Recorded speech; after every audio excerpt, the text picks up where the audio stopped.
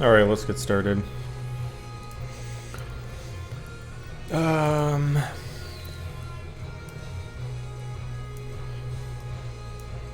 Hey, what's up, Wolf? Alex, Eric, Coley, Skylar, Remy. How's it going, y'all? Got up late today, so I'm having a late start. So, things I need to add.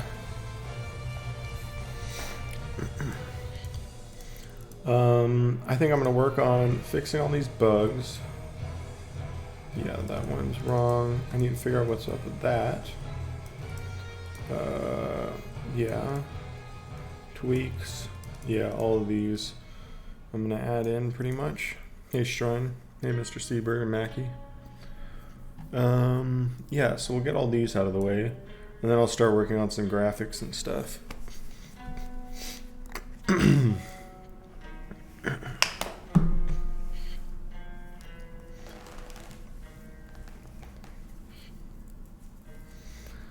Alright, so what do I want to start with? I guess I'll figure out this bug with gun switching. So, test world.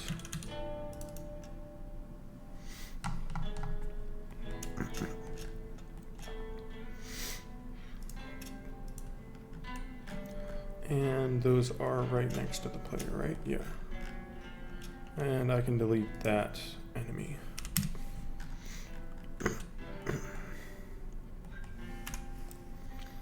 Hey, Kingo Kid, how's it going? What's everyone working on? Okay, so the current bug I've got is where if I drop this, okay, you see that? So let's pick up this. Yeah, so if I drop this, switch to this, pick it up, it just set the clip on the shotgun to be at 60 when it should be at 2. Hey Red, that's fine. Just got a late start. And let's make this not full screen.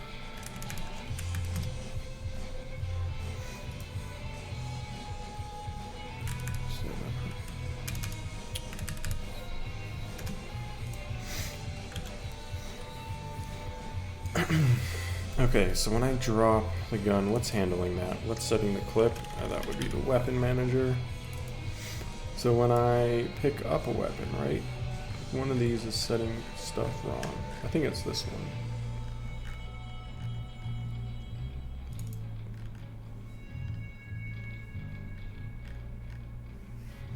Plans for the holidays? Doing a video chat with some friends. Gonna open our presents, we sign each other. Otherwise, no. I already visited my family for Thanksgiving, and that was stressful. Because just like staying in a different room and, you know, can't go near them kind of thing. Have to be super careful. I don't want to, I don't feel like it's just going to get worse as the winter gets more deep in. So we have saved item data here. Ammo can pick up. Wait, we have all that, right? What is setting the ammo's weapon? What's the stat? That's this.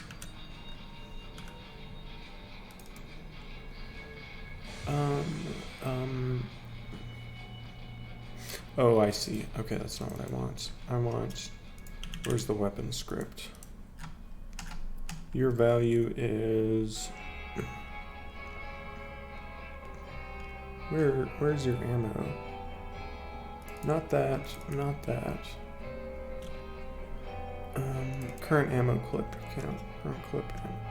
Why does it have such a dumb name? Current clip ammo count. Okay. Whatever. So we go over here. One of these is setting that, right?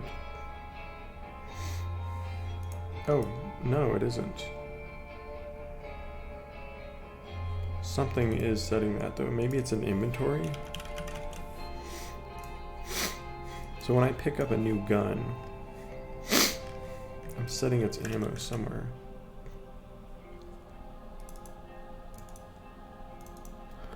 Oh, update ammo and weapon slot. Is that it? Let's see. So pick up that, okay. Then it set it there, okay. Set it again. How many times is it setting it? There. Oh my god. Oh, it's because I picked up... Okay, it's because I picked up more ammo as I walked. Ah. Alright, so I just switched guns. There, it set it again.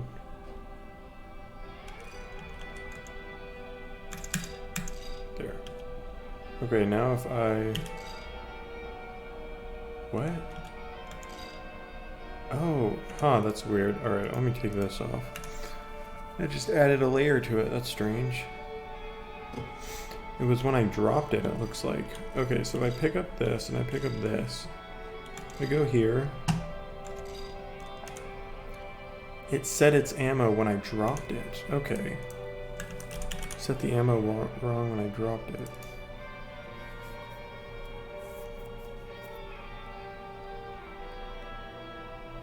Is that in this script that it's doing it?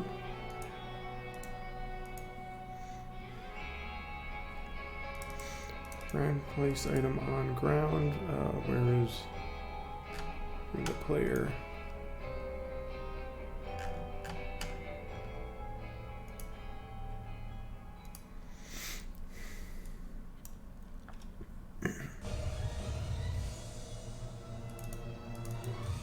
There, that's where it's setting it.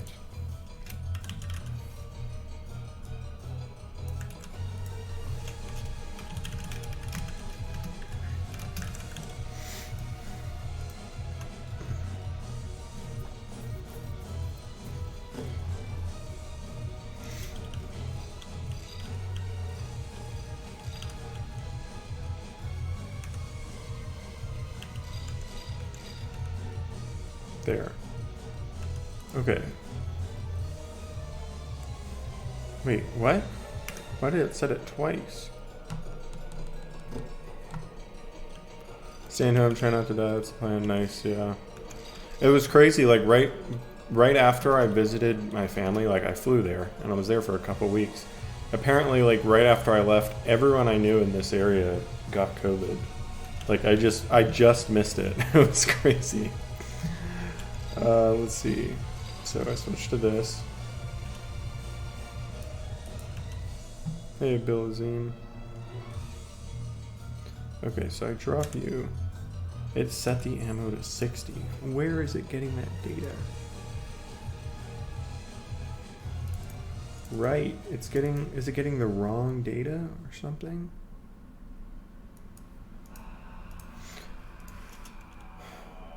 Let's see where it's happening. Lucky, I know, right?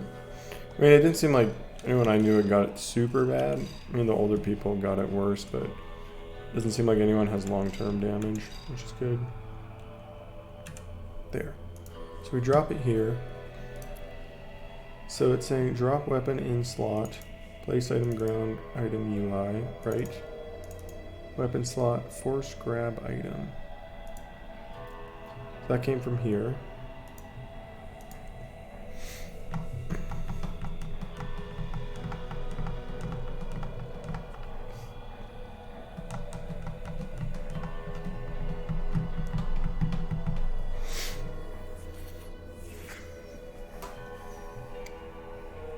I feel like this would be easier if I just took the weapon instead of deleting it and just reparented it. Whatever, I already got all the code for this. Hey, burnt toast. So I hit drop, and it says, we're gonna drop weapon in this slot.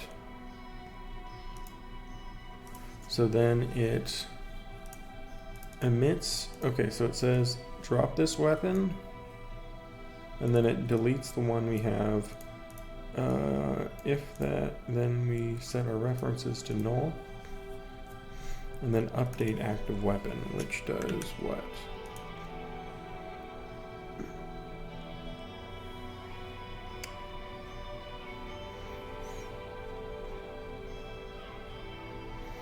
Okay, so that sees what our active slot is. Slot is 0, otherwise we do that. Oh, I see. Okay, so it just update, so it just sets our current weapon to whatever weapon we have. Yeah, so it'll just say, okay, our weapons are updated. So this here, it's got the wrong ammo from item.savedItemData. Why is that? Did it just not update in time? It's still pulling from whatever the last weapon was. Okay. Get the item. Place item. Drop weapon in slot. So it's saying, okay, drop this weapon. Hand slot 1. If it's that, grab him. Okay. So we want to get this. Go to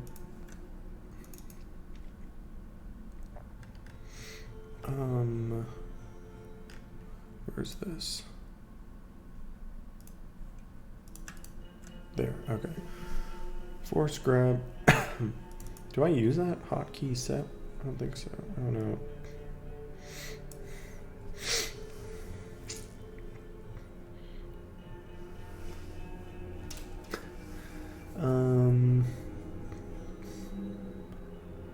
So it emits this, which I have no idea what that does.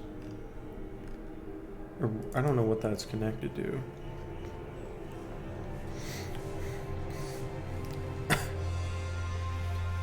So, but that's going to get all of the hotkeys set up.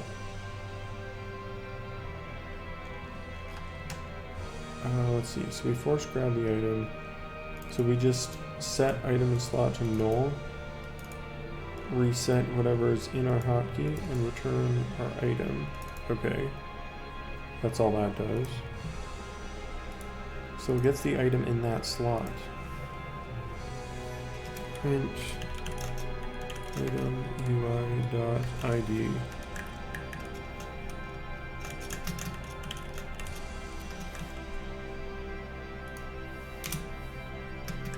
What's the formatting? You're supposed to put a space before and after. I don't know what the recommended guidelines is.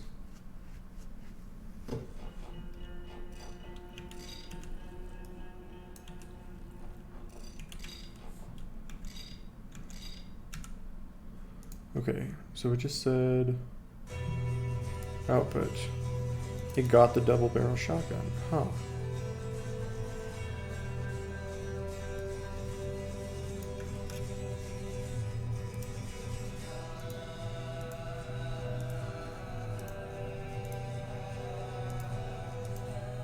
Oh my god, where is it?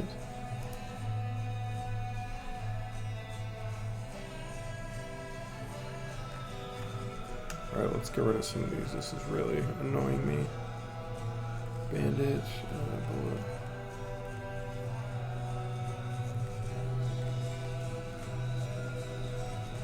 Just get rid of all of these. Just get out of my way. Get all of it. Can I just clear all? Close all. There we go. That's annoying. Let's see. Okay, so we got hands, got player, we got inventory, and we got ground container. There we go.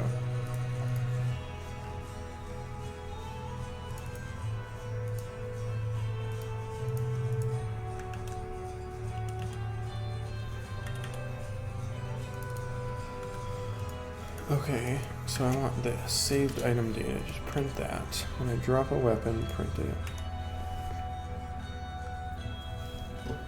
Python guidelines space before after. Okay, cool. Yeah, that works for me.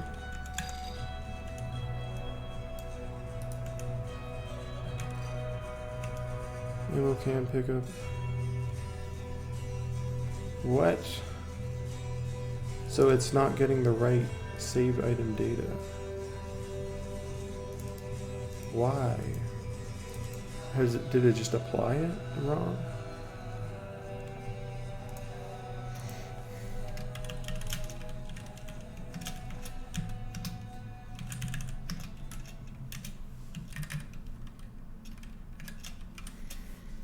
Style guide, yeah.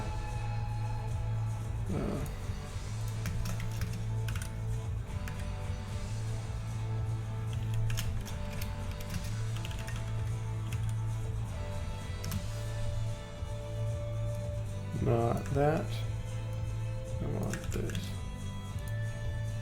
So when we equip it to the slot, let's see what slot it is. When I drop it, let's say this same thing.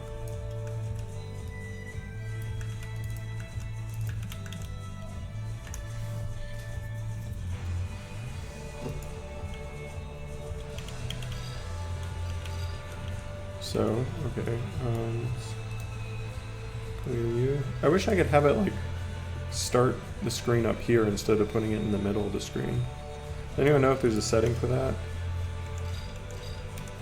Okay, so that just dropped. It said slot 1 data. Oh wait, why did I clear that? I didn't want to clear that.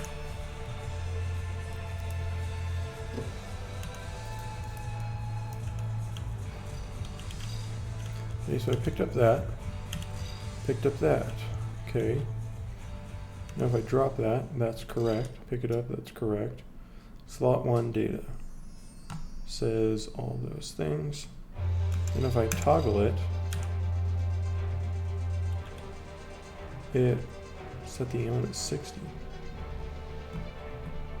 Everything stayed the same except the current ammo clip count. Where is that getting set? That sets it wrong. Huh, okay, so there's somewhere else that's setting only that value. Damn it, I wish I had a method for that. So I could just put a break on the setter. I guess that's the value of using a setter. Godot guidelines say no space before. Huh.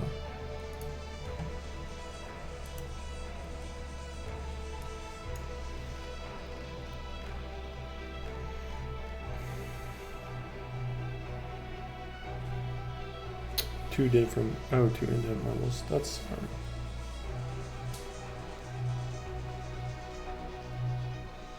Bad. Oh. Oh, they recommend putting a comma. Yeah. That's smart. Yeah.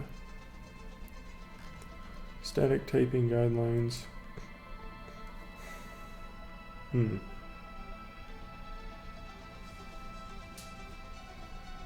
Ah, infer the type. I didn't know you were supposed to do, or that you could do that. I thought it would automatically do it just when you set the value.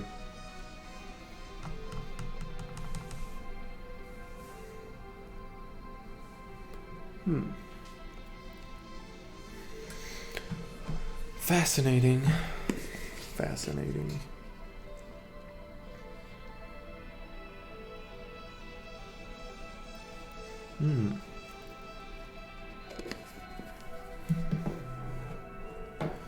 Magic 8 Ball says editor settings, run window placement. Aha! Top left. Aha! Nice! That's so much better. Because now I can see my debug output. Doesn't get in the way. Yeah, it's just a guide. Just do whatever you want. But like, I think they said you're supposed to name scenes with like. I remember reading a long time ago a style guide for Godot that said you should name your scenes with lowercase characters and underscores between the words, but you should name the nodes with capital letters, camel case, right? And then I was like, but then when you save a scene, it'll put the file name, it'll auto-complete it as the node name at the top, which is going to have camel case. So I was like, I don't want to retype every single scene when I save it. I'll just save it with this formatting so I don't have to spend so much time. So that's what I did. Old mate, media progress has inspired me to keep grinding. Cool. Keep it up. Keep grinding. Luandev, what's this theme? What do you want a theme command for? Okay, so back to debugging. So something is setting that item saved item data. Update weapon ammo and slot. Is it this? Print ammo count. And let's put slot. Let's say that. I wonder if it's that. Yeah, you can put it on the next monitor over. I saw that. That was cool. Okay. Aha. It just set. It's setting the ammo wrong. What is this?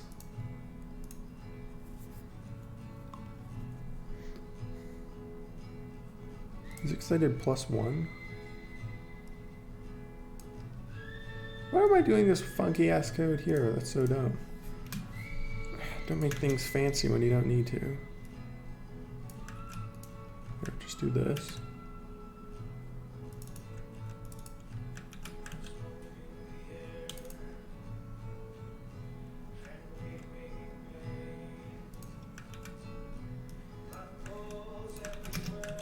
Is that what the bug was?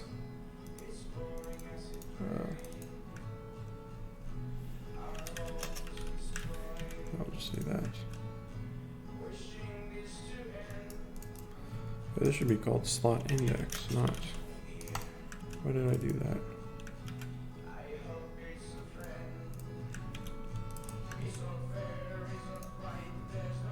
This still, okay, this still video game music, that's good.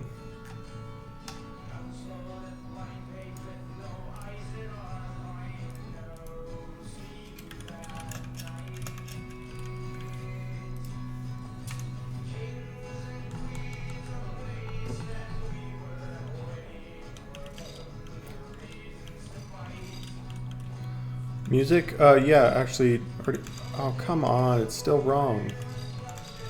Why is this still wrong?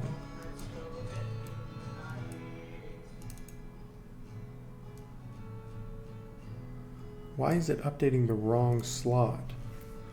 Yeah, I showed off some music a few days ago. Our friend's still working on it. He's working on sound effects mostly right now. I gotta add him in. He came up with a great idea for the finger gun. For the reload, you just crack your knuckles. Let's see, so this is still wrong. What the fuck?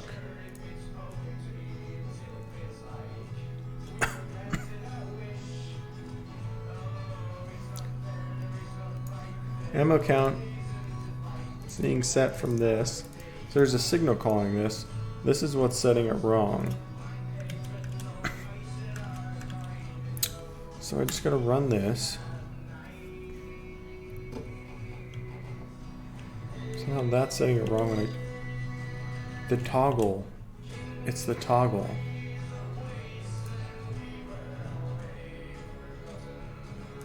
Wait, why is, oh come on.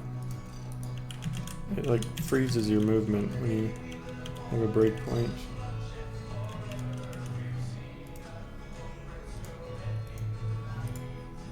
So if I toggle, did it,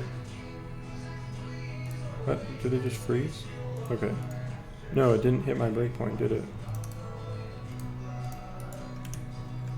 Oh, there we go. So it hit it, and it's this signal that's setting it.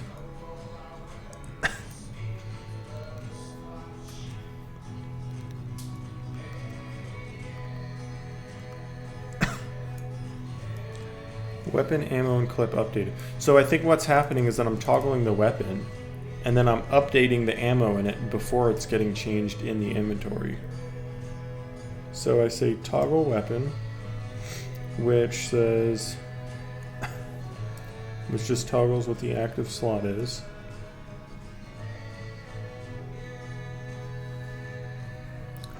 Changes what the active slot is, right?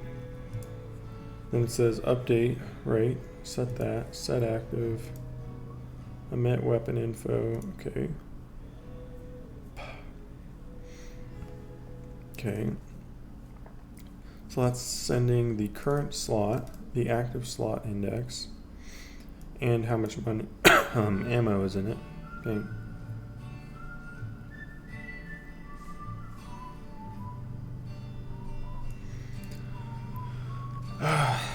Bugs. Okay, so this is, it's saying slot 0 should have 60, and it's passing the ammo.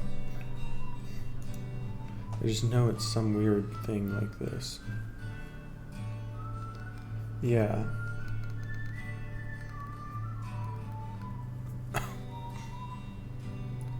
Update ammo and slot. Maybe I need to call this before I toggle it? Or is it just sending the wrong index?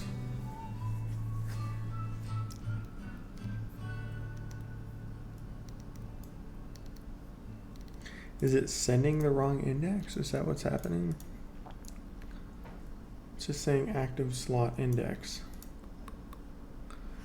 If it's 0, what if I just did that? What if that's all I did was just swap it, right? Would that fix it? Love your vids, just bumped into your channel on Twitch, didn't know you streamed. Oh, thanks. Yeah, I just started getting serious about it. Okay, so now I do, oh, I should have put a print. What was I thinking? Alright, that fixed it. I just had to like, that's so weird. I just had to like toggle what that is. Doesn't work.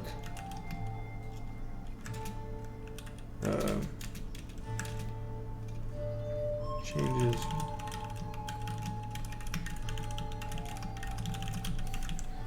Alright, well that's a quick fix, and it fixes the issue, doesn't change anything else, so I'm okay with that.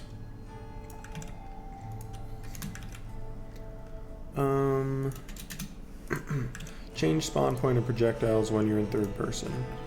So right now if I get the...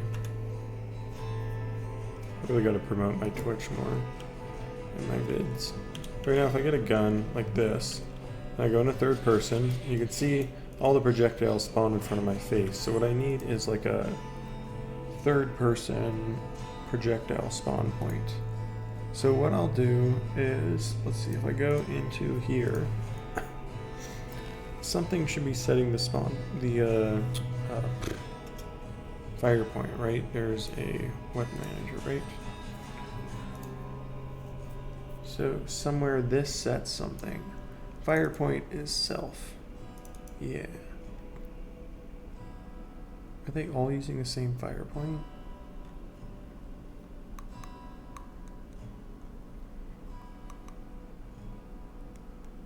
Oh, that's weird. Hang on.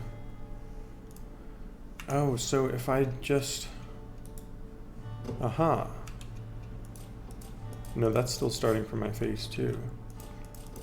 Okay.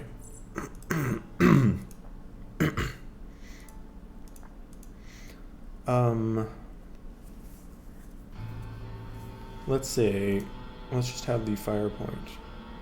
Let's just have a fire point node on this. So if I go in here,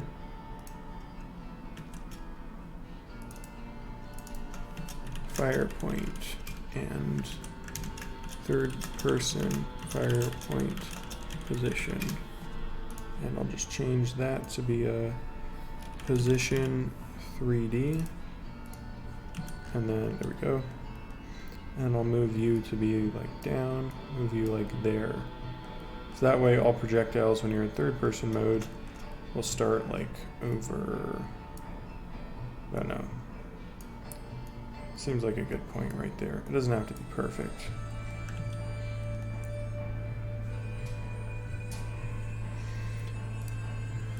Okay, and then whenever I set the fire point equals, let's say onReady var fire point.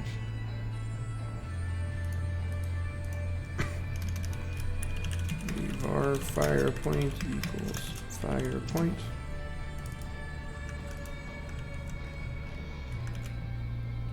Equals that, and there.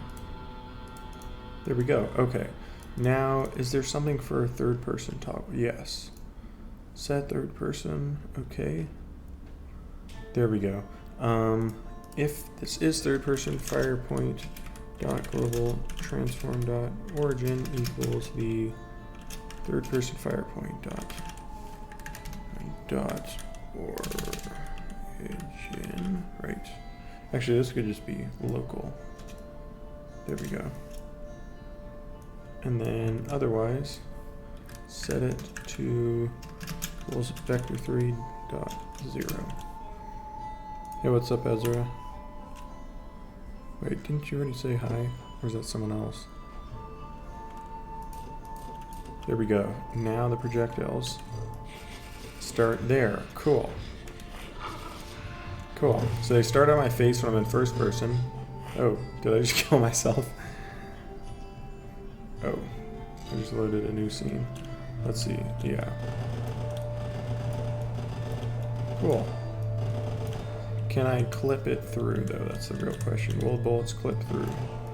No, because I left the fire point inside the player's collider, so that should be impossible.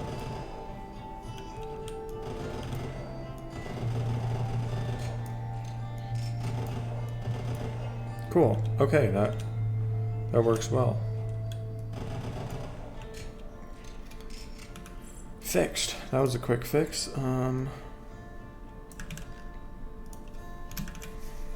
Okay, next up. When I toggle, let's see, between this and this, that info box does not shrink. And I don't know why.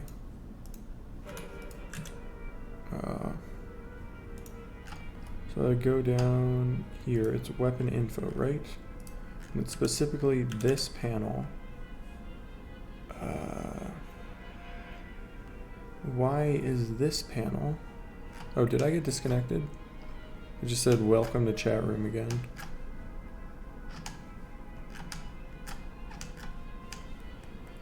So I need to get this to change size, right? This label. So it's right here, right? Oh, for a second, but back now. Okay. Oh, hey Dakota, how's it going? What you been working on? Didn't you keep working on Sorcerer Shootout or something?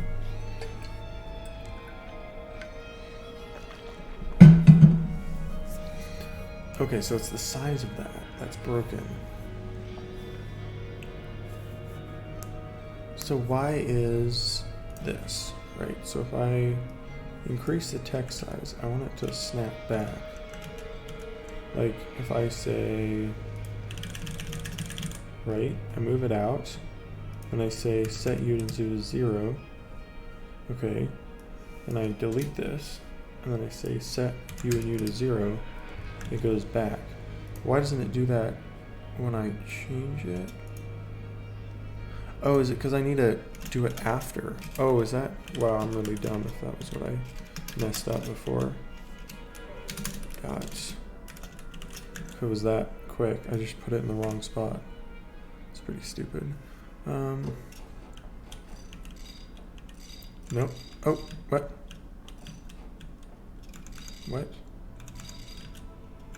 Why is it when I walk over and pick up ammo it updates? Update weapon info. What? How often is that being called though? Let's see, print this. Doing pretty well, just trying to experiment with different stuff. Oh, what are you working on? So I pick up this.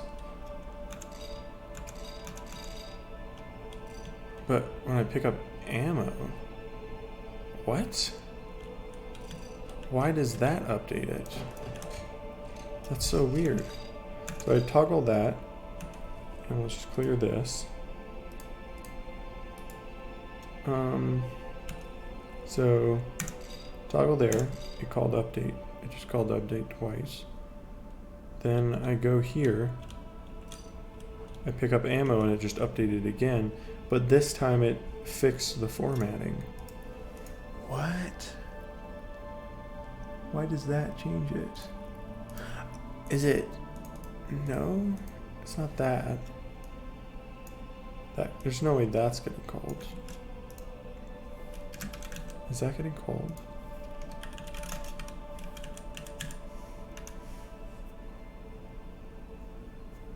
Is this a theme? Is what a theme?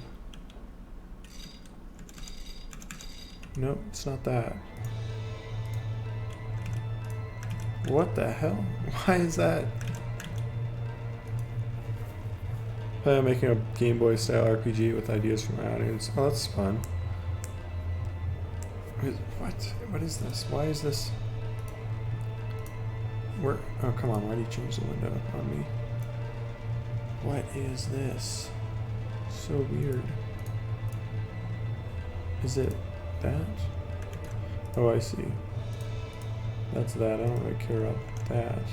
I do want it there, though.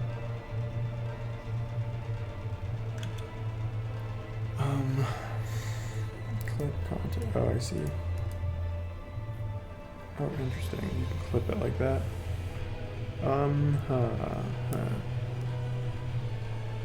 Maybe the label's getting updated, but the panel isn't? Like, is it that?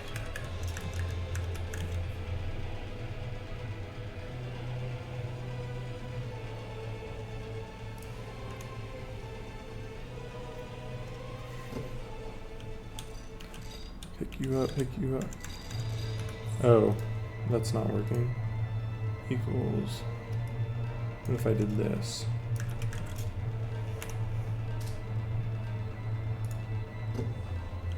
That's so annoying. No, that's not working either.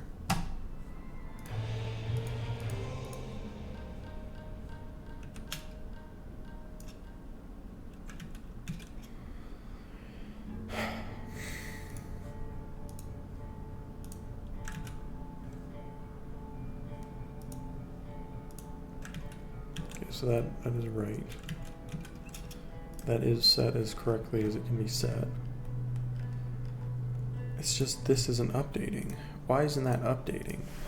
Why is it sometimes update and then other times it doesn't? Like if I change... Let's see if I can find something. Reset label size.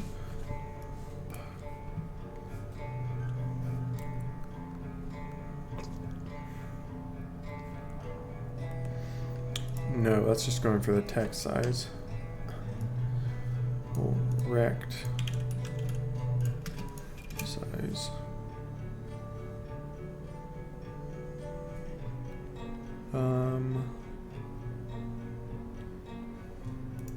Size of rich table label text.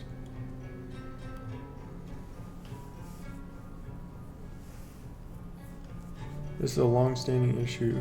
Is this from May? What? Damn, okay. Oh, they're using a C# thing. No, you can't read anything on this.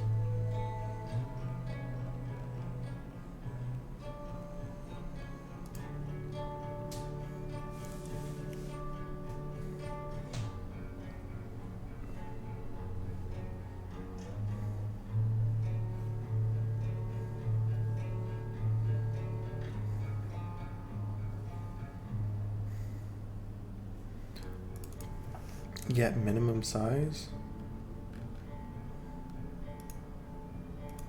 I listen to rap music. I have, not really a whole lot.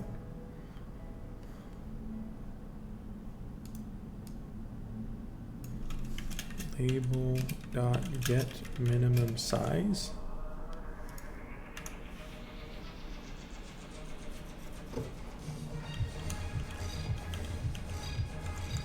Hey, that fixed it. What? Damn, that's so weird. Why did it work that time? But if you do 0, it doesn't. Huh. Okay, well that's good to know that you can call get minimum size. Now I need to find all the places where I'm setting labels to vector 0 because it seems like they're kind of unreliable when I use them. Like if I go look at something like this, right? It's got this big pop-up. Then I go over here, you see for one frame, it's too large. So I want to see, where is it? Player pickup info, is that it? No, that's not it. It's hover info, right? No, that's, where is it? Hover info. Here we are. Yeah, you. Okay. Hover info. I set it to, yeah, here's what I want. Instead of setting it there, at the end, do label.minimum size. Label.get minimum size. Hell yeah. Another bug bites the dust. Yeah, nice. Okay. And I can do the same for, I think it happens if I go on player, info pop-up. Where's that set? Yeah. I set it to here. So I'm setting its text. Okay, so I want to set that here. There. Okay. There we go. Not censored, yeah. I mean, I'm pretty sure that it's art and it's not sexualized, so it shouldn't break any like rules, but cool, that's good. But just to be safe, I want to add in that option. So like streamers and stuff don't have to worry about it, you know? Huh. Headshot wasn't working from that side.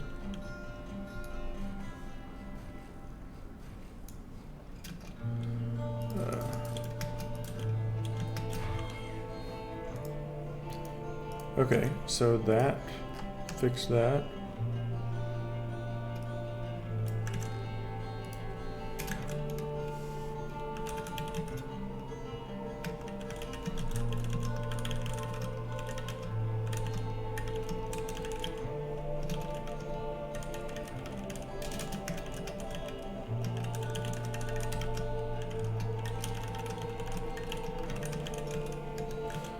There we go, okay. Tick shouldn't hurt or target explosive barrels. Okay, so let's go to the tickler. Your bullet emitter. You're using a spray arc and a projectile bullet emitter. Oh, huh. This one's using projectile. Oh, that's weird. That should not be, right? Should just be using the same one, right? Huh. I don't know why I set that. Yeah, that's just going to shoot bullets. That's not right. Get rid of that and just leave it as a generic bullet emitter. Okay, so you here.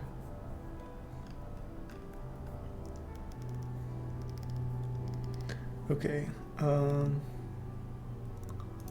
Okay, so if that is behind us or targets a body fluid, if target dot has method get surface type and target dot get surface type equals what is this? Surfaces dot types dot wait, organic, and if it does not equal organic, then continue. We'll skip that one. Okay, so there we go.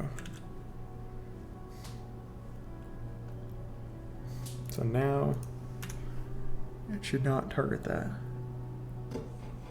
Some skin type that gives you explosion damage immunity would be cool. Immunity. I don't know. I like immunity. You plan to change the death animation? Probably should have one. Okay, cool. So now that. Oh, they still exploded though. Okay. Ticks. I need to find the homing. It's still called the homing bullet. Okay, let's see. Hit something. Okay, let's go back to my homing stuff. Just copy that. I should make a death animation, but I don't know what it would be. What would it be? I guess I just have the hands move back, have you like kind of the camera fall or something. Didn't even think about that. Death animation, I guess I'll put that up here. animation.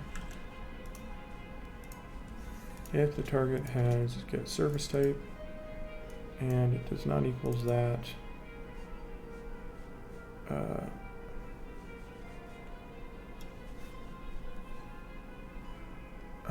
we just do this, right? Something hook.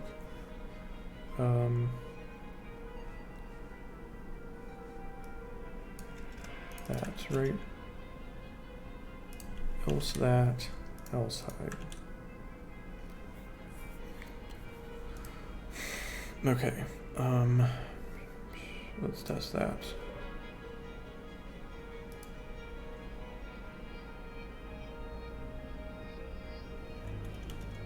Oh, remote path, get path, that.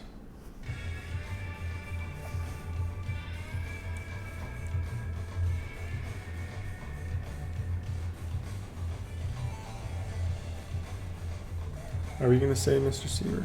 What's this game about, Emma? Or I'll show you in a sec. I just wanna figure out what I need to do for this. Right now I'm just saying, okay. Collision data dot collider. What? What is this? What is this? Remote transform. What the heck is that? Oh, because it locks onto the thing. That plays that. Aha.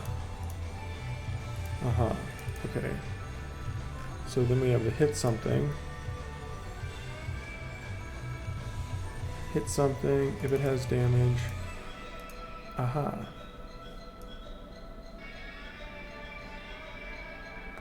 So what I want is I need to change this so it'll just restrict the surface types it can hit.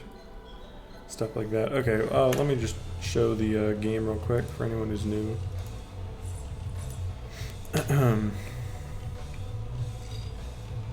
Alright, so what is my current loadout? Oh, all my organs are about to degrade. See if I can kill anything before they do. Well, one of them is about to degrade. So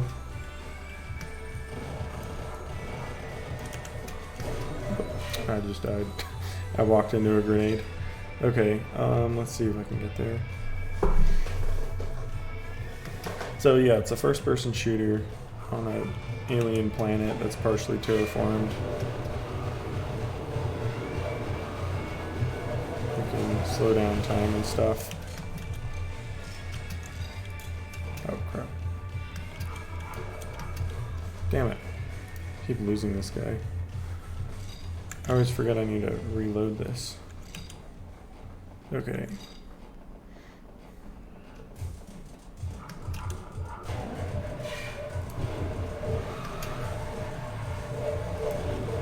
Aha, almost. Almost got a direct hit on that. Oh, and then the shotgun guy. These guys are pretty tough. Let's go fight someone who's easier. Yeah, it's using a low-res PS1 style, kind of.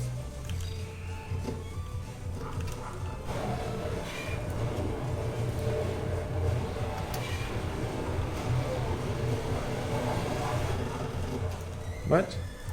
Could have sworn I killed that. Maybe I made those guys have too much health. I think I need to drop their health.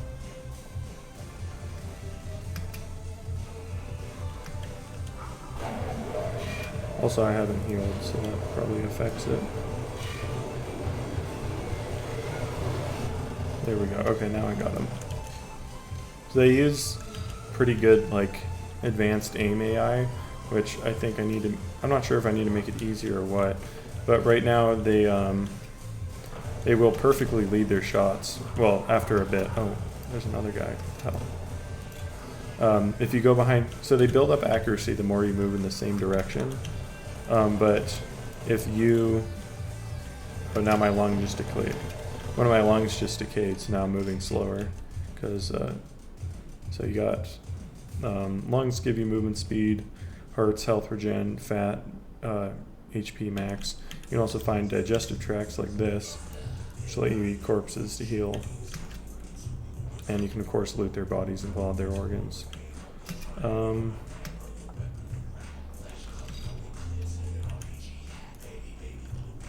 What the heck? Is that still? This is also Nuclear Throne. What? How did they get so many musicians? It take long. So these basic organs have, I think, about 70 durability or something like that, and then the better ones have 100, and durability just goes down by 1 every 5 seconds. So it should take like at least 5 minutes. So it does force you to constantly hunting for new stuff. Hide the player body and have a jib explosion.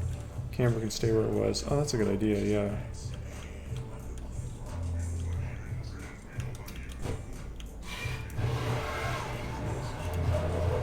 Oh, I missed.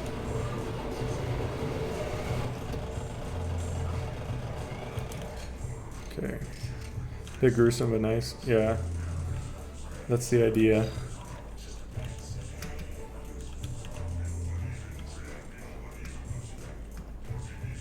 If you eat a body, do your organs heal? Nah.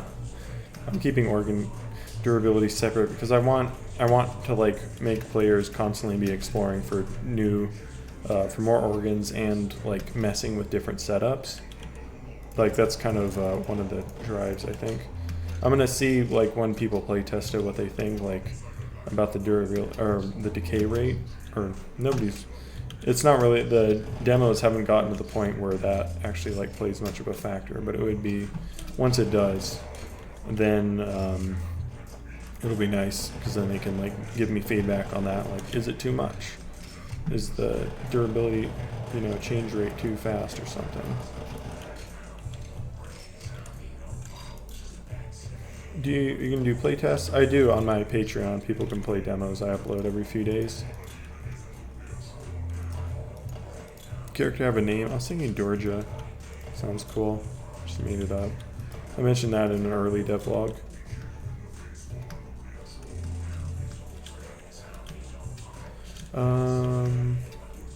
For constant organ replacement makes for a brutal world.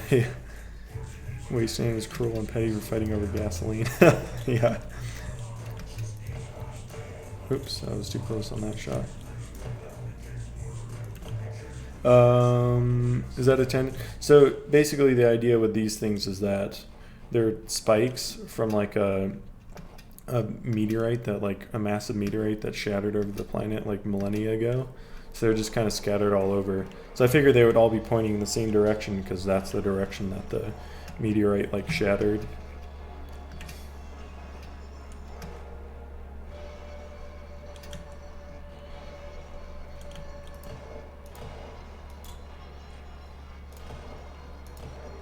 Alright, let's get back to work. What was I just working on? Hitting. Okay, yeah. Defining what surface types can be hit. Let's see. Let's see. Does your character talk at all? I mean, you can... When I added quests and stuff, you'll be able to talk to people. But right now, there's no dialogue. You can have an area that's only accessible at higher speed. Yeah, the higher speed you have, the higher you can jump. So that is true, definitely. Erosion over millions of years would have them eventually lying flat, covered in dirt. Not over millions, just thousands of years.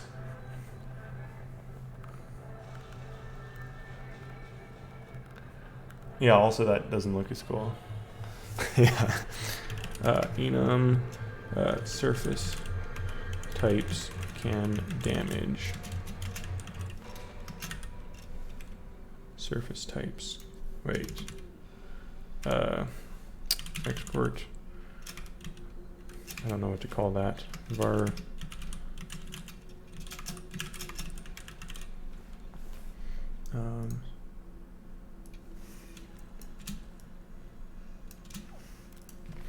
All organic metal. Let's try that. And then we can just check.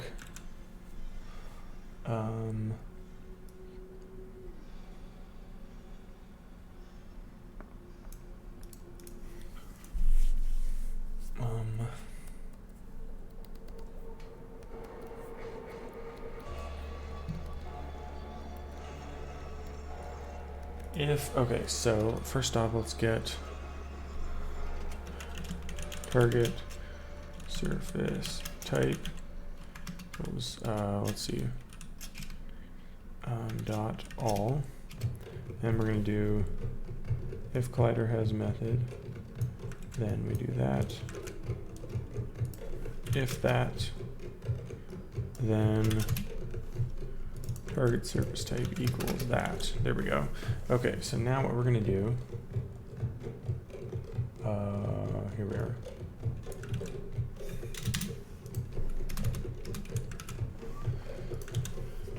And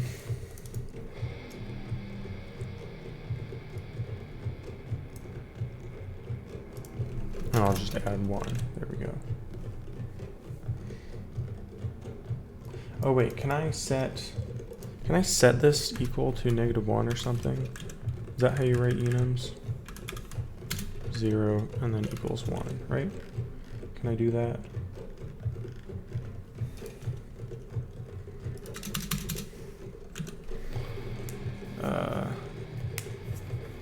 Hey P-Mern, how's it going? Game's doing well. Do you make devlogs? Like, do you make in-depth ones, or do you just post clips of your game? What if in the deep lore the iron spikes are all pointing to a strong magnet for, like a space station tethered to a particular place in orbit? Space elevators NASA wants to make. That's a pretty cool idea. I mean, I was thinking of having the final boss be in a space station, and that you'd have to fly up in a rocket, but like a tethered space station would be really cool, like a space elevator you go up or something. You do both. Devlogs every once in a while and smaller clips daily. Nice. Will the enum accept 0 or the text value? I'm pretty sure enums just, what is this? Oh, just do numbers. They're just integers, right? You just define what they start at.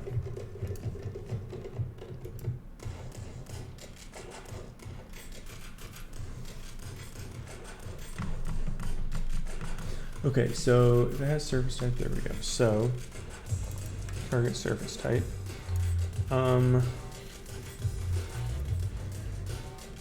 So first off, we're going to see if it has the damage method and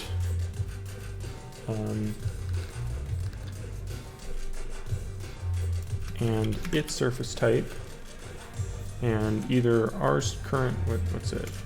Surface types can damage equals surface types dot all, or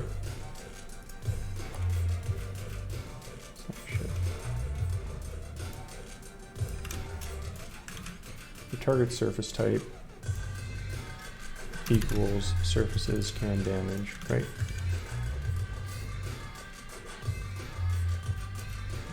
Oh wait, I know what I should do. Surfaces, go to U, and we'll say all equals -1 equals 0 equals 1, right?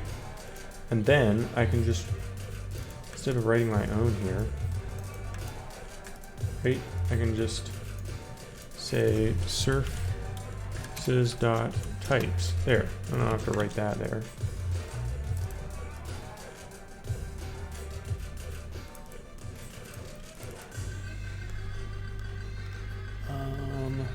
Surfaces dot types.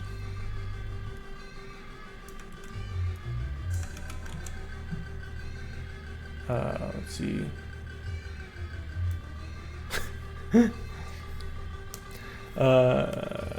That geosynchronous or geostationary orbit, I can never remember which one before we would. I think it's isn't that the same thing? Synchronous and stationary. Desert and oasis would contrast nicely, and we said, "Yo, thought the black of space would be a cool contrast." Yeah. I was also thinking of like a massive mile-long spaceship just like piercing the ground. That you have to like work your way up, just like in the middle of the tundra. What kind of music do you like? I've been listening to Coke Studios a lot. It's like Pakistani pop musicians doing like live recording sessions. It's really cool. If surfaces can damage equals that, or if target surface type equals surfaces can damage, then we damage it. Do I believe in God? I grew up Hindu, and yeah, I mean, I'm still practicing I do. I would say I do.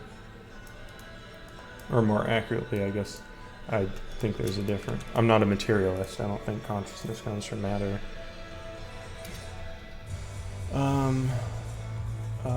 Collider has surface type. Okay, well, what I can just do is say if the surface type is metal. I'll just see if surface type is metal or it's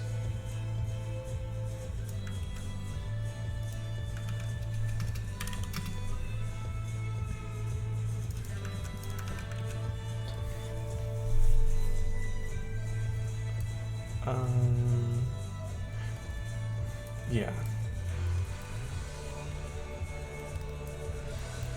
Geostationary, same place above it, is just one synchronous in an orbit that lasts one rotation of the Earth regardless.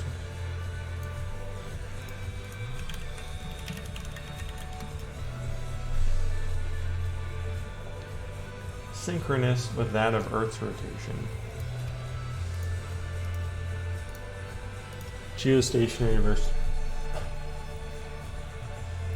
geosynchronous orbits are often referred to as geostationary if they're roughly above the orbit.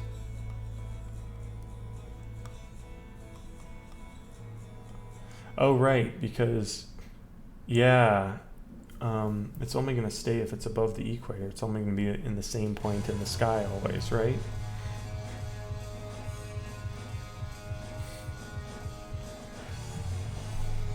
That makes sense. Okay, I think it's just not centered or something. Yeah, geostationary is a type of geosynchronous. Okay, so now this is going to check if the type of surface is weak and hard. So by default, this should just be all surfaces, right? Let's see. Surfaces can damage. This should be all by default. Alright, let's go find surfaces. This. Let's just make that 0 by default. Doesn't really matter, I think.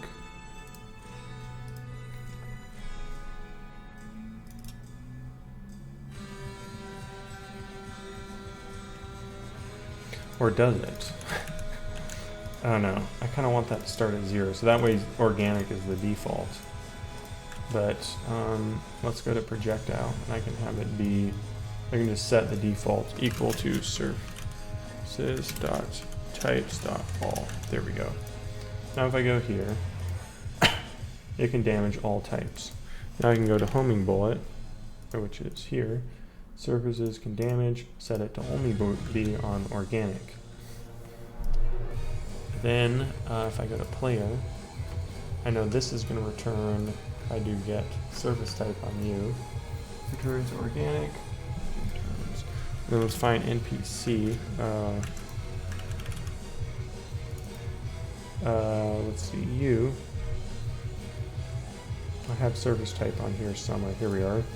Equals surfaces. Whoops. No, that should default to organic, right? That should default to organic. So if I go to bandit,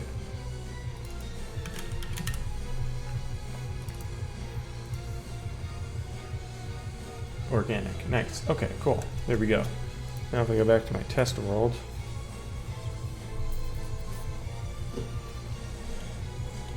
let's see. That worked. That worked. Okay. Now test. Hurts that. Oh, that just broke. What? Target. What is this? Oh. Target equals this.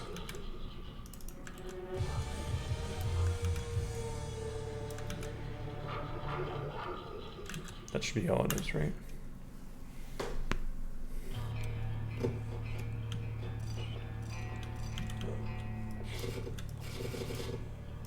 Okay, and then that.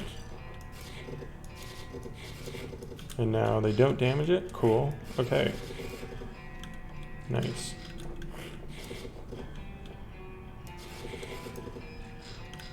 Yeah, so that's not an organic substance, so Why are they still glowing? It's weird. Yeah.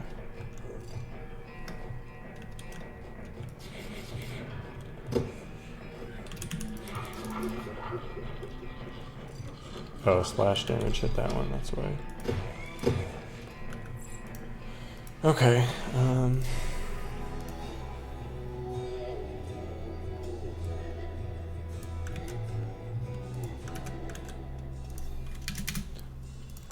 alright, next up, let's do... Yeah, deleting kill file. Okay, so right now, if I load in a save file, if I like go over, let's say there's like a couple kill fuck needles next to a save point, you could save the game, reload, pick them up, save, reload, pick them up again, and they'll keep spawning in. So what I want to do is delete them. Delete all pickups around you, so you can't just get unlimited. There. You are in pickups layer. Okay, so now I want to go to save point. Is it you? Oh, it should be delete zone, right? Delete mask to characters and pickups. Let's do that. Let's load in a regular scene. Kill fuck. Yeah. Such a great name. So ridiculous. Okay, need to save the game somewhere next to one, like over here.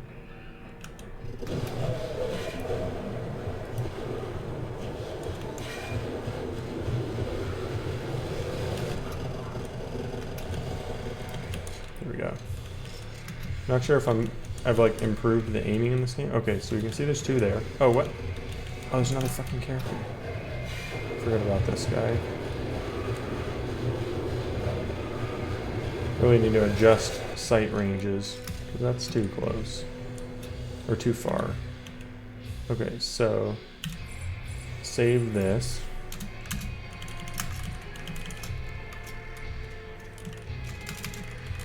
I should make this text box bigger. Load game, yes.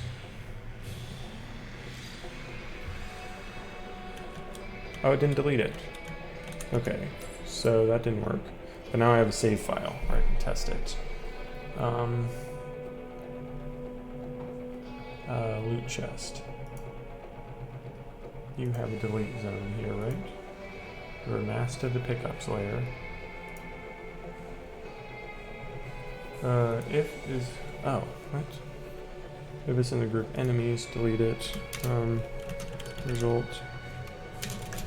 Dot collider is pick up. 3. There we go. Do you do game dev full time? Yeah, I do. I've been doing it for a year now. I just passed my year-long anniversary. I didn't. Okay, there we go. Deleted. Cool. Okay. I didn't intend to go self-employed when I quit my job. I was moving and I was taking a month off or so. Okay, I want to make a warning when your organ health is low.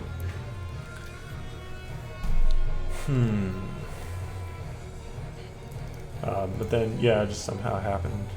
Job offer fell through and decided to try going self. Does the KF stand for kill? Does it stand for something else? Yeah, killfuck's just the nickname for it. It's actually some other medical term that I haven't made up. That was kind of the joke. KF52.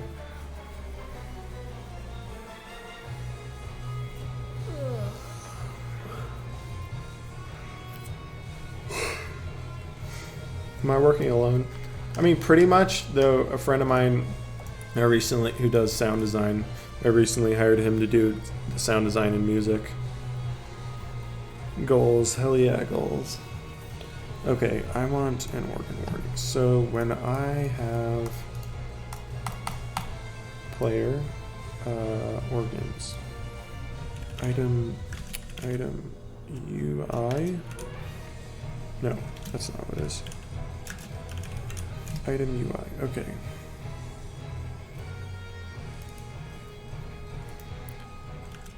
Decade, okay, so this Oh, I see. That's when it's say unusable. But what I want is decayed signal almost decayed. There. And I want that to emit when our durability is at like 10. So decay.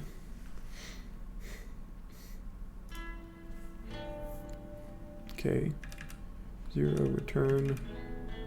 D is greater than 0. Subtract by 1. If D equals 10, emit signal almost decayed. There we go. And I'll have that be the value. Yeah, I'll just hard code that.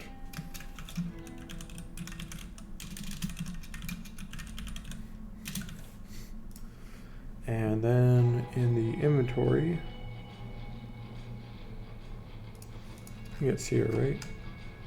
No, it's the inventory script. Decayed. And I'll duplicate that. Oh wait, I don't need that. I just need that. Just need that one line. And I will put, I'll make a method for that. Oops, no, Control D.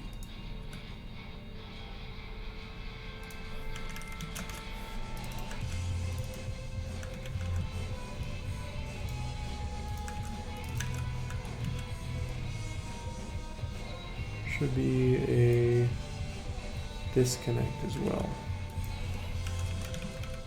There.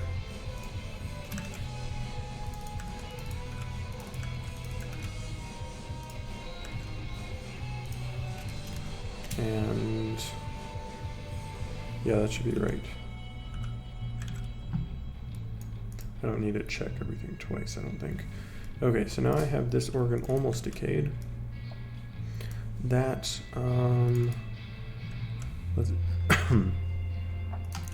this one is being set there. Okay, so then I can just go back. Oh, don't I have... Oh, that's dumb. The forward and backwards buttons on my mouse don't actually move it forward and backwards on here. Okay, and then I'll connect. This is pickup info, which is here.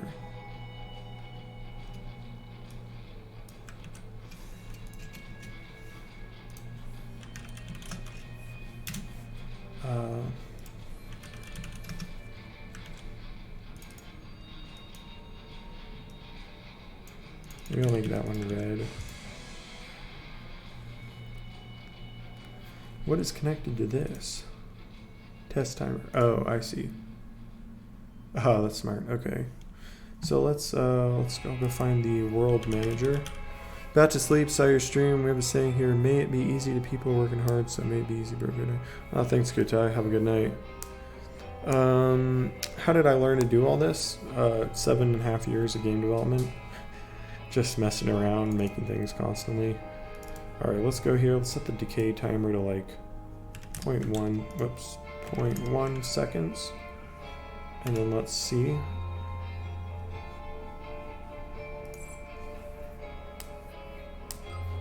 Kinesynthetic factor.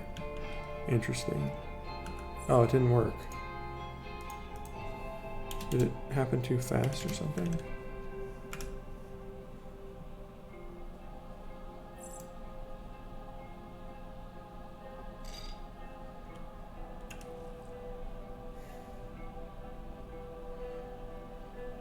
Was it just that one? Oh, those are both already below 10, that's why. Yeah, okay, so that's the problem. Signals are like the observer pattern, if you've ever heard of that. Basically, when something happens, you can just say, emit this signal, and then you can connect stuff to the signal to do stuff with it. So for me, it's a really nice way to just keep things separate from each other. Oh, what? It didn't work. What the hell? Item UI. Kind of an easy way for me to Keep them encapsulated. Print almost decayed.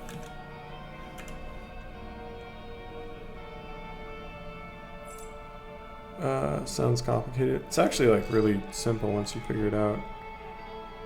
Ooh, what? Whoa, what is this? Method from signal almost but called with 0. Oh, what? Oh, it still needs to pass in the ID. That's what was wrong. Wait, not there. You, this one. Any good tutorials? I use them a lot I think I use them a lot in my FPS course. I don't know any tutorials that do them. Okay, almost decayed. Yeah, that's pretty good. The color's very similar though, it's hard to tell. Maybe I should use orange on it.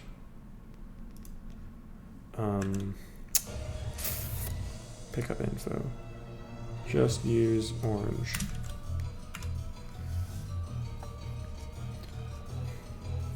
I want to know in general when a game loads, are the assets like resetting themselves or what is going on? I mean the scene, you just define a scene and then you load it and it'll all be exactly how you set it. Yeah, that seems good. I think that's good. Is orange being used anywhere else? No, it's not. Okay.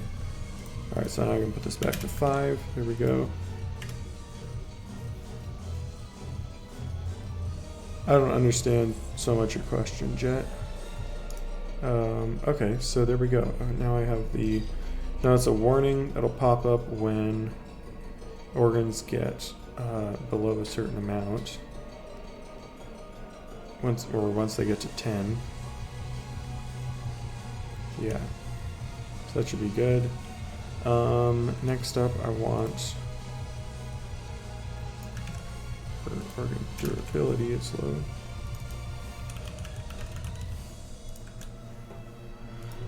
Alright. Fix the sight range settings and AI. Okay, so right now, NPCs do not have a sight range setting. They have an attack range, which is the range that they will try to go to. Oh, this needs to be smaller, that's too far. That's why they've been trying to keep such weird distances. That's the range they'll try to stay in before while they attack you. What is the point of loading screens? Oh, so like it takes time to load in all the assets, right? It pulls them from your hard drive or whatever to your RAM, right? Which is your fast access memory. That takes time to load it up. So what some games will do is if it's going to take a long time, if there's a bunch of stuff that needs to be loaded, they will just put a screen, right? They'll just say, show this screen, and then while that's being shown, we're going to load in all this stuff. Some games are more clever and will, like, if they have long loading times, they can just see, oh, you're getting to the point where you're going to go to the next area. So we'll start loading stuff now. So by the time you get to the door, it'll already all be loaded in. Let's see. Okay, so I need a sight. I have sight arc. Now I need sight range. Sight range. That should be an export. Sight range equals, let's say, 100? I don't know. What's 100 units, though? That's pretty damn far. Maybe 50. What is this PC hardware stats? Well, there's my renderer. Also have a Ryzen 3700. Okay, so let's see where is the sight arc used? Okay, so this is can see target. So first it just sees, is it within our sight arc angle? Then we need to see if the direction to target, let's see, target dot, we need to get the distance, right? Oh wait, I can just do this length, right? Dot length squared is greater than sight range times sight range. So I'm using it squared there because then I don't have to take the square root of that. which is like, I mean, it probably wouldn't matter if I did, but it's like a slight improvement in performance, and I don't know, I feel like it adds up if everywhere you can, you just don't use a square root. Making games is complicated, but I have loads of experience, so it's more fun, you know? It's like, you play Rocket League, it's like an insanely difficult game with a steep learning curve, but if you're good at it, it's super fun because of that. And that's kind of what this is like. Like, I have lots of programming experience, so I'm like, there we go. This should be called like vector to target, I think, not direction, because direction would imply that it's normalized.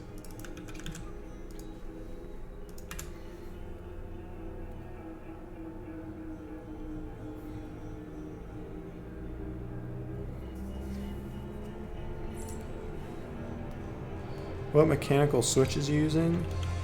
Mechanical switches? You mean like a keyboard? Oh no, okay, so can't see me here. There we go. That was the attack range. Okay, cool.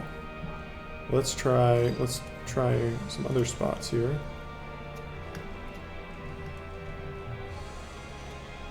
Keyboard, yeah. It's a custom one of my mods built. Damn, what's his name? He hasn't been on for a while, so I'm gonna... Okay, but that worked. That was good. Let's see. I'm gonna find his name. Satin, that's right. I keep forgetting. He made a build video for it, and I said I'd put it in a devlog. I forgot to put it in the last one. But I gotta remind myself to put the, to drop a link to that in the next one. Show off the keyboard he made.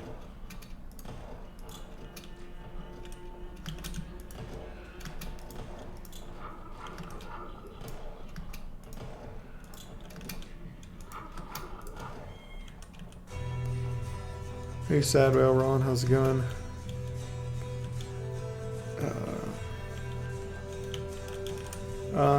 Custom build, I don't know what switches it uses. I kind of want more resistant ones now though. I kind of like when they have like a lot of resistance, then you don't accidentally hit keys.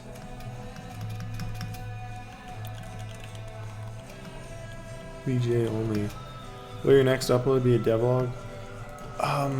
I'm not sure. I got a ways to go, still some ways to go before I finish this one. And I also just wrote up a script. I just keep forgetting I need to record it. Maybe I'll do that tomorrow. I wrote a script for a video on how to make devlogs that I kind of want to do. I already have the script and it won't take too long to make. Potassium fluoride has the chemical symbol KF. It's highly toxic. Chlorified in the fluoride creating. Tends to be resistant to music. Degrades organs a bit quicker after use. The time slow effect is a placebo.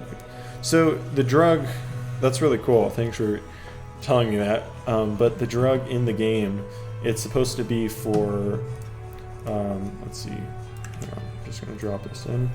It's supposed to be for, if space travel, microgravity has a lot of negative effects on the human body. And so that drug is for counteracting that, but it has the side effect of if you overdose, it like, you know, improves your reflexes and all that stuff. And so that's why you find it everywhere, because there's all these crashed spaceships, right? So you just find this drug everywhere, because of course they would be loaded with it for, you know, keeping the, you know, crew healthy.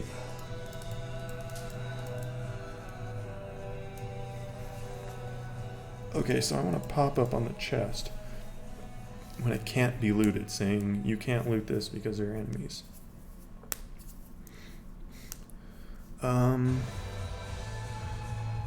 Please save us from the epidemic of bad devlogs. So I watched with save us from the green screen meme devlogs. That's something I talk about on video. I'm like, okay, we got a diagram here. We've got interesting and we have funny. And then we have not, is, or what would it be? How would I structure this? Is, not. Right? So then you have some devlogs go in here. And then, oops.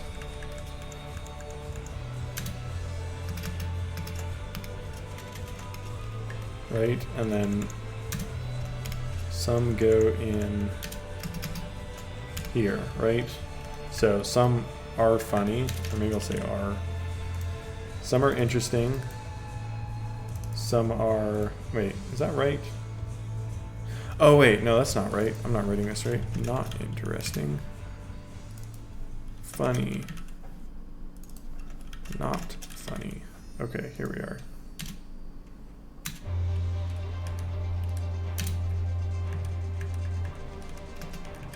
There. So that's the category, right? So you got devlogs that are funny and interesting, funny and not interesting, not funny and interesting, not funny, not interesting. Nearly every single devlog on YouTube goes in here, right?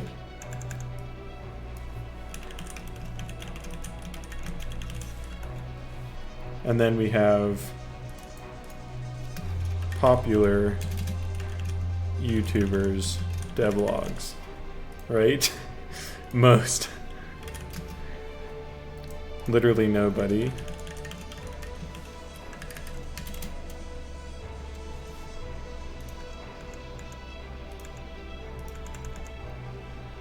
And then not funny and interesting would be like Sebastian Leg and Ars Technica War Stories.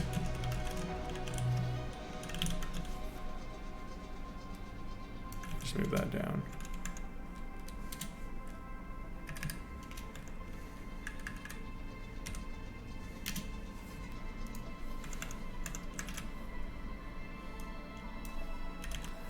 That's my diagram of all devlogs on YouTube.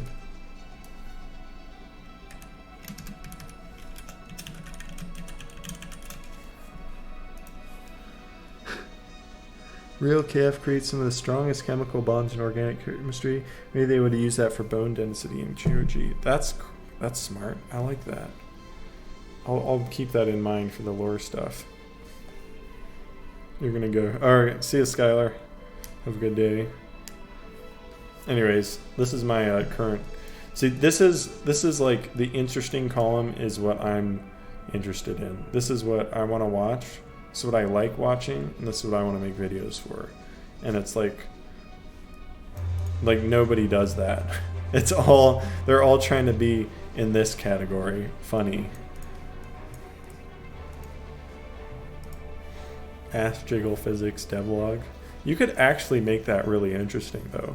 Like if you actually talked about the physics and like went into depth with like the math and stuff. Like you could actually make that interesting. And you like didn't do a bunch of stupid memes. Anyways, that's my diagram of devlogs. I should save that.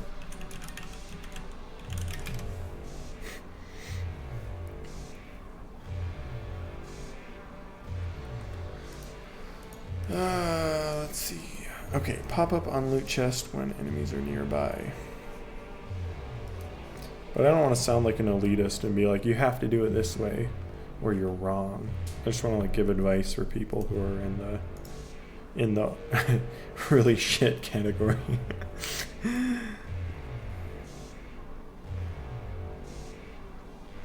Old school Vsauce where you bait you with boobs. And then really? I've never seen those. All I've seen are his thumbnails that are like super weird. Like, I don't know. I can't think of any right now. But like, you know, like the weirdo ones. Okay. Oh, I wanted that open. Whoops. Okay. Hey, Philip Lindbergh. How's it going? Making videos is harder than it seems. Yeah, you gotta make a lot and learn and figure it out. Like, I look back at some of my popular videos from like a year ago, and it's just like, geez, man, why I like edited this so bad.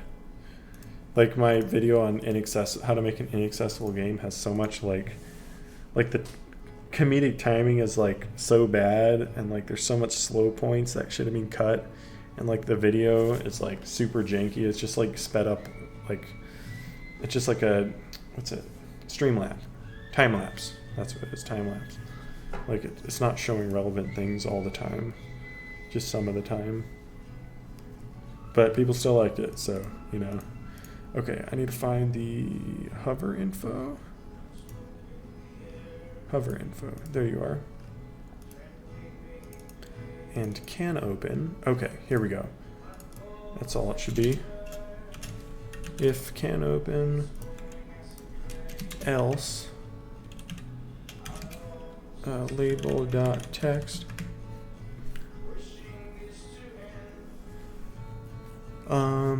equals can't open, enemies are nearby, or can't open while enemies are nearby. There we go.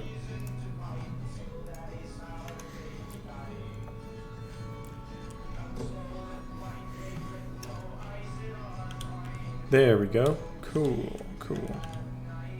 I don't like how that isn't centered though.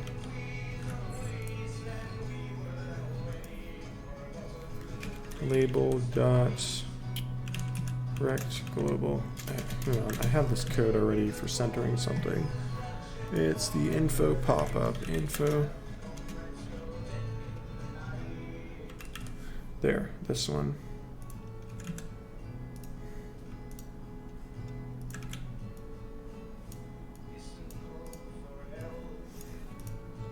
Let's see, I don't want that.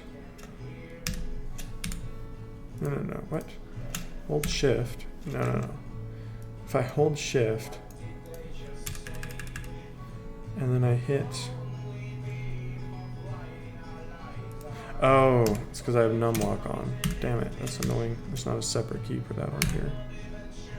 Oh wait, there is a separate key. It's above numlock. Okay, never mind. Okay, so I have label.rect global position equals... I want it to be centered. Wait, this is centered. Yeah, so I just need to set this to be centered. Right? Maybe. I just move it down, right? And then I could just say its horizontal position equals... Okay, so its current position... So get its, wait, no, not its global position. It's rect position dot x. That's all I want to set. Yeah, is its rect size dot x halved divided by 2, right? Minecraft Flash can't open what? Oh, what the hell? That's not right. Oh, right. I need to subtract. Duh, not add. Or negative, set it negative, right?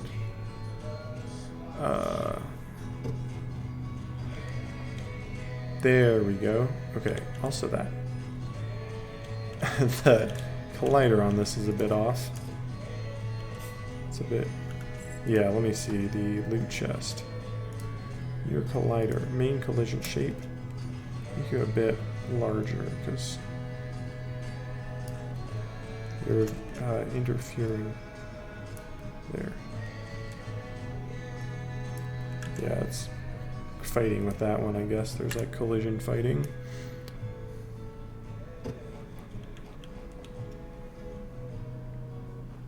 Okay, and then I can go and kill these guys. Press E to open chest. Should it be in center or should it be offset? I'm not sure what I should... Yeah, I think it's kind of weird having it there. I think it should be kind of offset. Never mind. Where is it? Hover point info. Where is that? Hover info. Yeah, I don't like that. One of the more popular dabblers argued made 0 progress in 3 years. What is it? What was I going to say? Oh yeah, being a YouTuber and being a game developer are like kind of, you know, they're mutually exclusive. Like, you can be good at making videos and not good at making games. You can be good at making videos about making games and not be good at making games. Why is this not... I want its position to be the same. Like, this is That is centered. That is centered. Center. And then I say this one should be top left, right? Yeah, maybe something like that. There we go.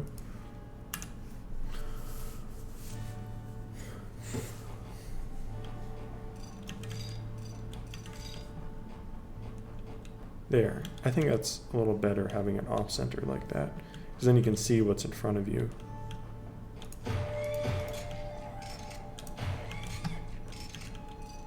There. Yeah. That's better. Okay. Been watching a streams for the last 4 or 5 days. More progress. I do feel weird watching other streams. Like, I've watched quite a few game developer streams, and I don't know, they don't seem to like... They seem to go really slow. I don't know if they're getting stuck on things or if they're just working on... Maybe their games are already almost done and they're just kind of like doing small fixes and stuff. But I don't see people like... just like dive in and work hard, except for Vimlars. I really like his streams. He's a good streamer. Just came to admire the taskbar. You have to sacrifice quite a bit of time for making quality devlogs. It is a lot, but I mean, I think I got it down like, I think it's like 12 hours of work, 8 to 12, depends, for one good devlog.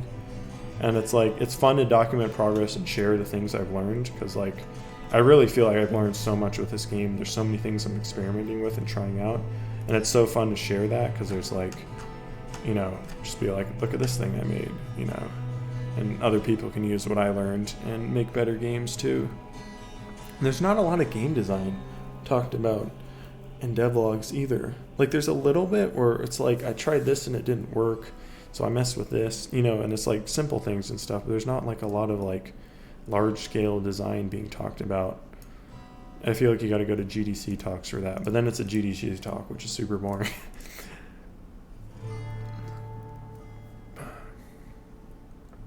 Quite possible to be a game dev YouTuber without really launching a game, definitely. I mean, look at every tutorial creator. Like, that was why I never wanted to make tutorials when I was at first. Because I just saw every tutorial channel.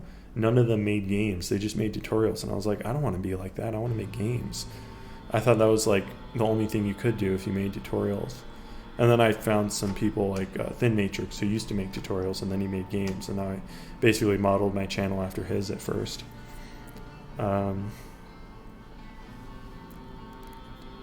Hey, Pizza.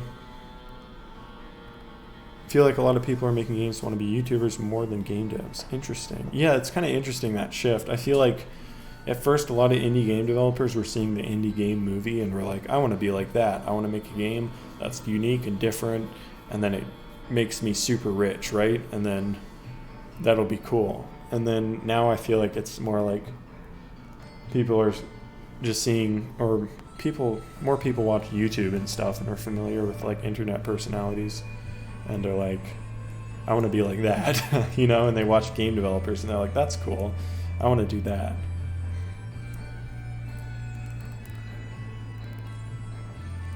How you started game development and is a good start. Follow a Udemy course, Fundamentals of C#. I don't spend money when you first start out. Just watch free tutorials. That's all you really need. You don't need a Udemy course at first, I think. I mean, I would only recommend Udemy courses if there's, you know, something in them that you really, like, you can't find somewhere else, or if it's just like, you know, a specific structure or format that's going to save you a bunch of time, you know.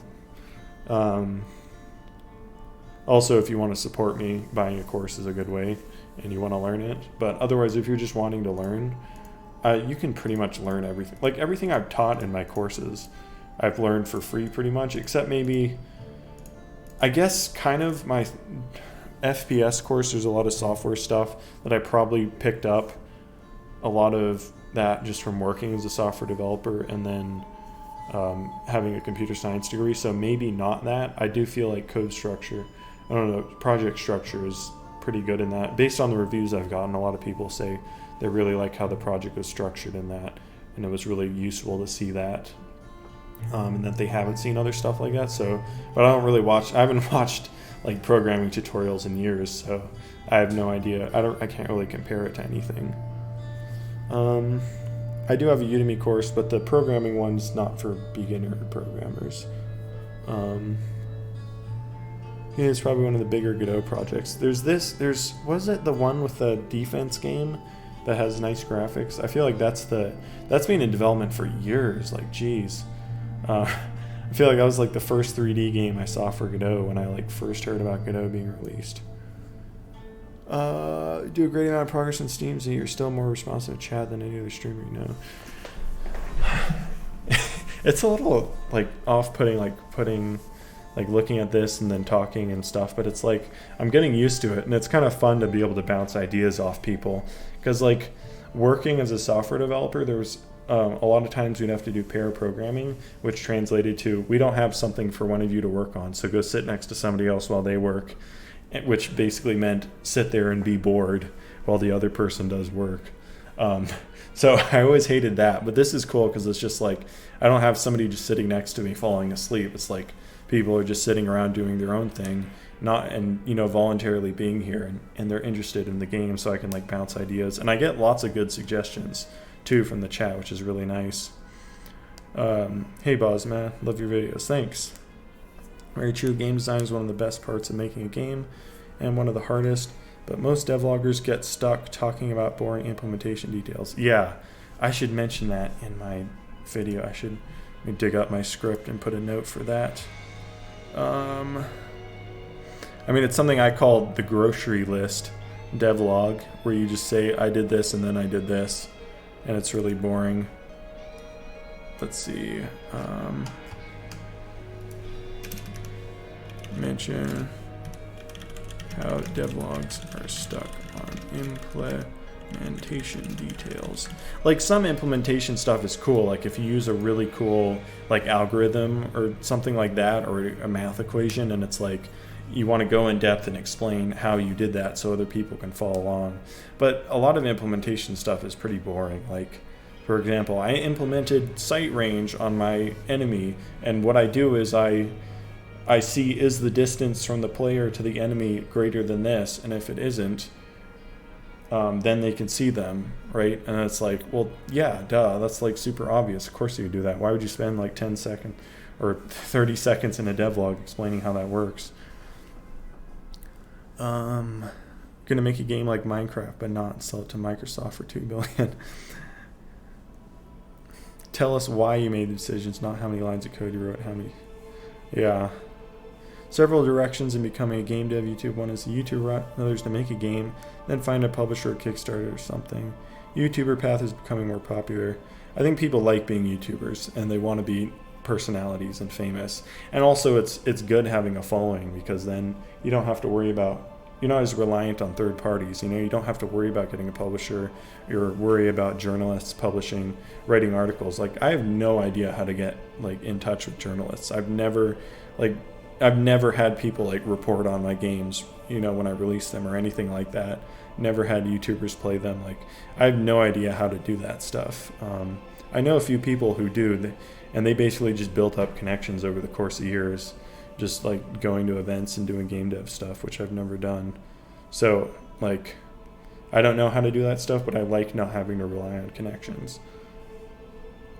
You like implementation details. Well, it depends on the implementation detail. Like I was saying earlier, if it's like a boring, simple thing, it's like, who cares? But if it's like Sebastian Lake, right? It's all implementation details, but it's like really cool algorithms and interesting stuff. How similar do you think Python and GDScript are? They have different stuff. I think Python has this really cool list comprehension in it that I really like, but GDScript doesn't have that. And there's some other stuff. I kind of like not having to write var in Python when I create a new variable, but it is kind of better for readability, I think. So GDScript has that. I feel like GDScript is a bit of like a simpler, like slightly more restrictive version of Python, but that is also better for readability, which is better, I think, for open source kind of stuff. Game Dev TV, you bought that course. Well, the thing with buying courses, you want to make sure you actually do them. I feel like people just collect courses and books and they follow them, and then they don't actually do anything with them. So it's like, what's the point? You got to make sure you actually do them. Let's do these options right now. Oh, and this. All right, so let's do this. There's a good way to do it and a bad way. I don't know what Biopunk is. Should devlogs be for other devs or for people you want to play your game? I favor the second, personally, since I want an audience for my games. Obviously, it's ideal if you do both, right? You want to have devlogs for both, which is what I'm trying to do. I'm trying to explain really cool, interesting design decisions that will make people who don't make games be like, wow, that's really cool and interesting. And I'm also trying to make really cool gameplay that'll make, you know, people want to buy the game and check it out. Should devlogs? I mean, just do both, you know? You could make videos just for devlogs. You could make them just for people. Depends on what you want to focus on. You'd avoid game journalists like the plague. It's a very closed tribalistic group. Damn. Is YouTube alone reliable for new games audience? Well, that's why I'm doing streaming, right? Streaming, Twitter, YouTube. I want to have like a variety. I'm also planning on starting a cooking channel, like a small one, just like for jokes and stuff. And I feel like that'll bring in a completely different audience. And then I could advertise my games to them too. Should be kind of funny to see how all that works. And then get people, you know, who wouldn't normally play your games to play them. Going to school for network infrastructure. Didn't really the bucks swing a 4-year for computer science behind it. If I'm still interested in code and decade, you might go back on my own money part-time or something. I hear it. I've heard a lot of people saying that software is definitely like a young person's thing. As in companies want to hire young people, but who are like, they either want to hire young people who are new and fresh, or they want to hire old people who have like super specialized in one thing.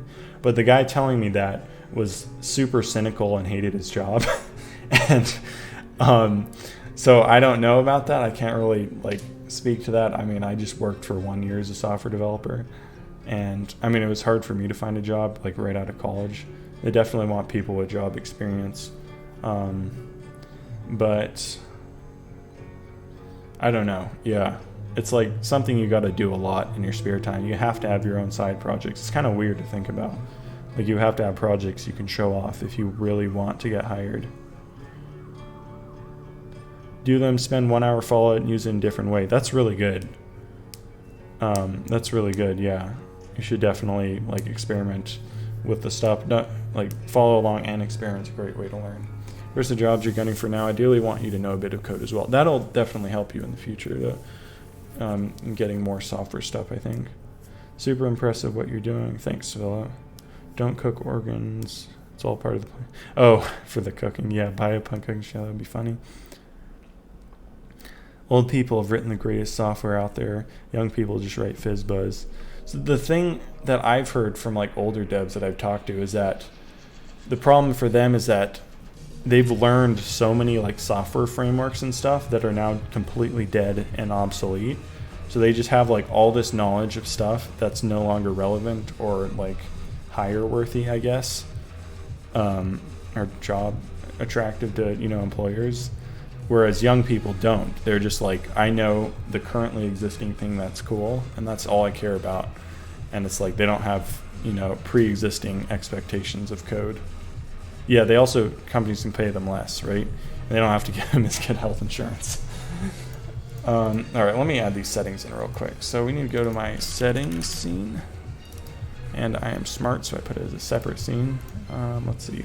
So now if I go into graphic settings, I have a drop down for shadows. I have, let's see, I have a resolution one I haven't set up, but I don't know what settings to have for that. Older devs with experience usually cost 2 or 3 times as much. Yeah, definitely. Also, I've heard it's like the older you are, the more you want to get into management. That's something that you should focus on or something, which always sounded super boring because I wanted to program, not be a manager.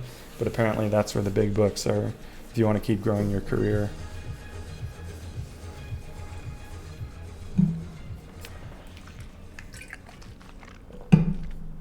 Work in game dev at a senior art and management position. Hiring HR people. Know the jobs. People are capable of making assets. we are currently making in production, then everything else. What's your question, or what do you, is that a question, or I don't understand what you're saying. Let's see. I need to figure out how the shadow settings work in here. I think it's directional light, which is under here. So we have this, max distance. Is this it? Okay, that's not what I want. I want this, Okay, here we are. So if I select this, I have this.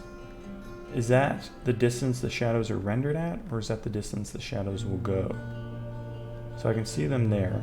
If I set this to 10, that is, okay. If I set it to 1,000, then I can see them from this far away. So how far is the fog? If I go here, okay, 500 is good. 200, okay. 400. Not too much difference between that. Okay, and we have 100, okay. So I think 400 will probably be my max, because that's right about the edge of wait, let's see, 400, 500, yeah, I think 400, what about 300? Yeah, okay. 400 is the max distance, so 400 will be far, I'll write that down. 400 is far. Might just keep it as a hobby. Read Hackers by, I think it's Stephen Levy. It's a really good book about like the history of people who hack software, like as not computer, like not like Hollywood hacker, but like hacker as in, they program for fun. And it just like goes into depth about software as an addiction. Like, well, not like as an addiction, but like the people who program software and are just like so addicted to programming it, and like most of them got famous and rich. It's a really fun book, and it'll like really inspire you to program and just get into it as a hobby.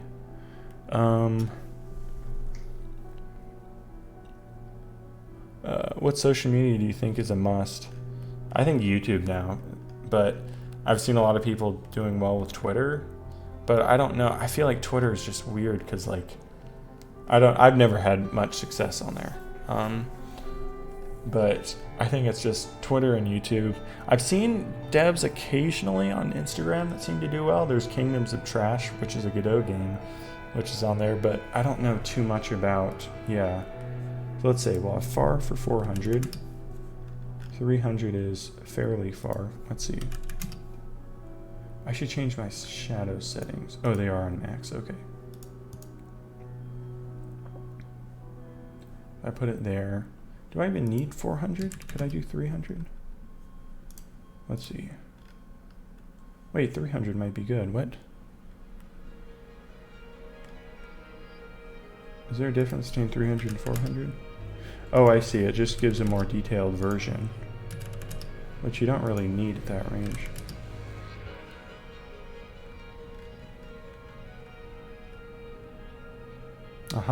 Okay.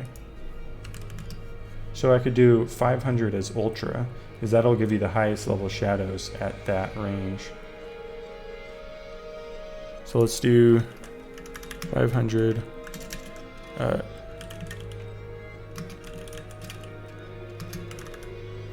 500 shadow distance. 500 will be ultra. 400 will be very high. Or I don't know what the wording I should use for this.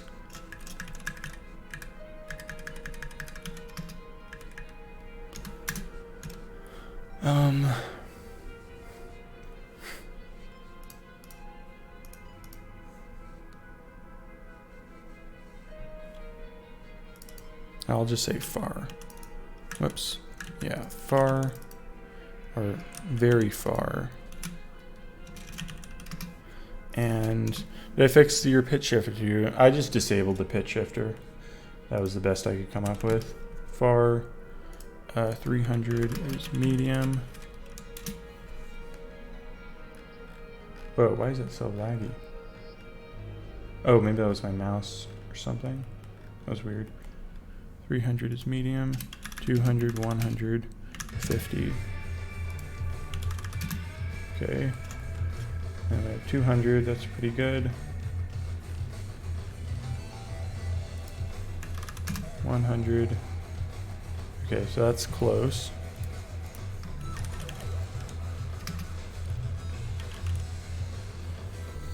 Very far,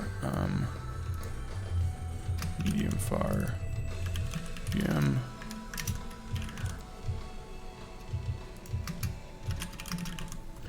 And then I guess 50 will be the limit.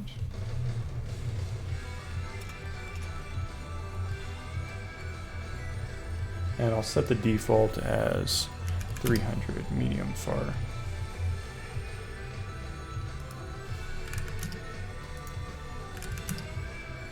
Yeah, I think that's good. We'll see how it looks in game. Okay, so now if I go into settings menu, I can make a new drop down. I'll call this shadow distance drop down. There we go. And you'll be labeled, you'll say shadow distance. And then this one should say shadow quality.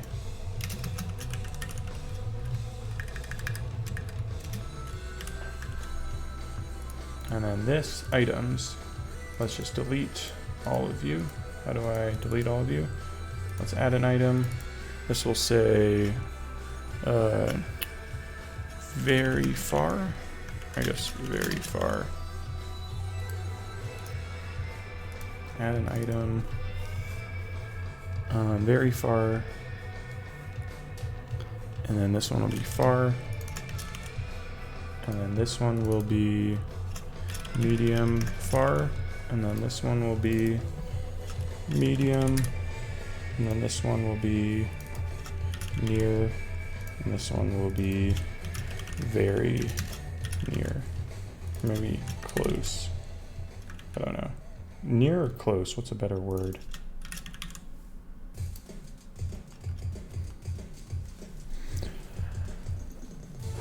I don't know how Twitter can help unless you're already a bit established. Yeah, that's how I felt about it.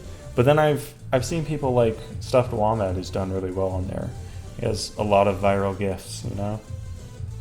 So I guess you just have to be ridiculously talented and make super good shit. Also Tricks has some really cool GIFs that have gone super viral. Default shadow distance setting will equal 0, 3. Why is this? Shouldn't this be capitalized? Default shadow quality setting. There. And then this one also capitalized.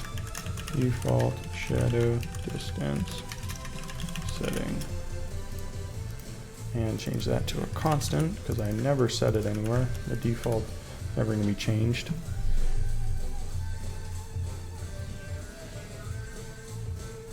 Feel Twitter is useful to know other devs and actually advertise. Yeah, I feel like that too. Let's let Miz work, yeah. I've heard people talking about TikTok a lot too, but I don't know. I've never used TikTok. It kind of creeps me out.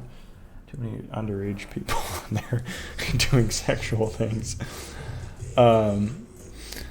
Also, I feel like they spy on everything you do. Sell all your data. I mean, every site does that, but I feel like, I don't know. Ideal world hiring would be as simple like you mentioned. Yeah, corporate BS and politics go on this behind the scenes. Yeah, I bet. I'm not surprised. Near and far, yeah. Make a shadow distance a slider that's clamped to something reasonable. True.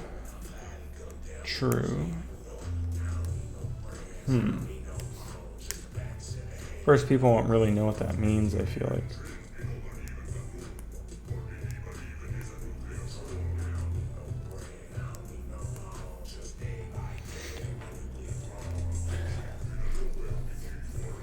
I already wrote this. Maybe I'll just do this. TikTok is good for accessing people who have absolutely no knowledge about game dev. And people discover interests like game dev because of it. Oh, that's cool. But I heard that you can't like cross promote. Like you're not allowed to. Yeah, you're not allowed to cross promote, right? You can't like advertise your YouTube channel on TikTok. Let's see. Bar shadow distance settings, and then we'll do. Oh, I could just do this as an array. And then I had, what was it, near? Let's see, 500, 400, 300, 200, 100, 50. Let's see, shadow settings changed. I don't know if update shadow distance settings is what I need.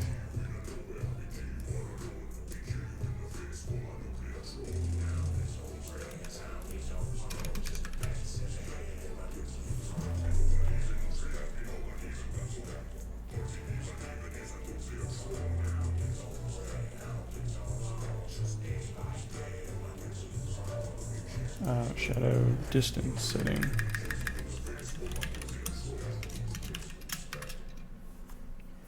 And then we just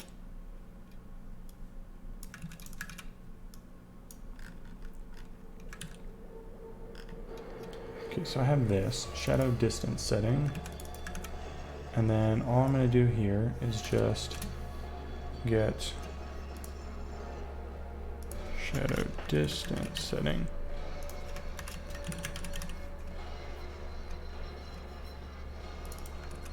There. And then I'm just going to set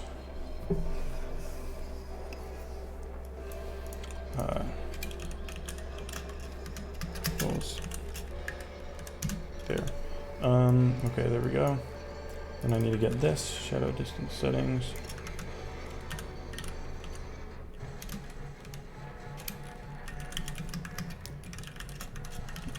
To 0 and shadow distance settings dot size, so just in case, clamp that.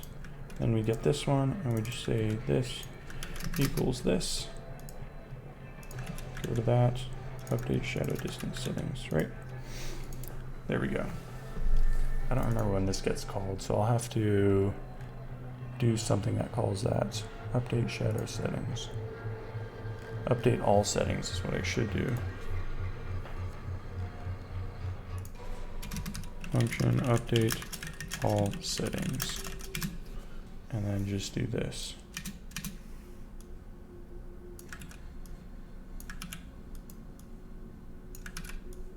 Put you in here, there, there, there. Okay, so now when we set stuff, I can just update it properly. Oh, shadow distance setting. Let's set the default to 300. There we go. Update shadow settings. Oh, this should be update all settings. Okay, so get graphic settings. And then I need to duplicate that. And let's update all of these.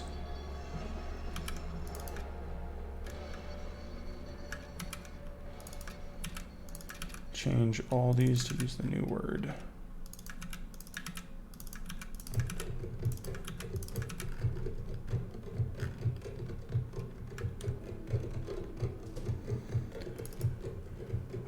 There.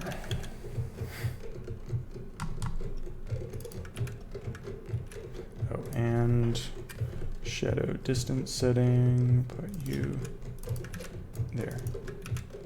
And I can do this.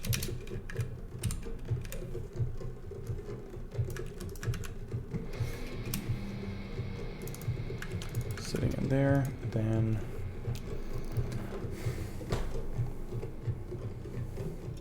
set this. I feel like I should How about an update drop downs menu function, update drop downs, and I can call that here, there. So if shadow distance setting is here, set that. I don't know a better way of doing this without having an if for every setting in case it doesn't include it.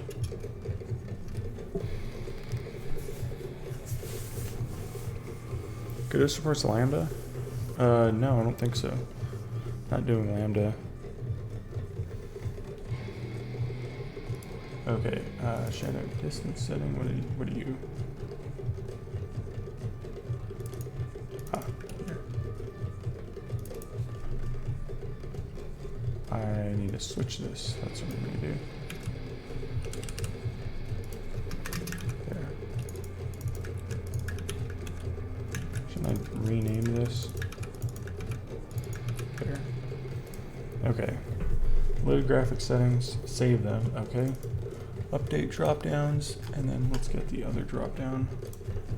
OnReady var shadow distance setting drop down equals shadow distance drop down.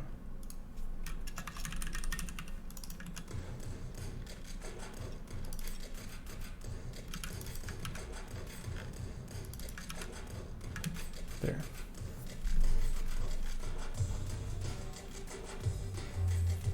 Okay, so let's see, connect that.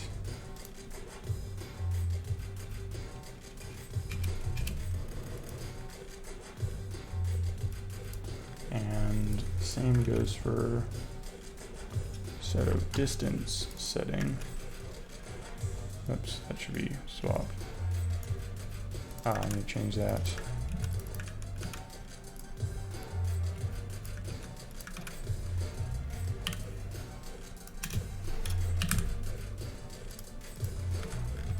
There. Okay, so I was setting settings, and then I need to set the drop down.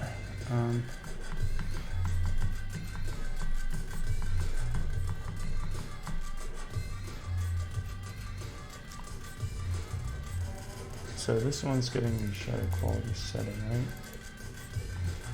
Oh, that's strange. Hang on. So choose one of these, right? So let's say 0, 1, 2. I'll just set it to that. Distance setting, and then I can just set it to the index, right?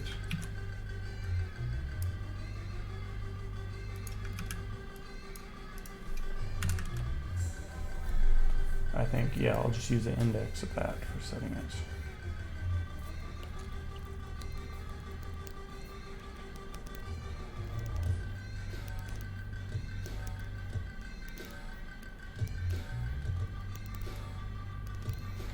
Okay, set shadow distance setting. Quality, put that on the light, I guess. Let's see.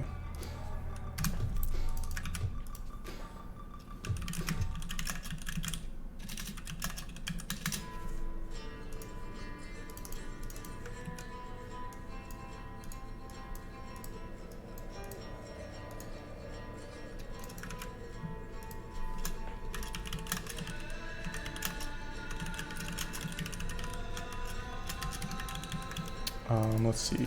Then we have on this, what is it? Max directional shadow max distance equals new shadow distance setting. There we go. Okay, and then duplicate this line.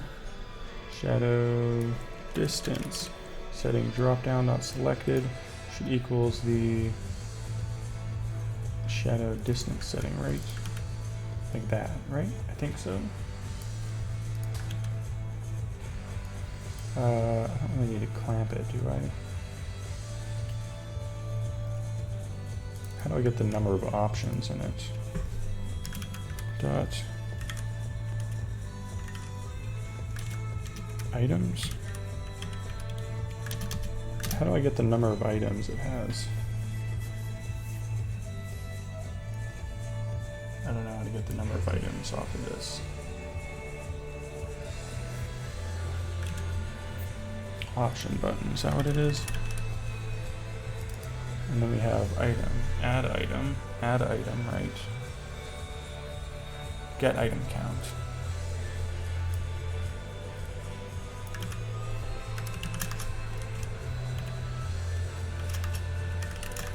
Why isn't that working?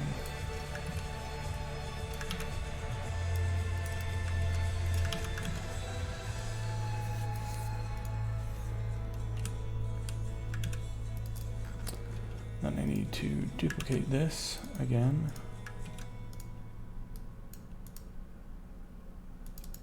Here, put you on, oh, not you, distance, setting, drop down.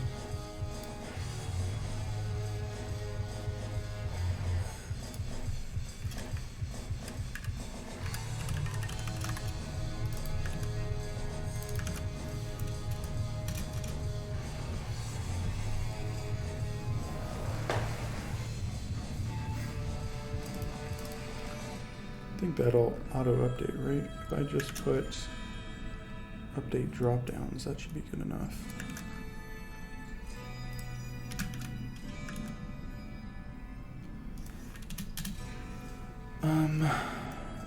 There we go. Shadow distance settings changed.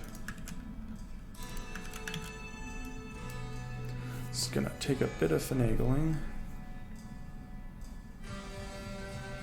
For each on distant dictionary and use a match case, but I guess it's the same. Yeah. Let's see. Okay, so there we got the shadow distance. Let's see if it defaults to the right thing here and doesn't break anything.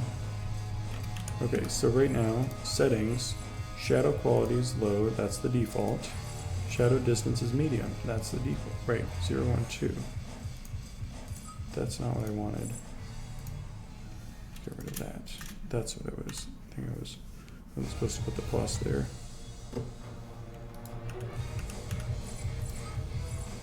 Medium far.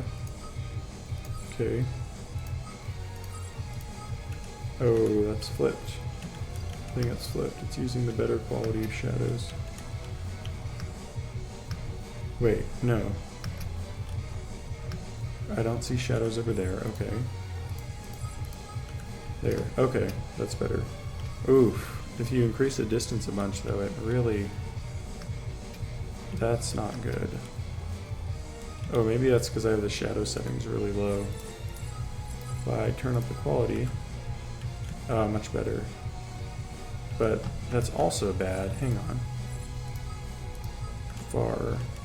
Yeah, that's also really bad. Hang on.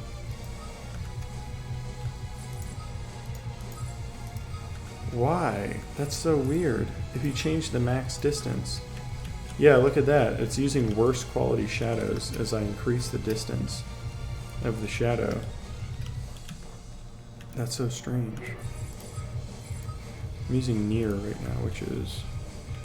Wait, that doesn't seem right. Why is it using near? Okay, so it's actually really good. It's just right there, it fades out. But if I were to change it to medium, immediately that gets lower quality, but I can still see the shadow over there. What? Depth range stable splits versus movement, normal bias blend splits. Okay, normal bias. It's something to do with this. Depth range stable optimize max distance. Maximum distance for shadow splits, right.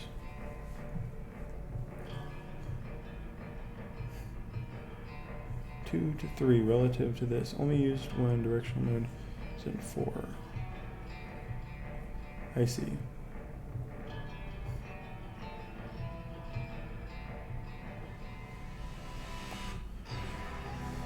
Huh. Bias split scale. I don't know if I can use this setting because it just breaks everything. I don't know how to, that sucks. God, I love this song. Anyone familiar with, yeah, look how strange.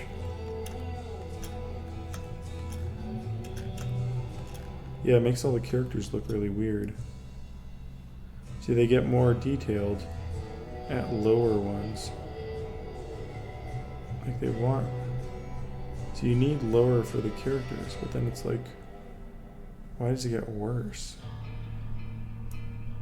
That's weird. Shadow quality decreases with max distance.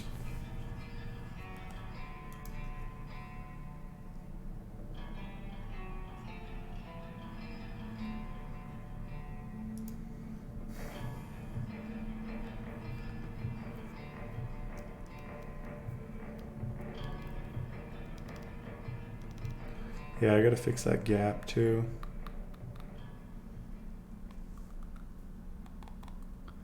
Increasing the directional shadow atlas.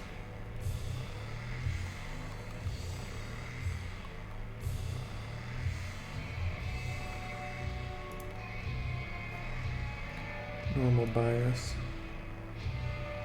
Oh, whoa. 0.05. That makes things look a lot better. Now things aren't floating as much. Yeah, they really got rid of the gap.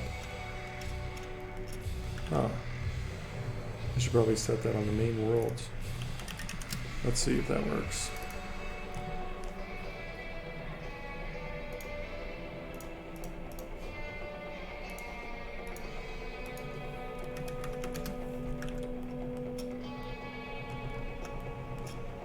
Oh, and before I forget, this one is floating. No. You.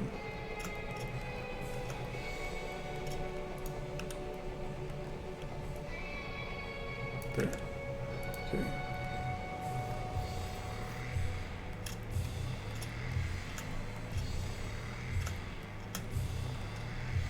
Oh wow, yeah, that fixed it a lot. There's still a little bit of a gap there. Never mind. See, maybe it didn't fix it a lot. There's still quite a bit of gap.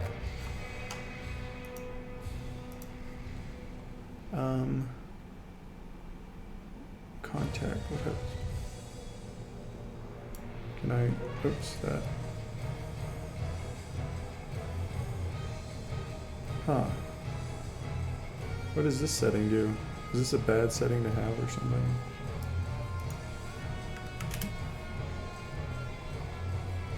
They're saying here, bias, reduce bias to 0.05, eventually set contact to 0.1.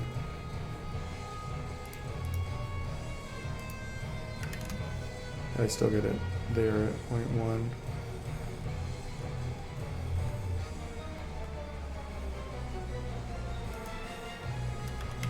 Oops.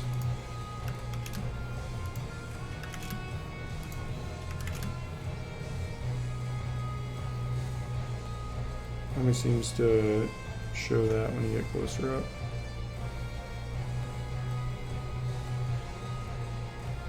Yeah, but I'm okay with that. When you get up close, it shows it the better shadow detail. I'll just leave that in. Shadow reverse. Link behind it. Huh. Both sides of the meshes. Set the mesh to use with that. Oh, I see. What does that do? Interesting. That seems to make that look nicer.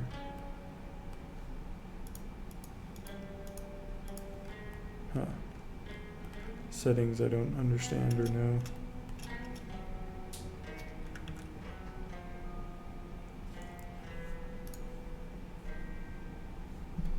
Hey Weird Ox, how's it going? Just figuring out shadow settings right now. Why is shadow quality?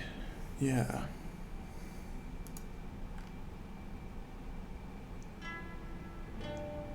Well, that looks really cool. Probably the GIF coloration.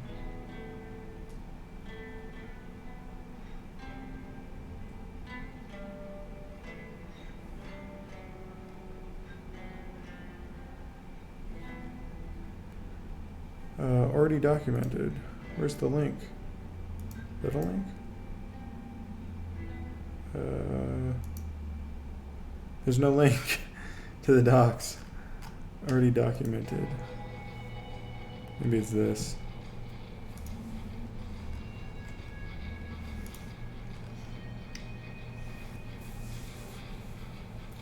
Self-shadowing. Bias too high. Bias okay. When too large, separate tweak to what works best for you. Let's see. It seems like there's a lot of self-shadowing.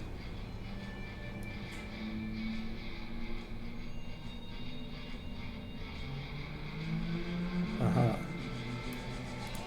So I put this at 0.2, 0.3. Let me get rid of that ugly self-shadowing that's appearing. Ooh, look at that. That's so bad. What is it at first? What is that, 0.1? Yeah. Damn, why is that so ugly? I guess that's from the contact being set. Yeah. Dang. Weird. Very weird. Kiddo looks interesting. Feel like you should try it? Yeah, sure. Hey JXD, how's it going? Should I just give up on that shadow setting? Should I just not bother?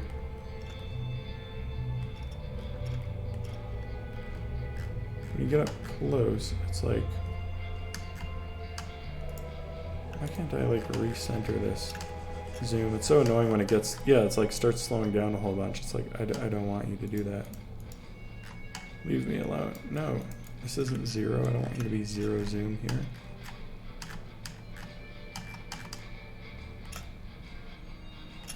Maybe I can move it down.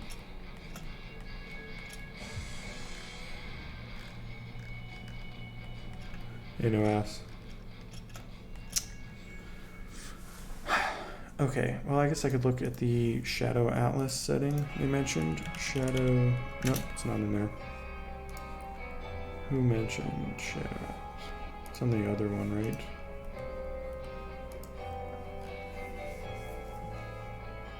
Project settings, directional Shadow Atlas. I didn't see that in there. Atlas, no. Oh wait. Of course it doesn't pop up, you have to click on the thing, duh. Ah, yeah, I remember this. Okay. So, Shadow Atlas. What's the difference between directional shadow and directional shadow? Size in pixels, higher values result in sharper shadows at the cost of performance. Be rounded up to the nearest power of 2. Quality.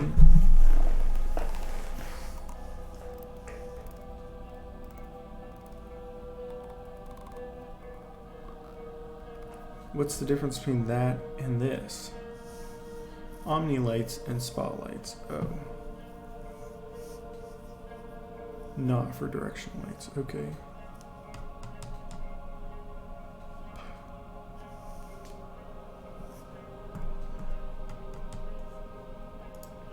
I could just double that. That would be whatever it rounds up to the nearest power of 2. And then I set the directional shadow, right?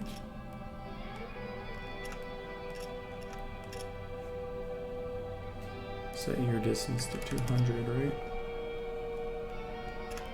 Does it still fuck up the characters though? Wait, I need to go to... where is it?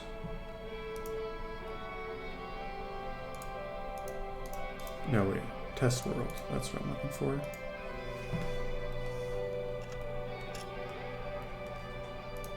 You, if I raise you now, still broken, even though I've doubled the Shadow Atlas.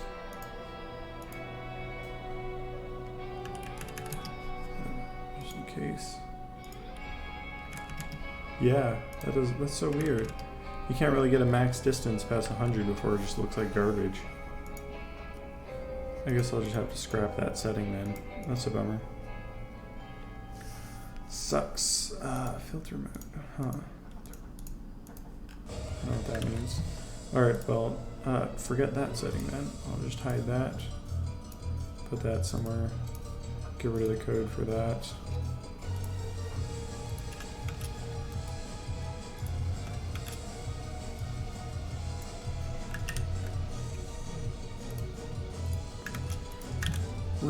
Rip shadow distance settings. Get rid of you. Well, that's not on there. Alright, graphics. Disable UI, disable camera lean. That could go under graphics. I want a checkbox, don't I? Can I change you to be a toggle button? Is that just... Okay, it's just a button. Oh, checkbox. Here we are.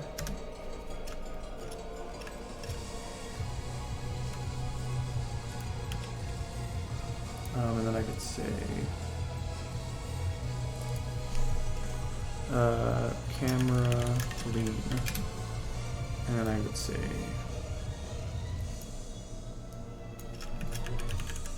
lean,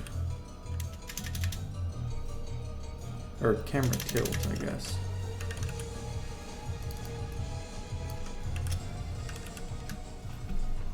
Holding right click plus mouse wheel sets the speed. Scrolling without mouse click is zooming. Right.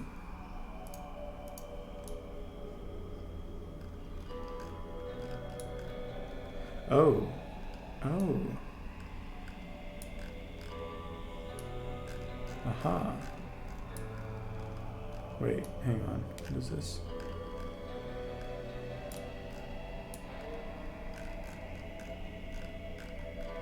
No, wait, that's... What does this do? Speed.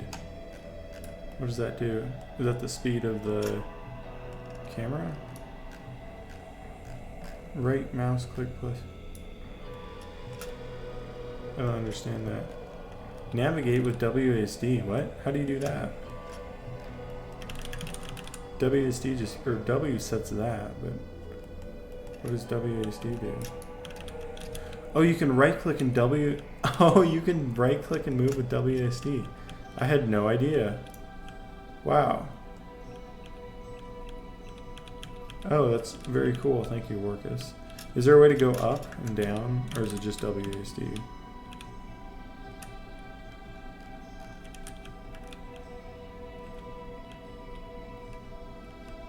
E and Q? Oh, nice.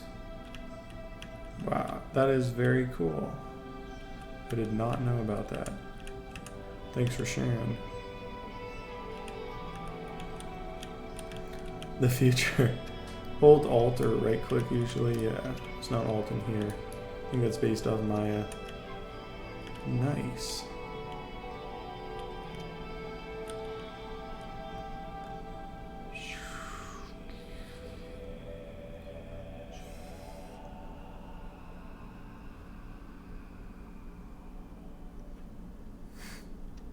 That's very cool. Yeah, it is Q and E for up and down.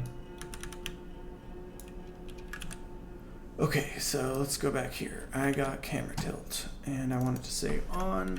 By default, it should be on. And toggle mode.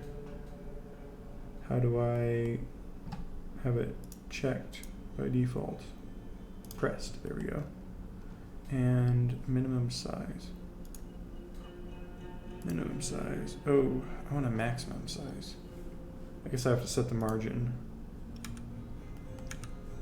Can I set the margin? No.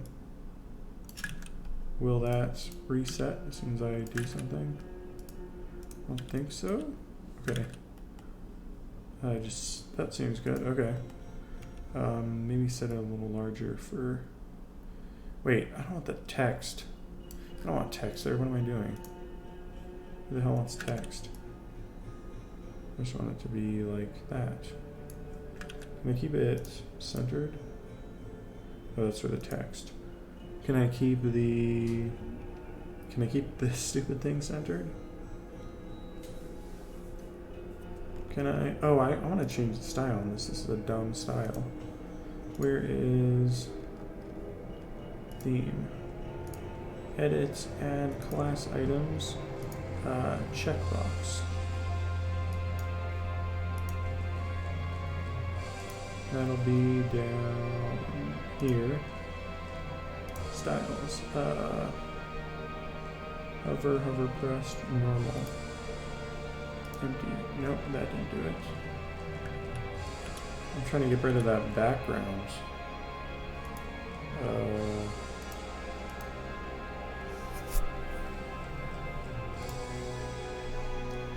Oh, it's on pressed, that's right. There, that should get rid of it. Just set them all to be empty. Do not care about you at all. Just want this. Checked. Okay, so do I have my UI elements I imported?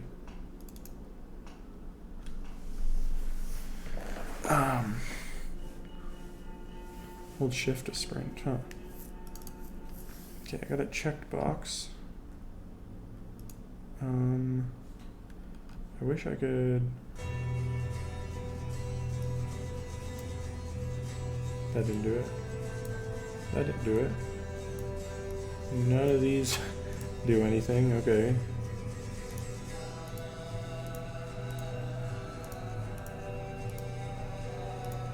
What?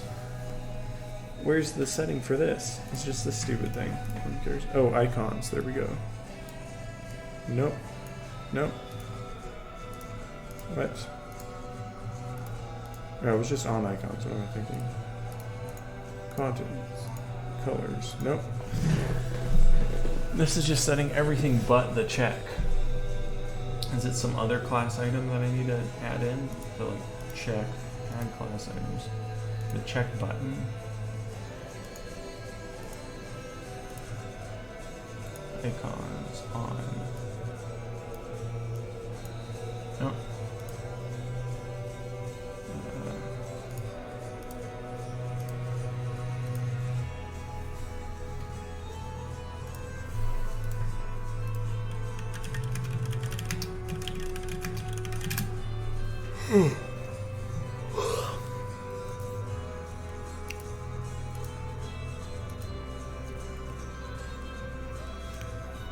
Binary choice, yeah.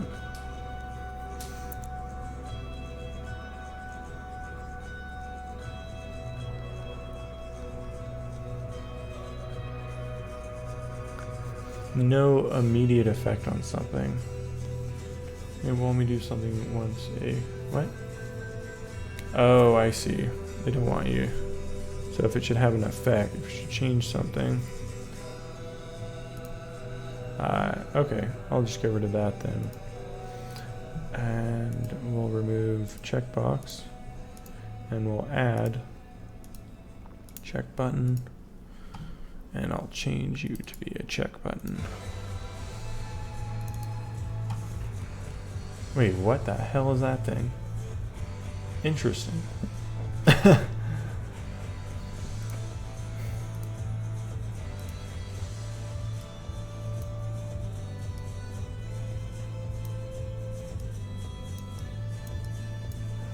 Okay, I don't want that background. How do I align this to the left? No, the button doesn't align to the left. No, I don't want that. Interesting. Gotta do the stupid margin thing again.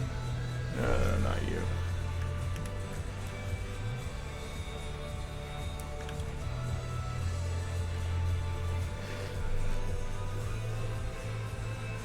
Oh wait, I set this in the wrong spot. Damn it.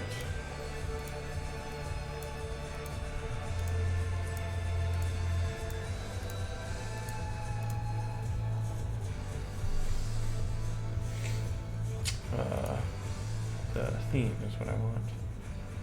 God, that is so annoying.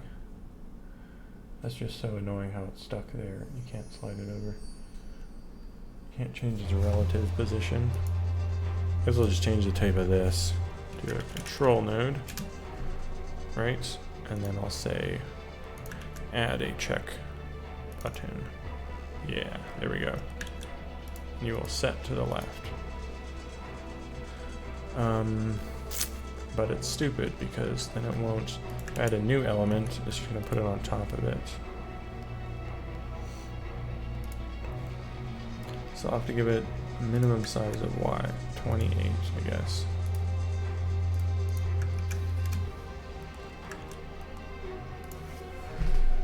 And then on the theme, where's the theme?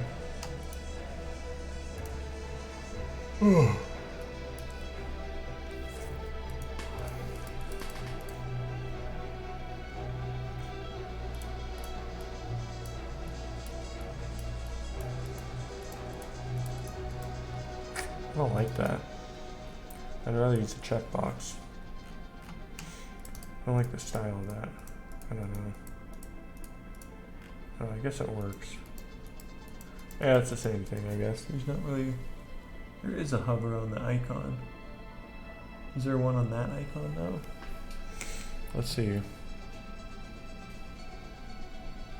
Bert and I love your game design. Found the stream. Can't wait to see more. Oh, thanks, Tribman. Thanks for stopping by, bro. Or fam. Let's see.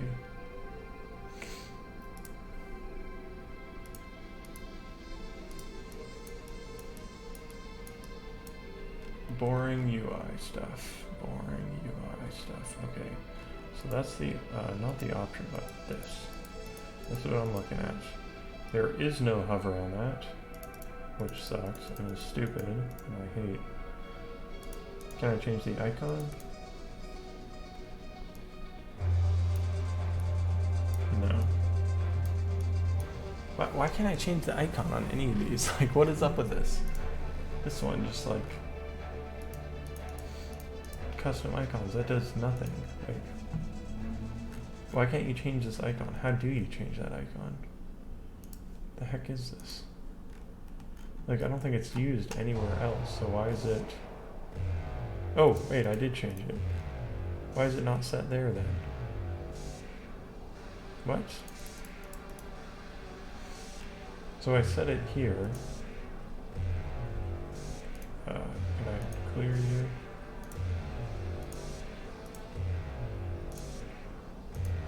There. Oh, and then it has this like really large button area. Yeah, I don't care what the standards are. I'm using a checkbox because that's dumb.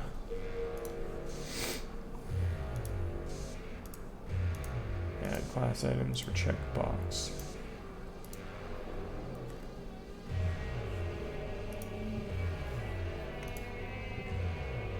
No, not you. Checkbox style and give me empty. There. Then I need some of these. I don't know why that one doesn't update. Checkbox in here. Okay, so it's updated there. Okay, there. Now it looks like it's working. Unchecked box.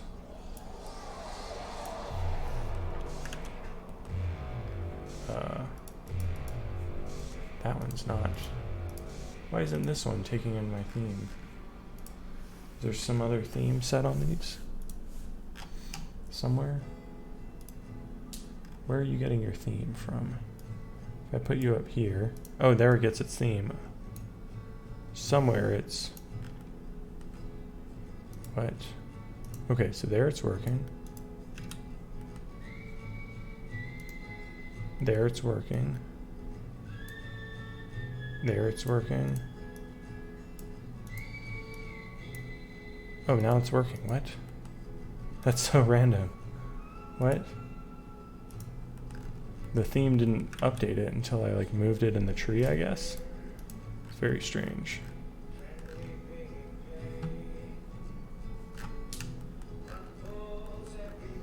I think I need a border on that actually.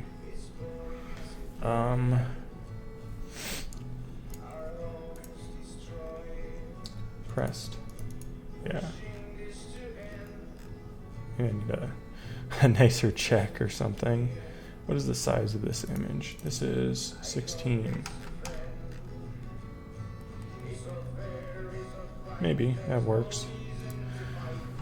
Let's see. Let's try 16 by 16.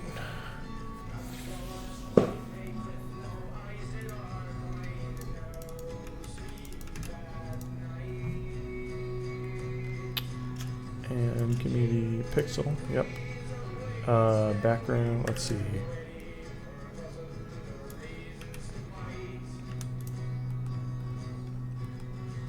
Okay, so that's the unchecked box, and then the checked one will be a line.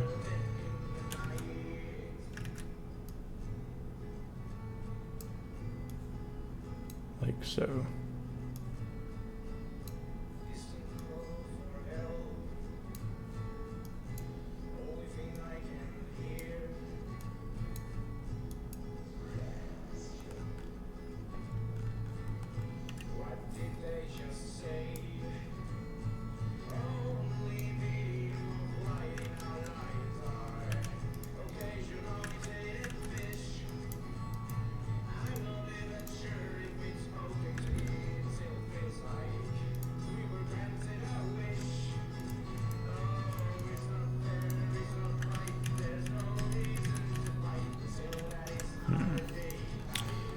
What's the international standard for drawing check marks, check boxes?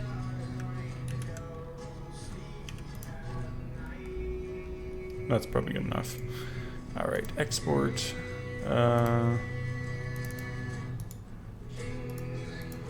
UI. Give me that UI checked box.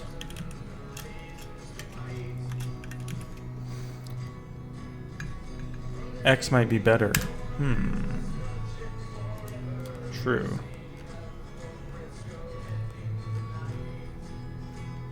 Well, let's see. Let's see how it looks.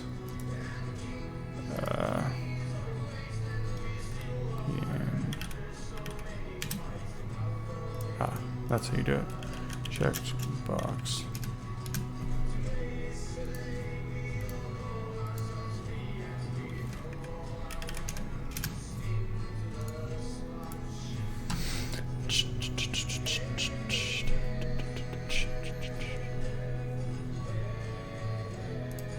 Where's my textures folder? Here we go. There. Update that. What? Oh, it does have a black background. Okay. Now you on here. Oh, I put an underscore, that's why.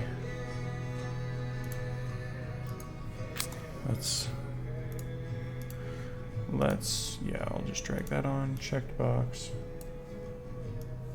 And unchecked box. And then I'll delete these two.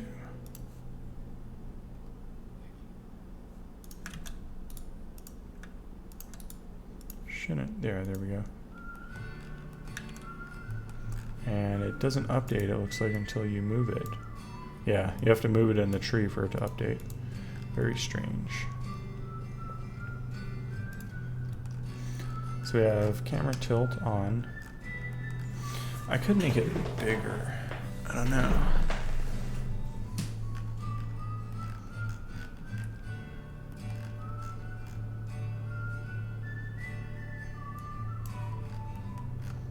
Also could probably have a nicer check that uses anti-aliasing.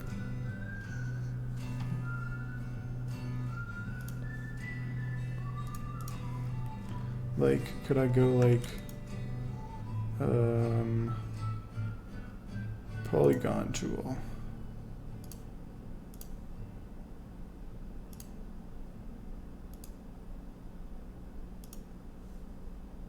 Why did that draw anything?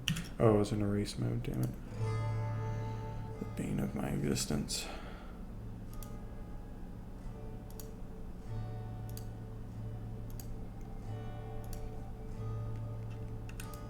That didn't do anti-aliasing.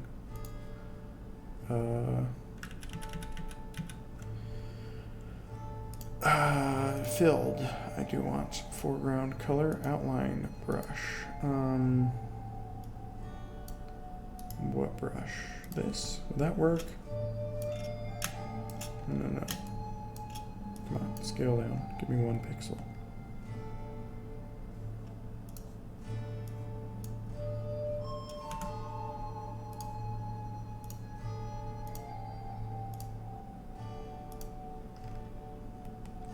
Oh, that looks a lot nicer actually. Let's put it up there.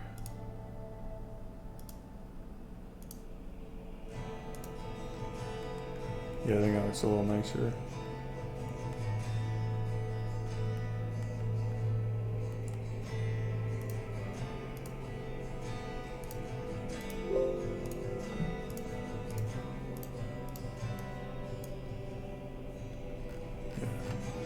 Yeah, that's better. That's pixelated.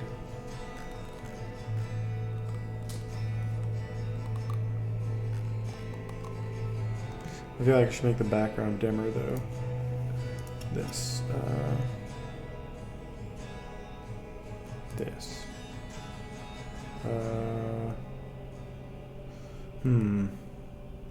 Okay, let's change this up. Get rid of you. Drop black on there, and then delete that. New layer. Selected that. Control Shift I. Swap it. F. There. Drop in white. And then I can just drop the opacity a bit. I have no idea how that's going to look in game, but I like having it brighter, or having the check brighter than the outline. Yep, and then why is there no shortcut for export? Would be nice. There. I think it's a little better. And oh wait, that is the right. Okay, we'll see how it looks in game. Probably could be brighter. So we got camera tilt, and then I need another setting for UI. Show UI.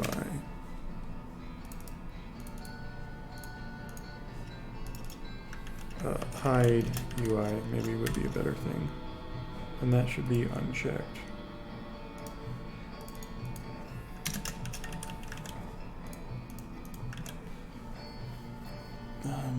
Yeah.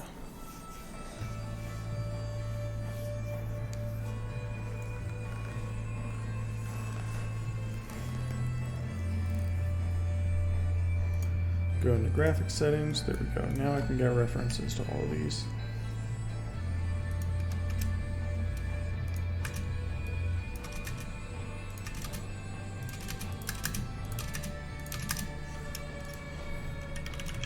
Yeah. For camera tilt, check box setting check box equals camera tilt check button. Oh, that should be, that is incorrectly named as that is a box.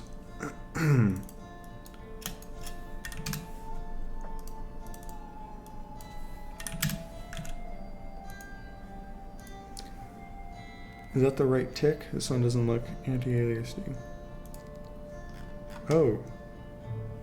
What? It's the right backdrop. Oh, you're right. You're right. I ticked the right one. Good catch. Huh.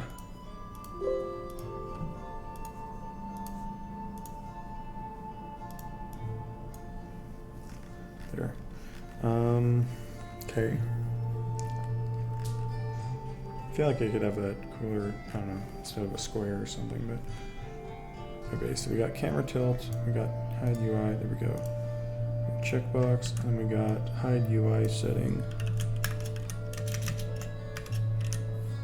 And then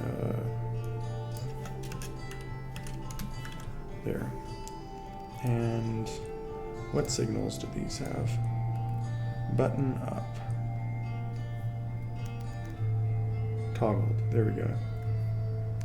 Just toggled between pressed and normal states. Toggle mode is active. Retained in the button pressed. Toggle mode is active. Okay, so I want to add toggles. There we go. Toggle camera lean. Function toggle camera lean, function toggle hide UI. I'm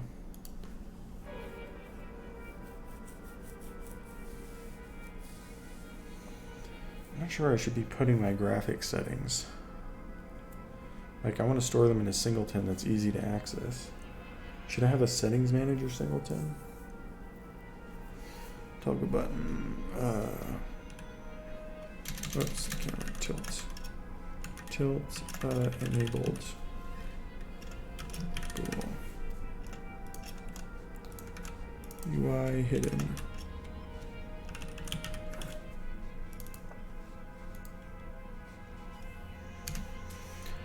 Oh, I should save these. UI hidden equals false. Camera, camera tilt enabled equals true.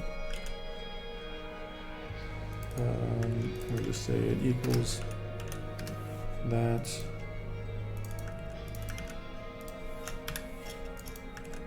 Equals that. Okay. Now, how do I want to change this stuff? I could have a signal that goes to anything in a certain layer. Wait, let me think. First off, camera tilt enabled. That's set. That's just a group, right? Okay. Camera tilters. I could just make that a group. So this camera base, you control camera tilt, right? And yeah, it's right here. Camera tilter. There we go. And then I can just go to settings menu, script, and we can just do. Is this it? This isn't it. I don't want settings menu. I wanted. Where the hell did it go? This one. Settings. Update. Drop down. Update all settings. Okay. So. Update. Should be something else. Not update drop downs, but update buttons. Setting buttons. There. Okay, so what I can do here, call the camera tilters with set tilt enabled or something with camera tilt enabled. Okay, and then I go to here, add a method for this, function tilt enabled equals, or that's a boolean. There we go. Okay, so what I do here, let's have var tilt enabled. False, false. No, equals true. If tilt enabled, do that. Or instead, I could just do this. If it's true, if enabled, set process true, else set process false, and reset our degrees to 0. There we go. Okay, now I have that enabled. Don't need that, don't need that. There we go. There we go. Okay, so that solves that. And then I need, then I need to save this. Well, let's see what this is. Camera tilt enabled equals that. Then I can just duplicate you. If camera tilt enables in there. Then we just do that. Okay. That's alright, now it saves and loads it. Updates it, cool. Default should be, is already set to true.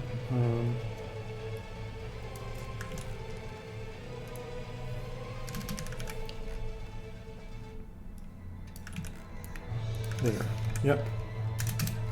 There we go, okay. Now how am I gonna hide the UI?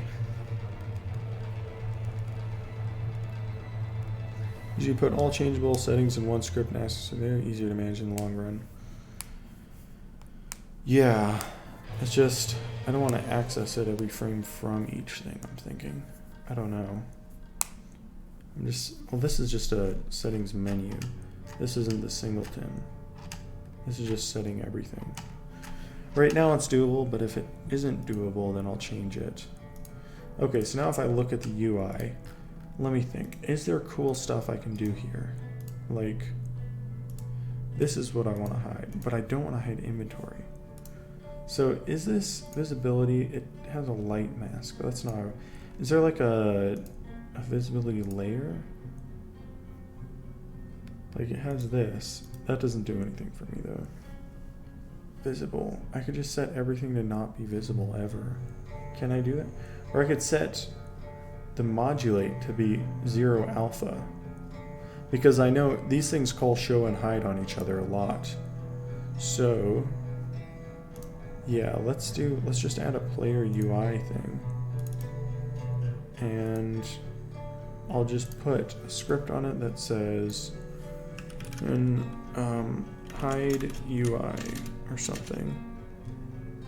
Hide UI. Enabled. I don't know what this would be called. Display UI. Display UI. UI visible. Display UI set visible.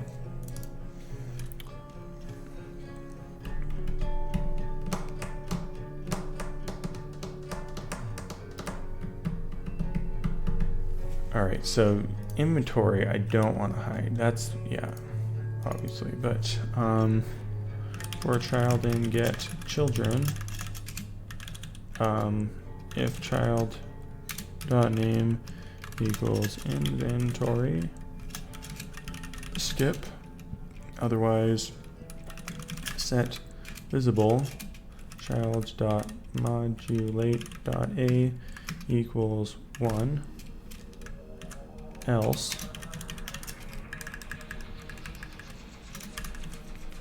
and then I can just add this to the player UI group. Go to the settings menu.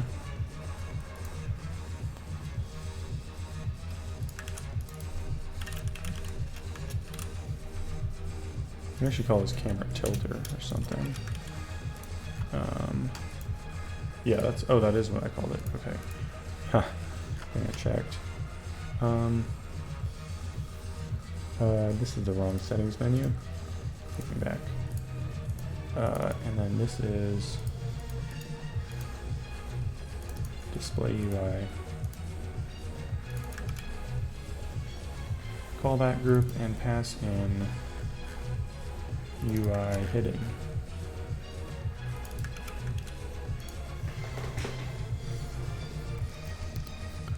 And then I'll just duplicate that, put this in here, and there we go. Let's test. Let's test.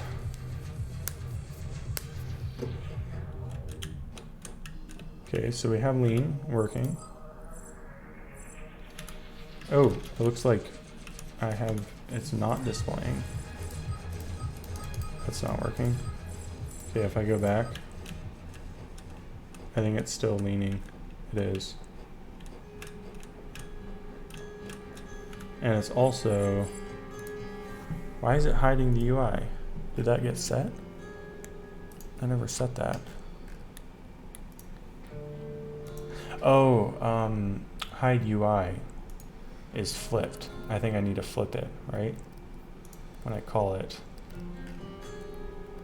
Because this is called, damn it, why does it keep sending me to this script? I want graphics. Okay. UI hidden, this should be flipped. Yeah, that's what the problem was. Is this considered coding? Messing with UI settings? Okay, so now the UI is on settings. If I click that, it did nothing. Okay. So it's setting it the first time, but not when I toggle. Oh, because I never connected the signals. Duh, of course. It's these signals, so I need to. Oh, that is not the one I wanted commented out. Oh, actually, I don't think I needed that. Yeah, that was fine.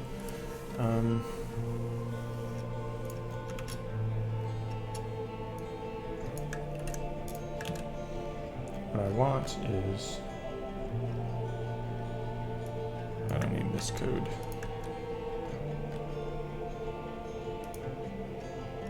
Oh, I've been commenting out the wrong things.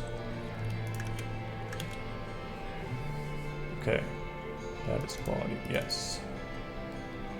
Okay, there we go, quality, yes. Okay, connect the signals. I wanted toggled, right? So this one dot connect toggled to self to. Can't wait till we don't have to use strings for these.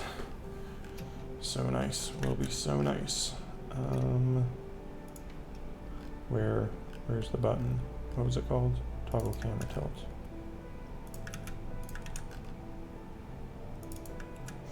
Tomorrow's now today, so I'm off. See ya. All right. See ya, Mr. Sieber. Looks exhausting. Well, this is all the boring shit. This is what you call boring stuff that you have to do. But it's usually very quick to fix, so you get that dopamine hit even faster. Okay, now it should work.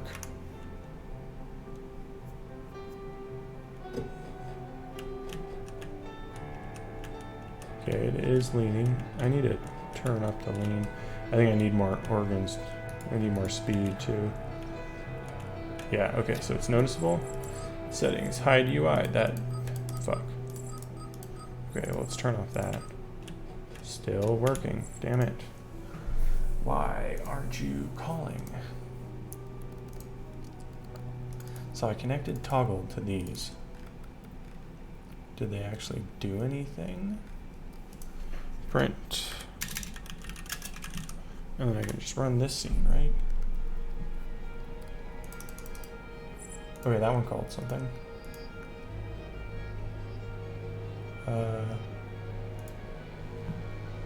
Time to connect to this. What? What do you mean? Non-existent signal toggled. Oh, I didn't get the checkbox, that's why. Okay, so that one worked. They haven't put anything on that.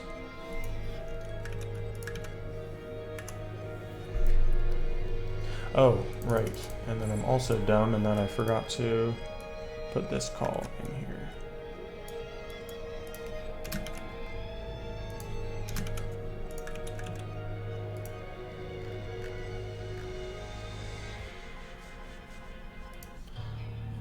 This.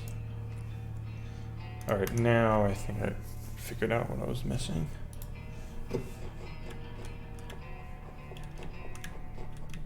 Now there's no camera tilt. What? I got them backwards.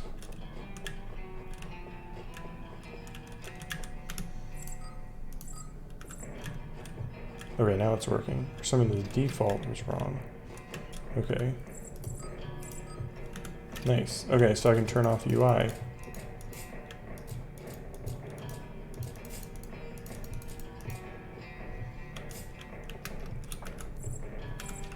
Still got all these though. Cool. There we go. And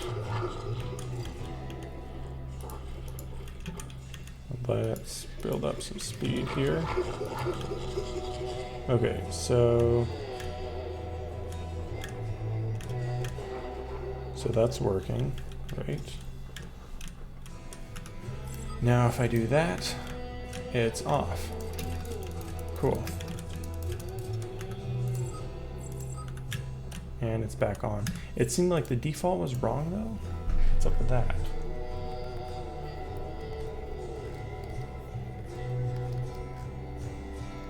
tilt enabled is true, right? Let me see. If I load this again, I might need to reset my settings. Okay, that's definitely working, but I've saved the setting now, so that's not going to show it. So what I need to do is call reset. Is there a reset?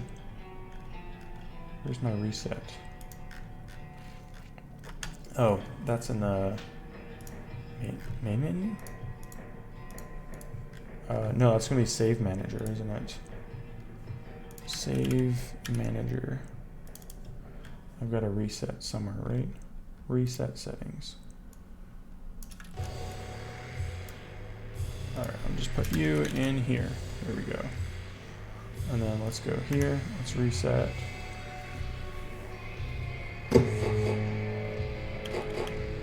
Yeah, just now it's playing music. Okay, that's working then. Okay. Maybe that was just a random bug.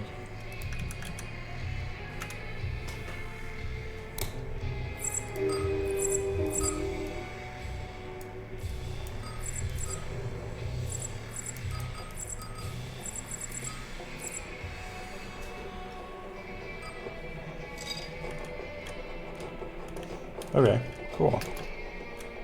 All the shadows look really weird now. Did I change something? Oh, I think I did change something in the scene, yeah. Okay, well I got these options in here.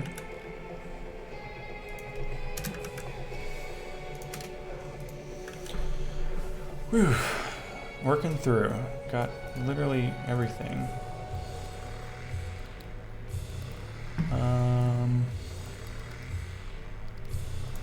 Yeah, let's see if I can fix that shadow setting. What's the default for directional lights? Oh, it's just 0.1. What?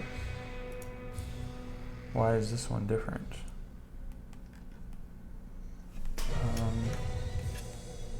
Is the contact different or something? Yeah, just 0.1 contact. It's weird how it looks gross. Those lines. Oh well.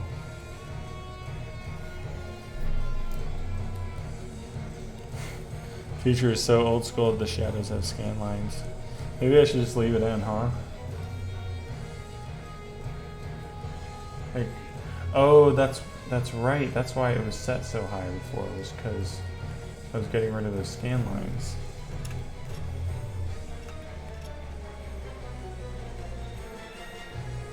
I don't know if I should call that a feature or not.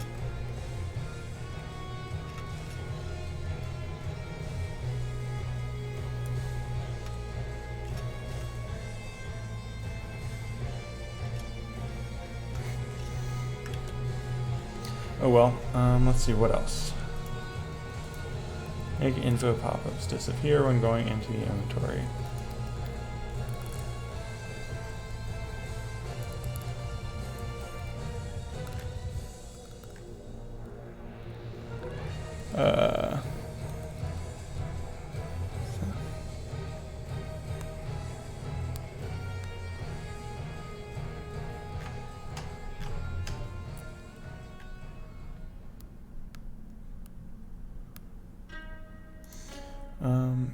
You just finished your first devlog. I'll watch that.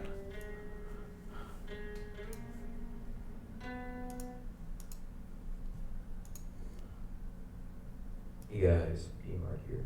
Welcome to my first devlog. Sorry if this isn't the best quality devlog, it's my first time, so it might not be the best. Please leave any feedback in the comments. Modeled around high detail models. And I thought it would be a good idea to bring a Make them look ugly. At the time, I was really into GTFO, and I thought about making a game similar to that. Really the general idea of the GTFO, what's that? Essentially, players start out in a fixed location where the rest of the environment is procedurally generated, and you have to find a way out without getting killed by monsters. Pretty simple. While I was playing this out, a game you might know of by the name of Among Us became extremely popular. After the massive success of Among Us, one of my friends came up to me and asked if we could make a game similar to Among Us. The deal was simple. I did the code, Hey, Renatus. mechanics. Just watching a devlog real quick. The only problem is that we can't really make Among Us because that was already made and stealing games is not cool. Instead, we took a few ideas from multiple games, most notably Among Us, GTFO, and Carry On to create the ultimate horde FPS experience. In order to make this game efficiently in a group of 2, some side twists have to be made. I'm a big fan of the recently surging PS1. So you made like shadowed corners and then kind of place parts around. Ah, I see. That's cool. It's kind of like that N64 thing. Kind of like how they did Ocarina of Time. Vertex wobble shader to match up with the floating point error vertex wobble that early PS1 games had, as well as a downscaling algorithm with some color restricted dither. Animate that and give it a player controller, and bam, first person space. Oh, nice. Next, Get the animations from Mixamo. This would prove to be a pretty challenging task, as animating characters in a multiplayer environment was a bit Is this of a Unreal? struggle, as well as networking, server hosting, and player name tags, and it all added up. Oh, yeah, to it is the Unreal. most amount of time spent so far on this project. Next, I added some menus and connected those to the server system, which overall resulted in an experience I'm happy with. I want to get this game's server set up with Steamworks, but that requires me to have a Steam store page, which costs money, and unfortunately, I don't have any of those. But I did set up a GoFundMe page, which you can find in the description. If you have some spare money, please consider donating to help us finish this project. In the meantime, I got to working on it. 200 for a Steam thing? I started with a room. It's just 100, I thought. With items you pick up and keep around, as well as some first-person items. I had the ability to drop items and with that multiple new items, including sneak gun and sheet. Inspired by the terminals in GTFO, I modeled this 90s PC and threw it in game. I started working on improving the item system and adding in a new mission system.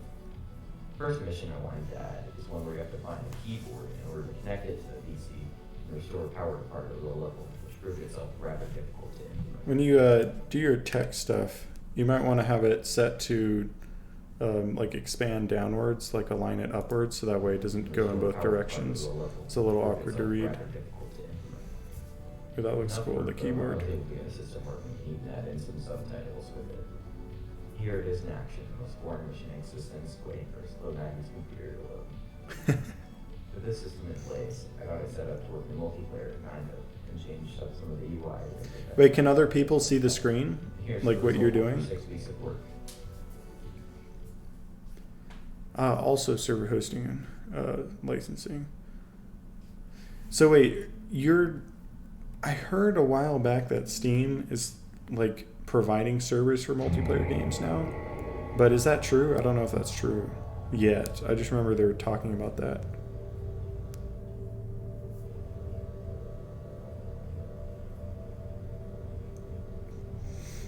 This looks cool. Very spooky. Oh, I love that look. Where'd you get the textures? Is this textures.com? Nice.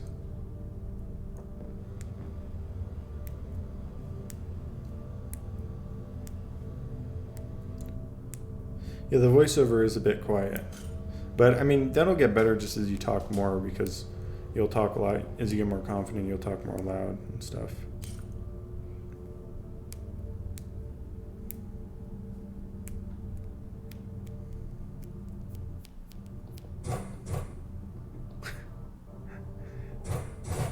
Can you look away and like do other stuff while it's loading? I feel like that would get pretty boring.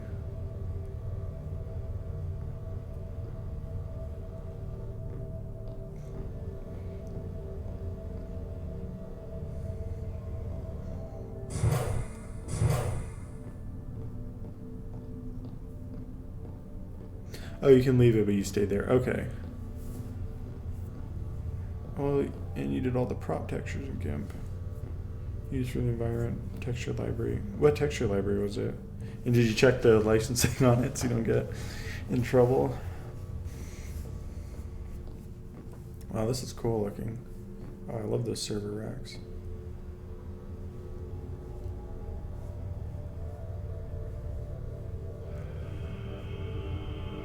Dang, these look really nice.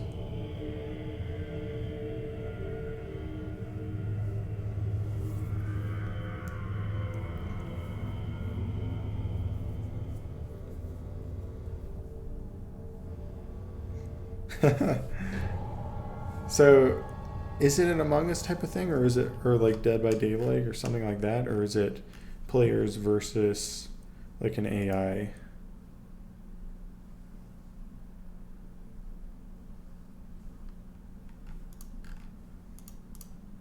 Drop it. I'll see the next one. That looks cool.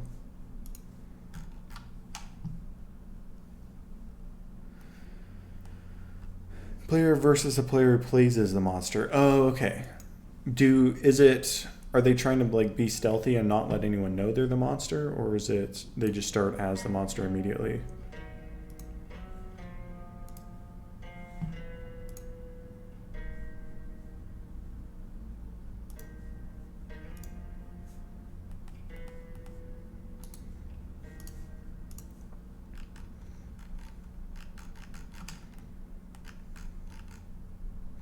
Whoa, interesting.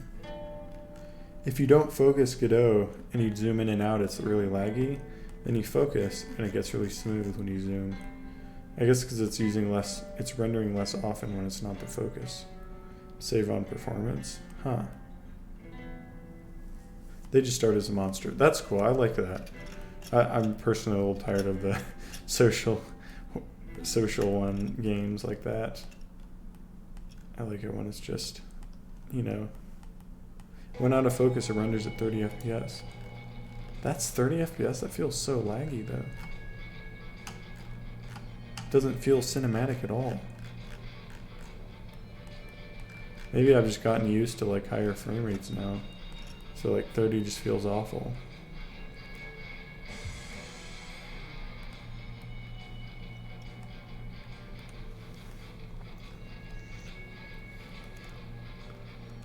Oh, this is cool, but not scary, yeah. I have tried messing around with networking, but still kind of new. I hear Unreal's networking is a lot easier to work with, though, because you can just, like, select stuff to be persistent the word across the network. Okay, I need to make so if I go into my inventory. Oh, that did hide. Okay. Yeah, it's hiding those when I go into my inventory. That's good. But it's not when I pause. That's what I want. When it pauses, I need to make this stuff hide. Also, when I save, I need to make that go away. So what's the inventory one doing? When I go to inventory, signal, open, that says that. Hover info. This is definitely being set to hide.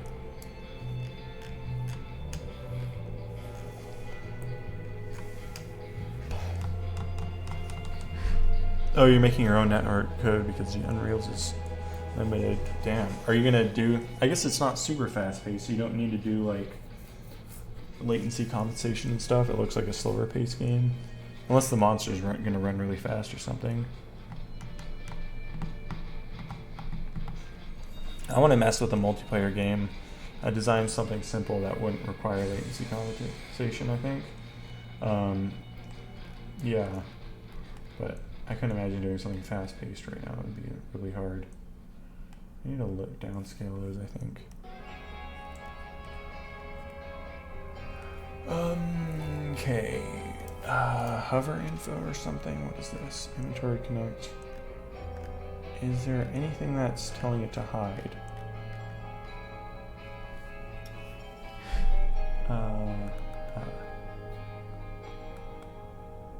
When I get down to here, see, why is this update? Oh, it's just called when we're in the normal state. That's why. Aha. If I open this, I think I should just be able to connect this, right? Say opened. Let's make another one. Pause menu opened, pause menu closed, and same for this. Closed, and then I can just say connect this to when it's save menu closed. Oh, opened. when it's set to that, it should be saying hide, right?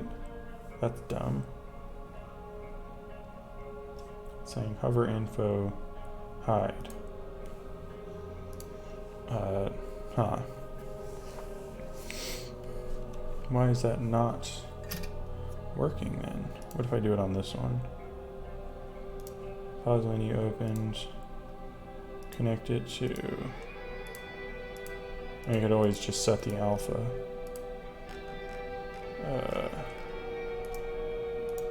Why does it literally show everything?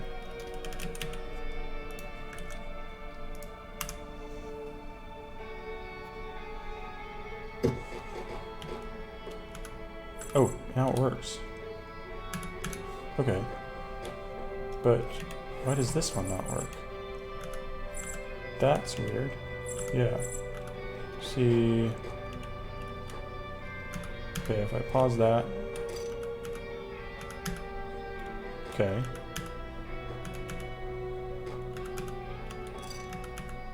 I'm not sure why it reopens it also. There's a 1 frame of lag, so I guess that's just say this connect.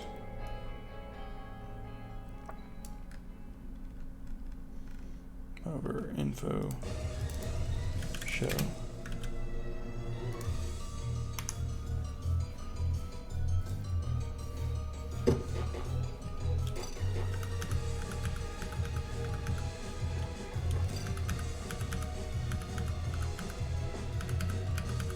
Yeah, it works for me.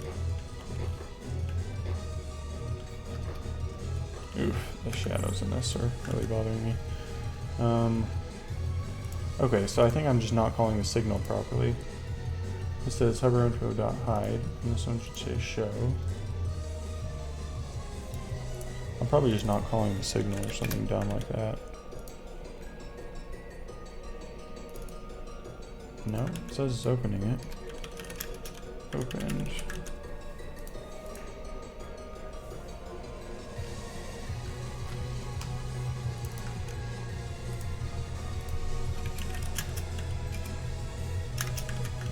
And the pause menu also.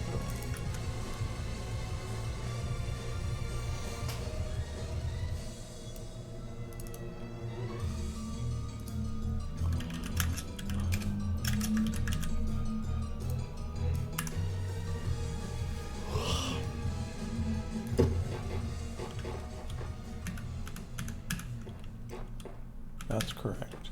But this one is... Why is it not hiding that? Like, what? What if I connect it to a test signal? Let's see. First off, this is annoying me. Turn up your bias. Ah, that's what it was. I had to turn up the bias, and then that made it everything self shadow.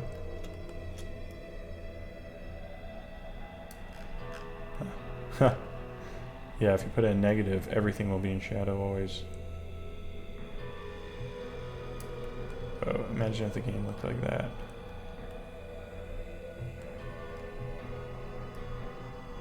You could make it so things in the by self-shadowing like this, by making bias negative, and then you mess with the max distance, you could make it look like you're always in shadow, right? Everywhere you look is in shadow. Huh. What does that look like?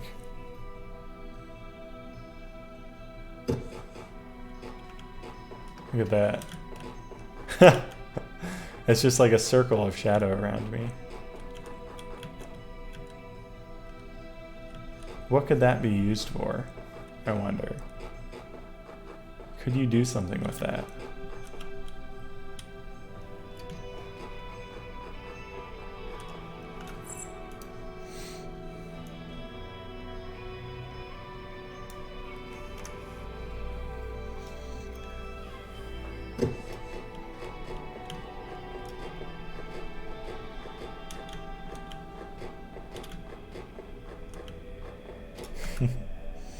Okay, let's turn it back.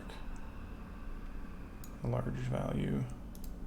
Set you back to 100. And I could turn up the contact. That, interesting. What does it do is the real question. Whoa! Wait, oh, it only shows when you're far. Oh, that would have been really cool if it showed up close too. Wait.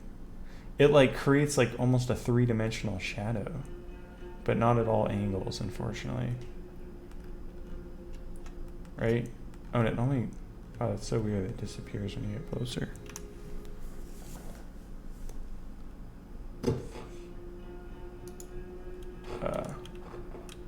Look at that. It's like, it doesn't work great, but it's like this almost 3-dimensional shadow sometimes if you turn it up all the way. It's really cool. Okay, well, it's not fixing the feet.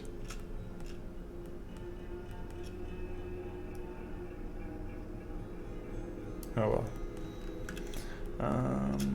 Just leave that off. Back to the thing. I know you're not calling this correctly. Let's see. So let's just put opened, connect you to hover info, and we'll just say, yeah, just create a new method, print, blah, blah.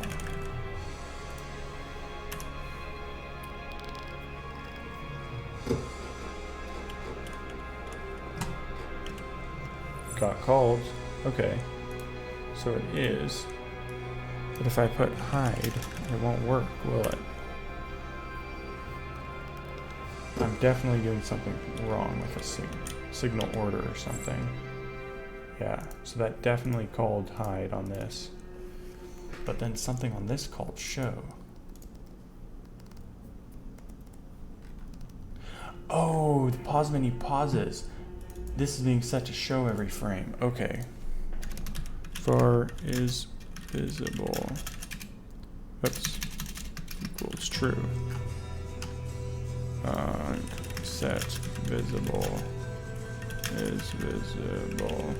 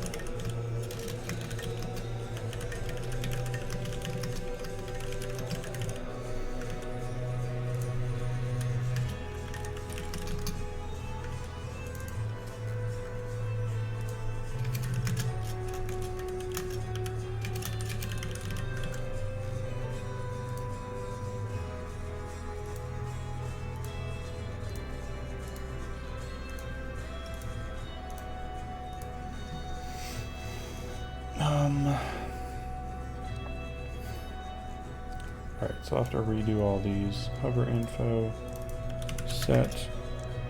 Oh, I don't remember what I called it now. Hover info, set visibility. I should call it visibility. And then I'll set it to you. I really wish I could just like expand this or like make it not expand literally every node when you open this. Then you have to scroll through 300 nodes. It's so annoying. Hover info. You set visibility to be false. Oops.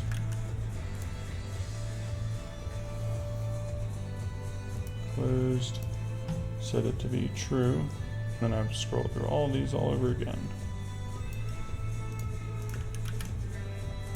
Set it true, connect. Pause menu, let's go to you, you gotta use the new method.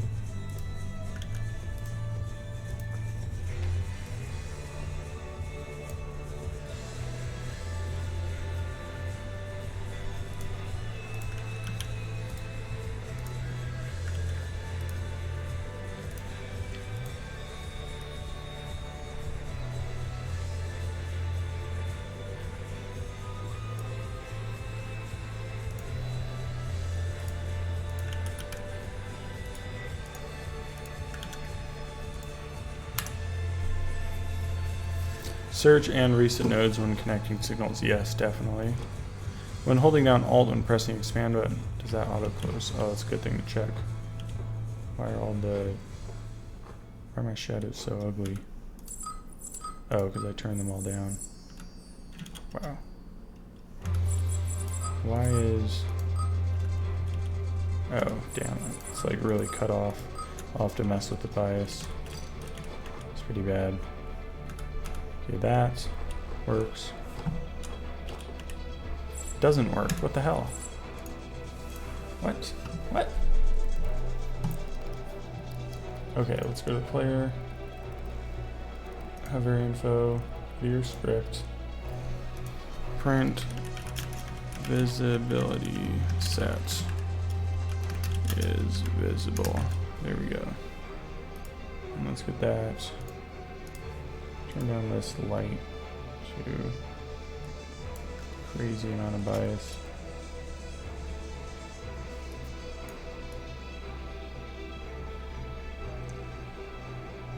There. That's right about where you get the weirdness.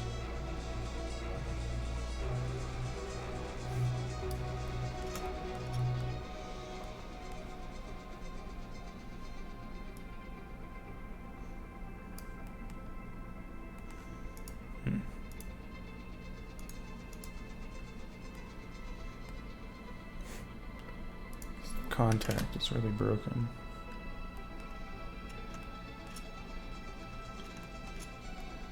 Or maybe it isn't. Let's see. Oh, thanks for the 100 bits, anonymous cheerer. I don't know why the pop-up hasn't showed up. Maybe it will in a few seconds. It's like kind of working, but not. It's not really connected to your feet. Shadow, okay. Visibility set to false. Why are you still fucking open then? Bro.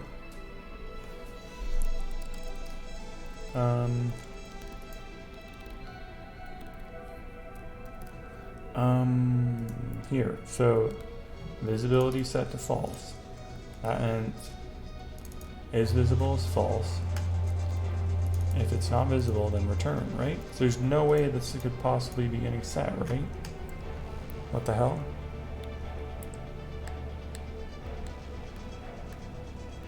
Is something set to show it or hide? Right?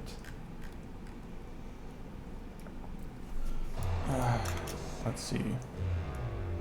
I could just modulate, set it to 0 alpha because that's so annoying. Why is this broken now?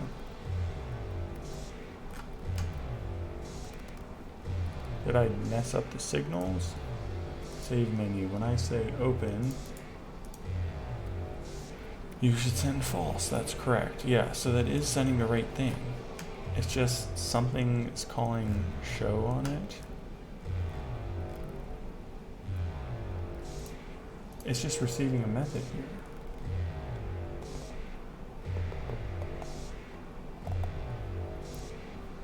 here. If visible is false, return. Yeah. Print not showing. Print showing.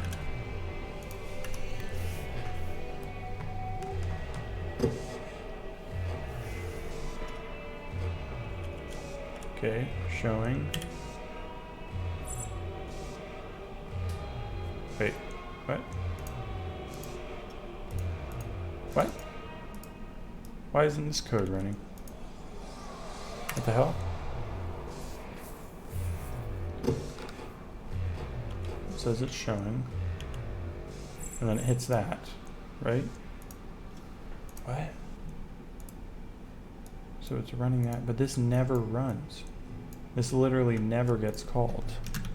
What if I put it there? I'll just put it there. Now if I run over here, it doesn't even run that. What on earth? Okay, well you know what, screw this. I don't know why it's working. I'm just gonna say modulate dot a equals 1.0 and this equals 0.0. There we go.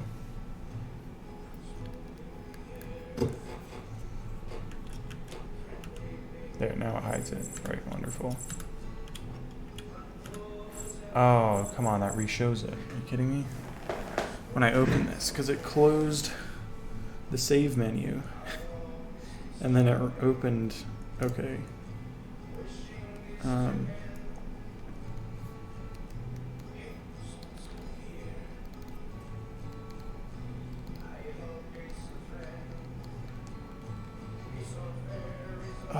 Oh, I just need to change the order of the signals, don't I? First, I'll get rid of this print statement.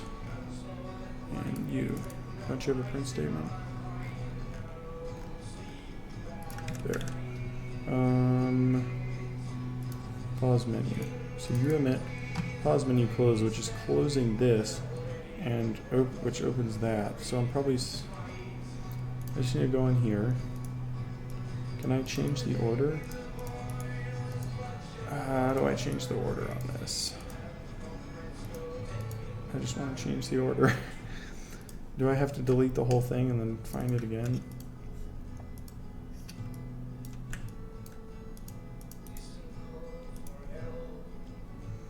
I just want to move that one up. Why? Okay, fine.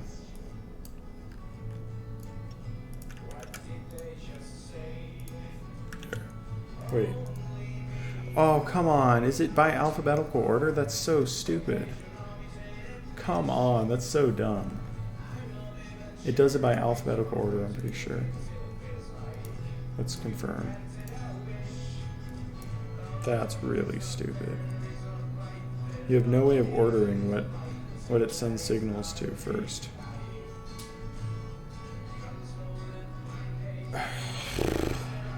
Okay, you know what? I'll just add a closed plate.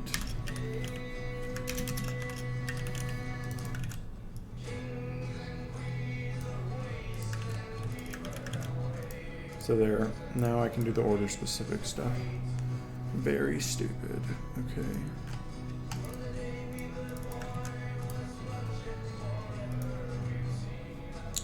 Pause menu opened. No, pause menu closed. That's not what I wanted. I wanted pause menu open, right?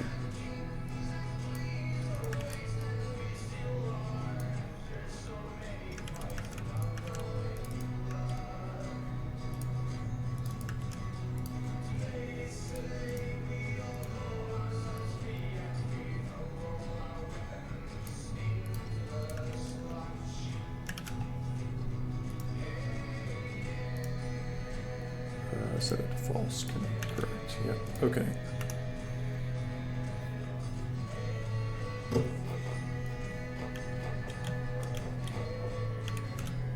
Come on, it came back. How did that happen? Are you kidding me? I set it to be false, right? Okay. Now I gotta dig through that. Alright, just print is visible. Hey, good man, and IO Game Master, what's up? Oh wait, good man, you've already been here.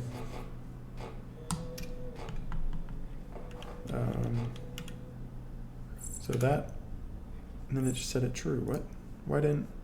Oh, did I? Oh, I didn't admit it. Right. Duh.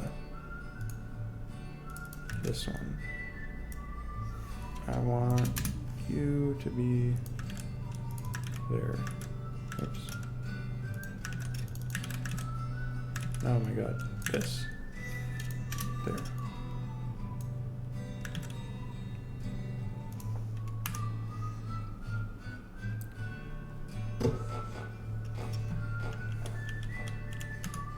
There we go. At last. Visibility is finally working on that button. Stupid thing. I don't know why higher show didn't work there, but whatever. Now I can move that, make info pop-ups, and that already worked. It was not info when pause and save menus. Can I get a design critique? You want to build a 2D beast keeper roguelike with some auto battle mechanics, stuff like maybe mythic creatures too. I mean, I don't know anything about those kinds of games, but like, just make a small prototype and play it and see if it's fun. I use GitHub for version control. Alright, I need to run to the bathroom real quick. I'll be right back.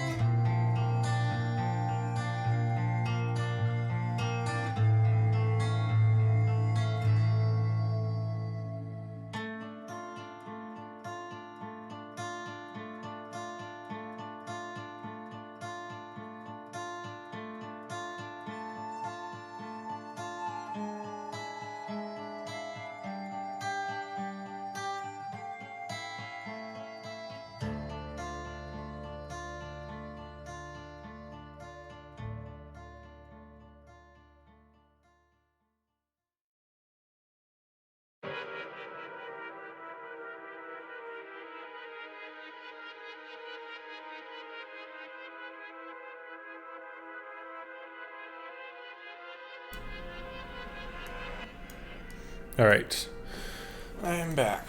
I need to eat something, so send me a cool video to watch while I eat. Game development related. Built a map generator in Python with Markov chains. That sounds cool. I want to look up Markov chains. Send me a cool video about Markov chains.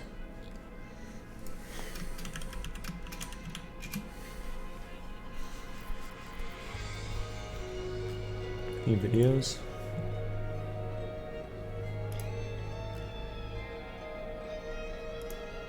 Why is there a 1 second video? Oh, I guess it's that. No?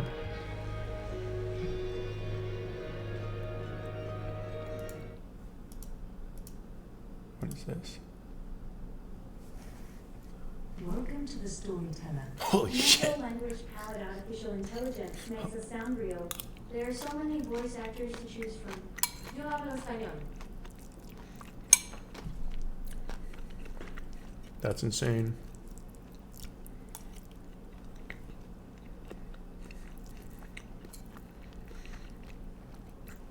While the truncheon may be used in lieu of conversation, words will always retain their power. Dude, that sounds like the meme text-to-speech one, except like an actual person. Words offer the means to meaning, and for those who will listen, the enunciation of truth. And the truth is, there is something terribly... Who's to... Anyone still watching? Hold on.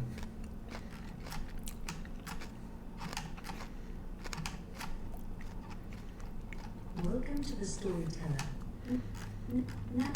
Natural language-powered art.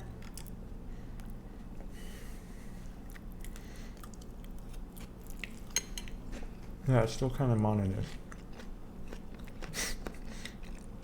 Alright, you're all still here. Anyone know a cool game day video to watch?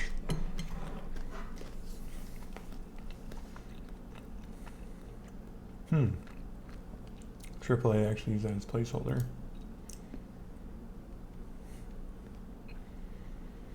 Oh, it's free. Whoa. Wait, what? Oh, this is on Chrome, duh. Welcome to the Storyteller. Oh, I've seen the Overgrowth dev videos. No.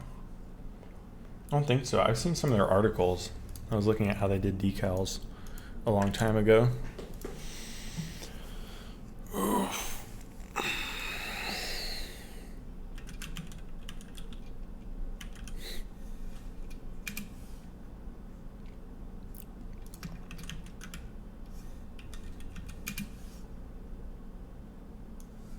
Wait, do they have videos of them?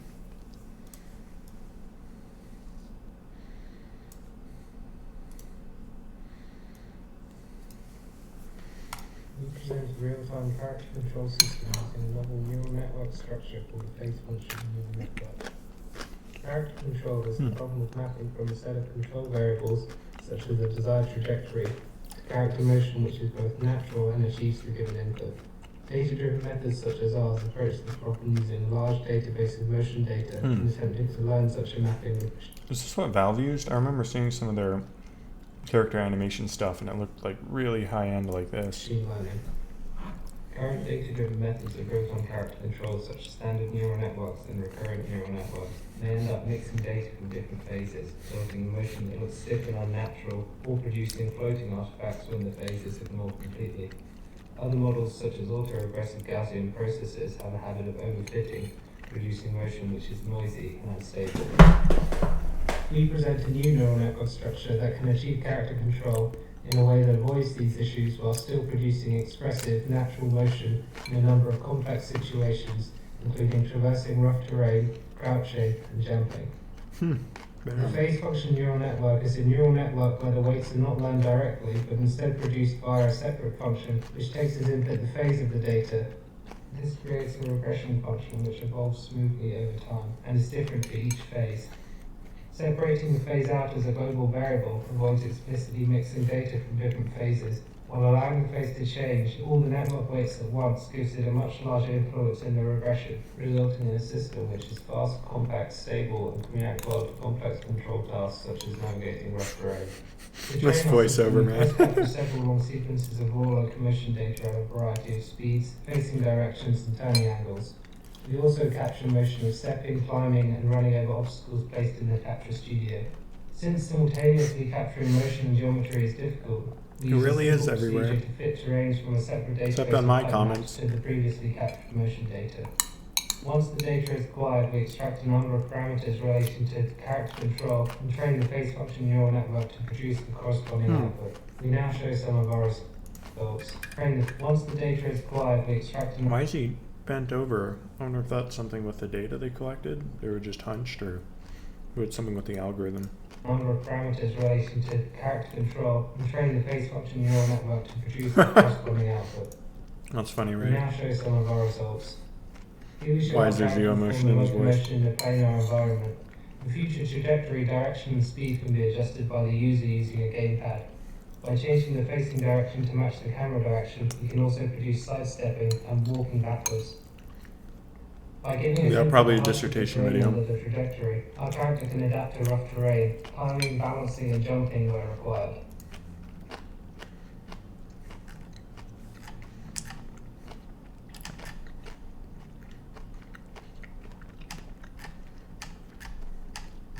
I don't get how students do this stuff. Like when I was in college, we were all fucking idiots, dude.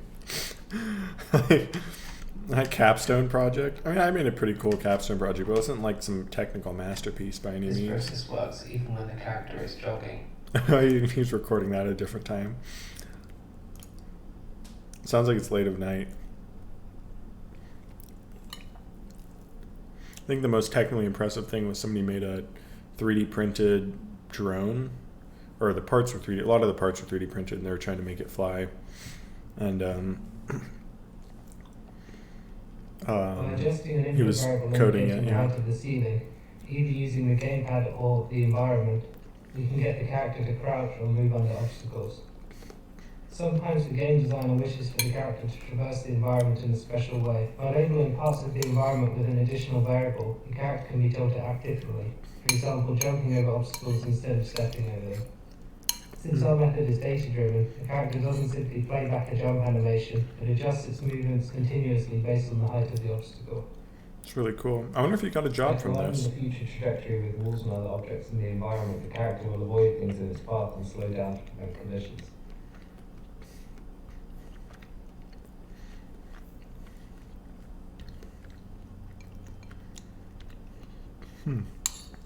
Wow. Can additionally be forced into certain environments such that the desired motion is performed, as shown walking over this beam. I guess these points are just, they start at the base of the character, and then they go forward just along the plane of it, and they recast down or up or something. There's a drop. Wondering how those are all drawn. Then all those points went down on the side there. Interesting. In summary, we present a new method of character control using a phase function neural network which can produce high quality motion for complex control tasks such as walking over rough terrain. It's fast, compact, stable, and can learn from a large amount of data.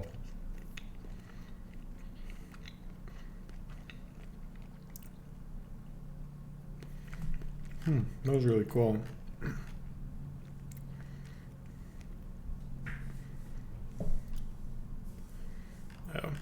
I'm just... it's hard to find like good discussion on cool stuff. Maybe if I search for this on Hacker News. Ah, here we are. Looks like 20 people have posted. Let's see if any of these have discussion. Nope. Nope. Nope. Can I like filter by ones that actually have comments on them? No, okay, this one does. The paper, okay. From what they claim, no overhead. Our system is extremely fast and compact, requiring only milliseconds of execution time and a few megabytes of memory. Everyone trained on gigabytes of motion data. That's insane. That's so cool.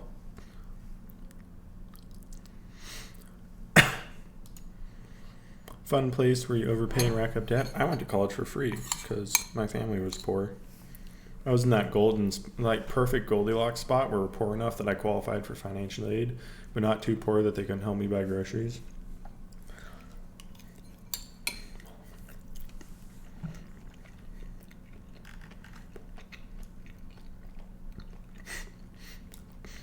Damn, is this a grad student? Like, is this grad school or?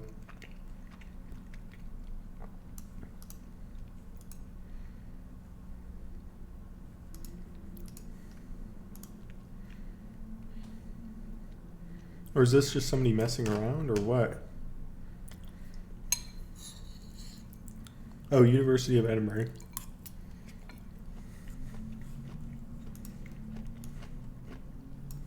Mm-hmm.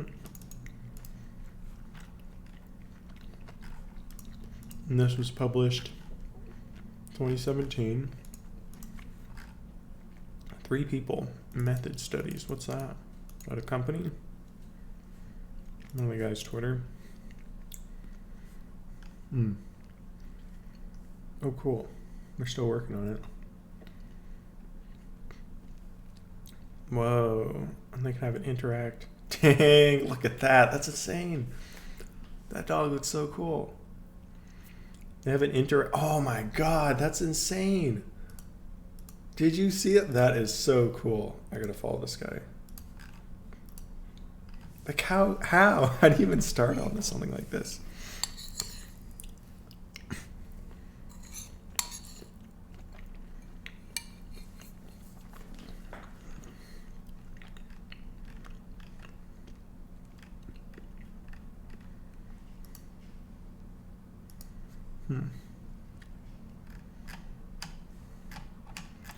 Animation, machine learning. Oh, at Ubisoft. Oh, so he did get a job. Writer, programmer, artist.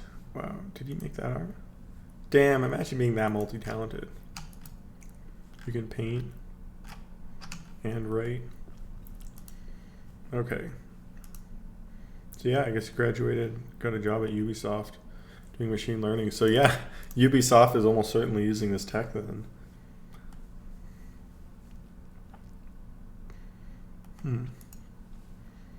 Instructed by passing it. What is this? Play with artificial neurons into the analog side. I guess it's not really related to it. Complicated shit. What is this one? Video, I'll show the changes for Overgrowth Alpha 138, which you can try if you pre-ordered. I finally added an animation for picking up weapons, so they don't just teleport off the ground into your hand. I thought this would be a complicated task, but the simple blended arm animation actually looks okay. For the rest of the week, I worked on detail objects, which are small decorative features like grass, weeds, and gravel. The system is not yet usable for the alpha, but I might as well show what I've been working on.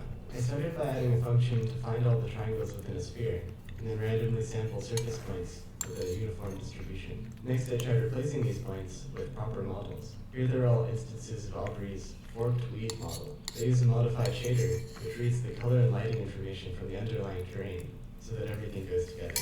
This was a good proof of concept, but to scale it up, the next step was to break it down into manageable patches. First, I tried using clustering to make the patches. I thought this might be looks like it's out. $30 bucks. Create rounder shapes for better culling and have no distortion from complex surfaces. This worked well at first, but as it scaled up, I had to keep adding complex structures to bring down the order of the execution time, since the landscape has 10 million detail object ones. Here's the spatial partition tree I had to make in order to speed up some nearest cluster tests. After spending a whole day on this algorithm, I decided it was eating more development time than it was worth, and just went with the standard grid for now. Anyway, it shouldn't be too long until detail objects are working in the alphas. That's it for this week. If you'd like to pre-order and try the alpha for yourself, you can do that at wolfire.com/preorder. If you'd like to hear about development news as soon as it happens. Is this their own engine? I thought they switched to Unity at some point. Jeez. Oh yeah, they got to 1.0. Wow. Yeah, this game has been in development for like forever. That's 2016, 2011. Yeah. That's so long. Damn. Very positive Steam reviews, so not a failure. That's good.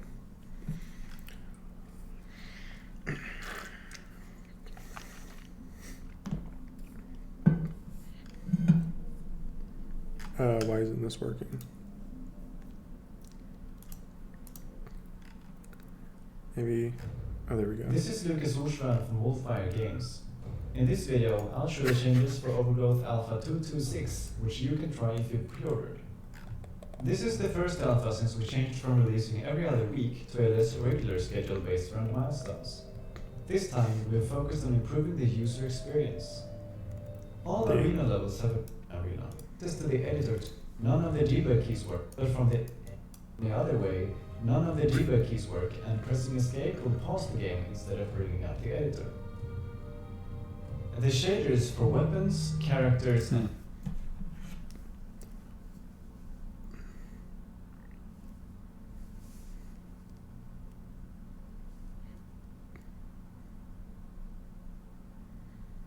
This guy is just some PR guy. Yeah, yeah.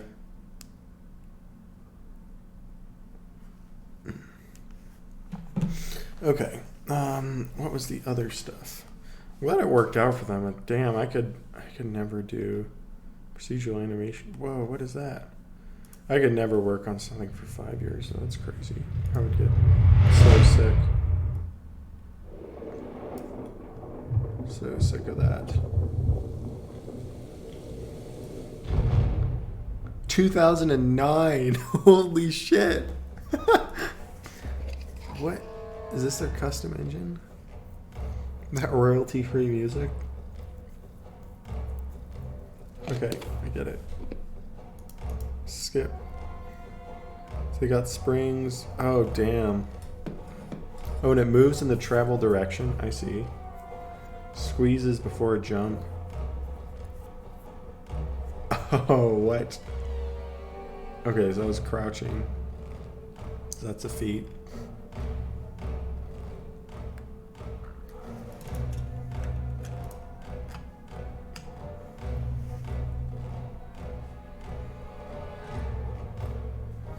I've been recommended that a few times. I think I watched a little, but it was a while ago. Yeah, it's kind of makes sense. I guess that's just an IK system.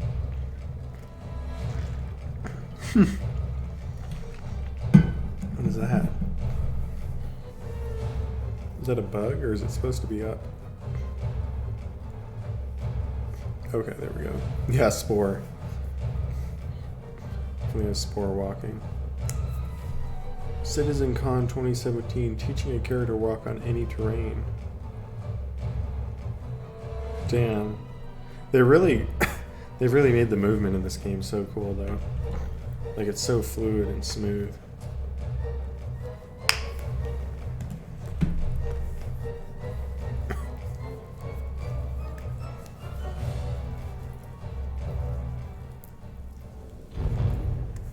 Damn. Yeah, 10 years. They've been working on this for over 10 years now.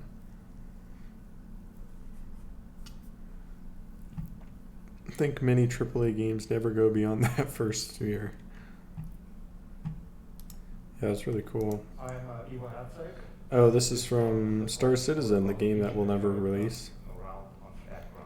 I mean, they're actually releasing demos, so that's cool. People can actually play it. Makes it feel like less of a scam. If he has only his flat ground animations and nothing else, then he can't make a step over obstacles. That means every box that's in front of his teeth and higher than 20 centimeters is a locomotion blocker. I mean... Alright, I don't want to watch the whole thing. Oh look, Beeg's got a video with 34,000 views. No, that's not right. That... How's he doing? I don't remember he was in one of my videos. Making a Peak 08 game. Still churning out tutorials. Oh, that's not right. That... The next Brackies. Alright. Let's get back to work. So I think I'm going to back all this up to my GitHub and then I want to do something cool like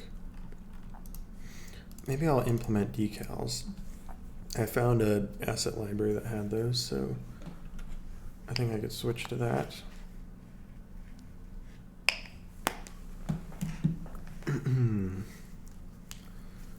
Okay, let's put on some music again. And let's back this up. So first I'll write changelog. Fixed current ammo and clip count on weapons when you in inventory toggle in weapon manager. That's what that was. Changed spawn point to projectiles when in third person. Made nice to fit text.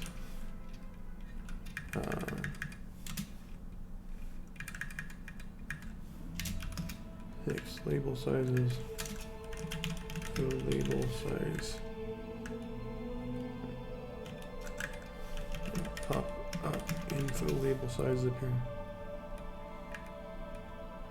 Text. Made ticks not hurt or target explosive barrels. Made loot chests delete surrounding pickups when you load in.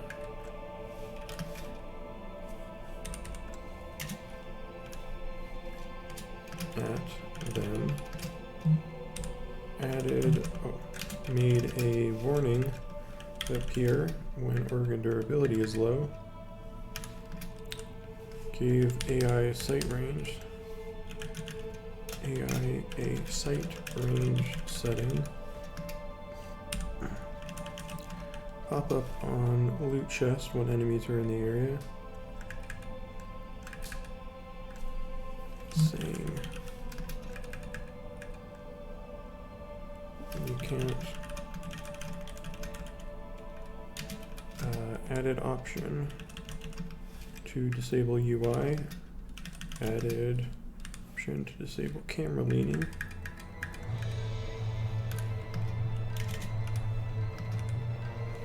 Made info pop-ups disappear when going to pause and save menus.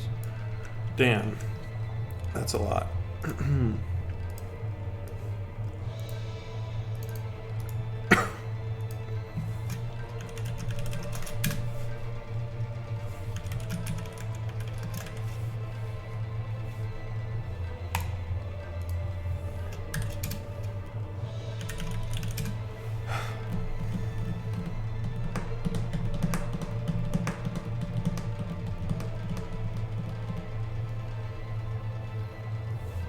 Alright, there we go. Implement height building. What? Where does it say height building?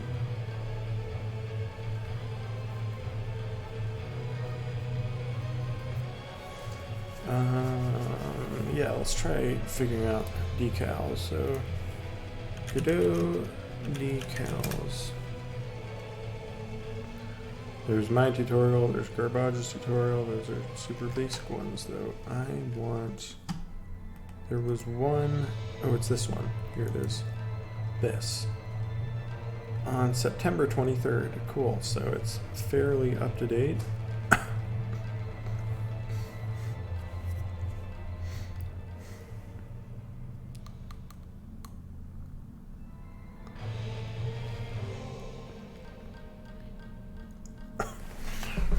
Yeah, it's pretty well featured. Okay.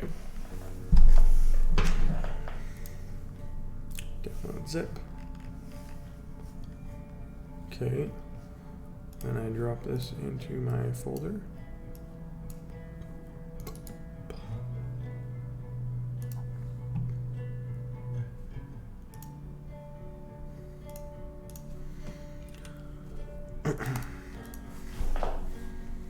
Okay. Let's see. Change the name.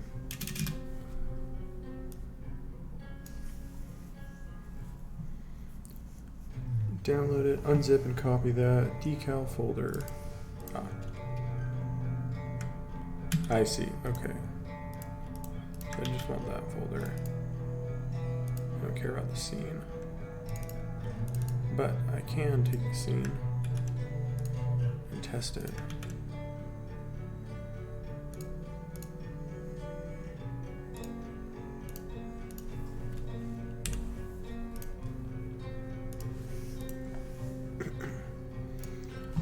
All right, uses a node-based approach. Let's open that project and look at it.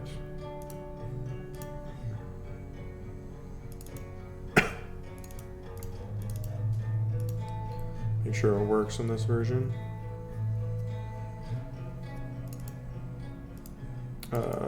Is there a examples? Here we are. Oh, nice. Is that a normal map? No. It's just built-in shading, I think. Occlusion. Albedo emission. Oh, cool. It's got emission on it.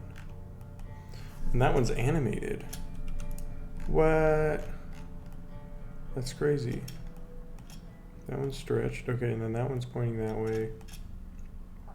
That one's got a normal map on it. Damn, these are detailed.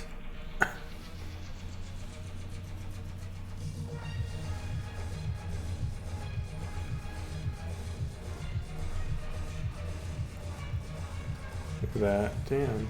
Oh. You get too close, it glitches or it hides. Maybe it's just the camera's clipping.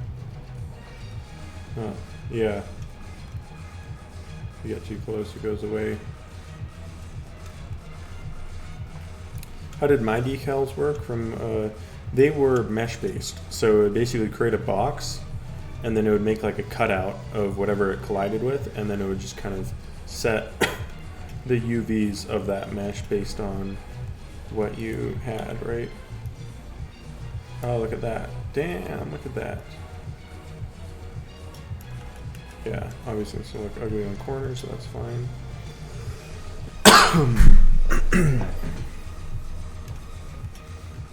So, wow. These are some impressive decals. Oh, what is this one? This one doesn't break when you get too close. Wonder why. Why did that one? Maybe because I had a normal map? Oh, this one does. Yeah, as soon as you get to there, it disappears. Maybe it's because of how it's set. This one doesn't. Oh, okay, right there it does. It's a really nice implementation though. These aren't. Huh. There's a lot of Z fighting on these though. Okay, so they got albedo. You got projection. Okay, so there's projection. What is the difference between projection and... Okay, so this one, obviously if I turn like this, it changes it. This one, if I... It only shows... Oh, it's I see. This one will attach to surfaces. Okay. So, all maps. Yeah, these are flat against the surface, I see. You can't modify those really. Projection on angles. Yeah, so it looks like the projection ones have a range restriction or something. Unless you move it really close. I see. Okay. Interesting. Rendering a cube with a shader, and they fail when they get too close because you're essentially going inside the cube. Oh, that's what it is. That's probably what this is then. Yeah, I had a completely mesh-based one, but it didn't have the best performance, obviously. This is something different. It's not projection-based. That's just their visible.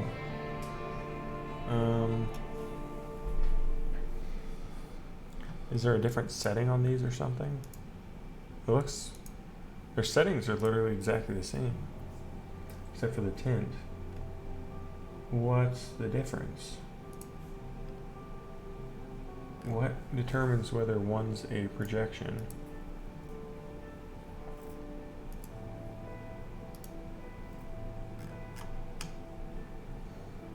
Albedo tint, huh? Decal. Yeah, it's just that. But what determines if it's a decal or projection one or not? Like that one's a projection. That's the default probably. But where's the setting that makes it a projection? I bet they're all projections. Those ones don't break, but maybe it's just because they're... No, because see, if I rotate this one, it doesn't project, it just stays clipped against the wall. Whereas, like, these ones do project.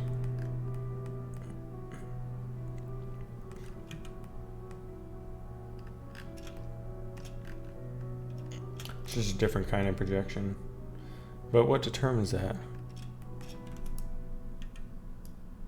Oh, I see, it's a very small cube. Oh, or it's just a rectangle. Yeah, I see. I see. So, the question is, do I want to use this? Or do I want to use mine, which is very poor performance, but you can get really close to it. I mean, I could just try theirs. It's not like it's going to take a lot of time to swap it out.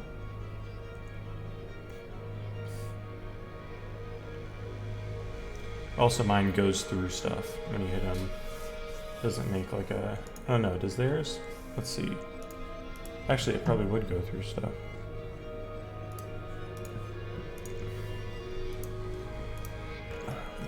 Let's see. Give me... We got this one. That's a pretty large cube, right? If I were to get another cube, move you over here,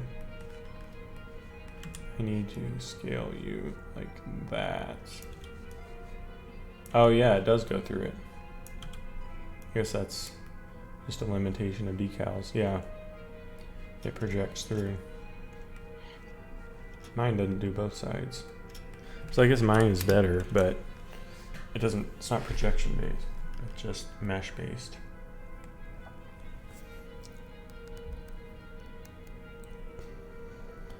Huh.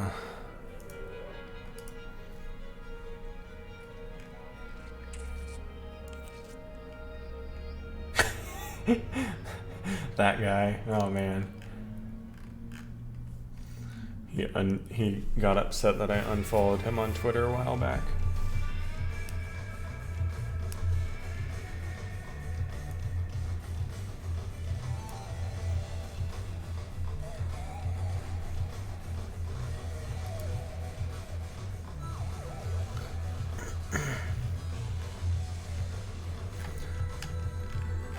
How is Godot 4's decal node gonna work? Go for decal node. Oh geez, one day Godot 5 is gonna come out. Here we are.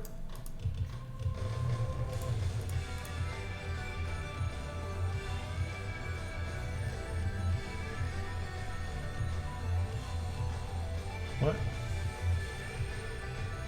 Where are the decals?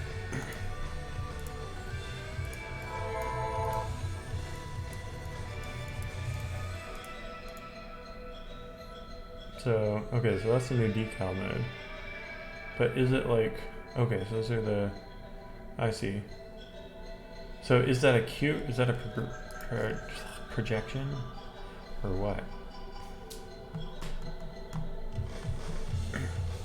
Source code is public for Godot 4, but I don't know how to read C++ very well. It's been a long time.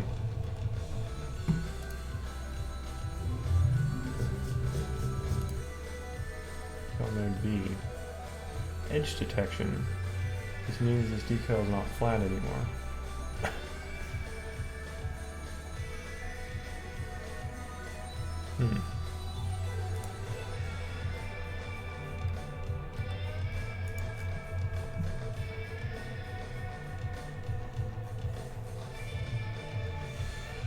Does it modify how it affects like corners and stuff or something?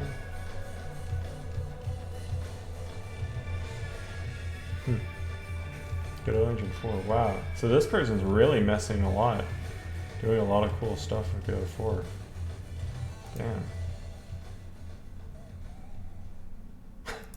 Everyone's like waiting for Godot 4 and he's like, I'm already using it. Wow.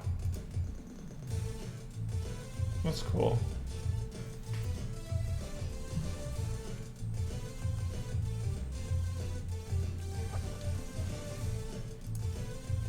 This does kind of look like, I don't know if it's the art or the engine, but it does look like a game from like 10 years ago.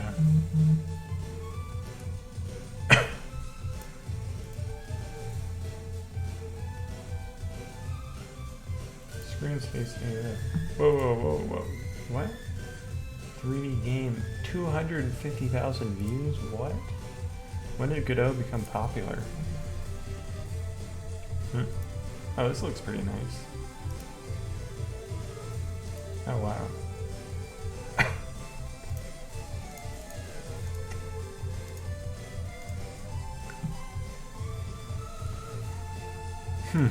Oh, I guess it's already a popular person, so... Whoa, wait, can you spread it out like that? That's such a cool look. Or did they just cut it up like that for the tutorial? Oh, they did. Wait, no, did they? What?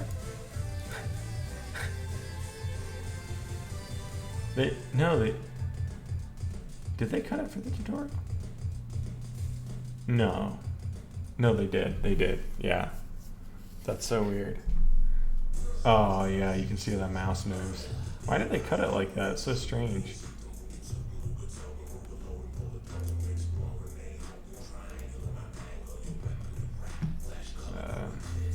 Oh wait, I just subscribed on the wrong channel. This is my streams channel.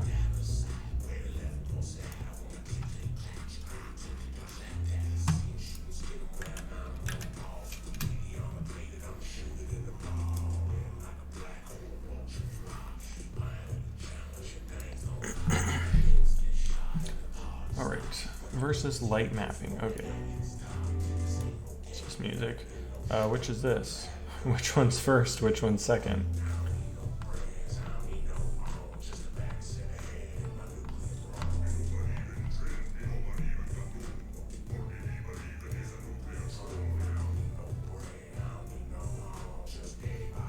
So is this, I'm guessing this is light mapping, I think. Or is it? It looks like, is it changing based on distance? What? Why don't they say which one they're using? Okay, this is light data.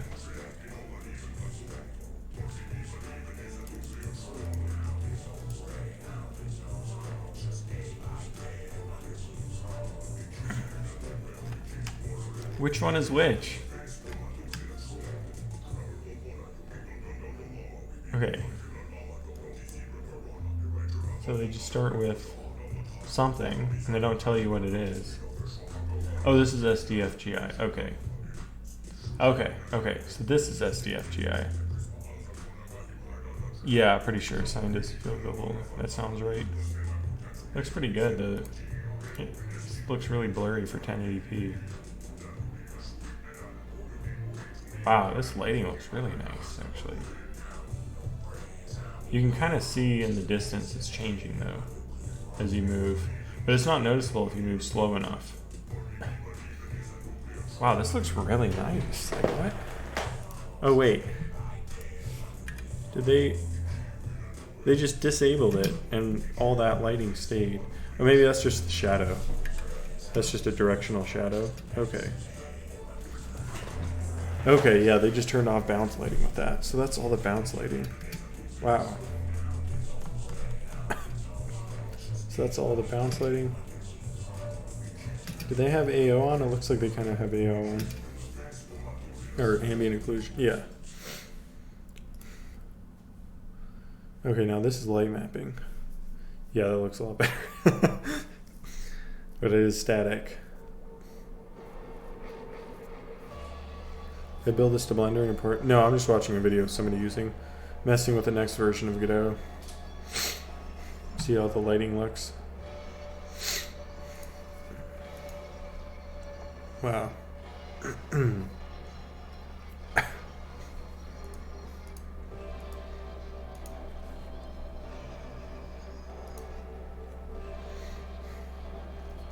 So what is that? That's showing the baked light map.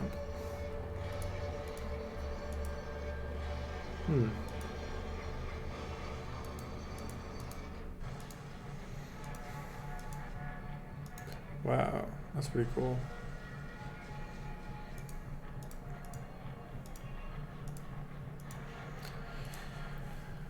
Yeah, damn. They're getting crazy with the lighting. We really need some like high-end graphics people to make some cool stuff.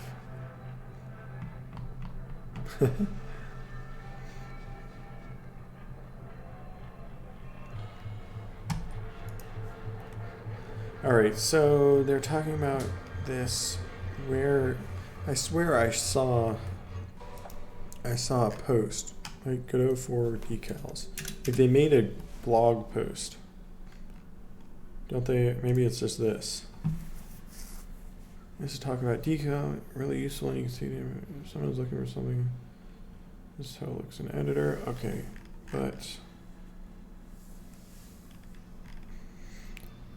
screen space decals implemented there. Dumping some my blog notes. Yep, all those. Screen space, rendering it on specific member, side stretching. Added. Why so much waiting for it? Likely as work in other areas. Okay. Yeah, there's this one which screen space decals, which yeah, that one's really out of date. Then they this was implemented here. There we go. Why is there so many different issues for the same thing? Implement decals. Okay.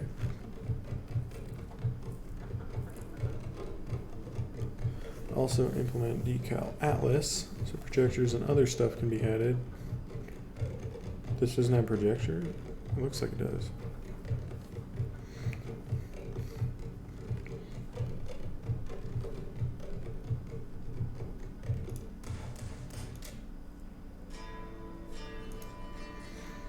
So they reviewed it. Do they talk? Feed should be working now. Damn. What's their implementation? How does it work?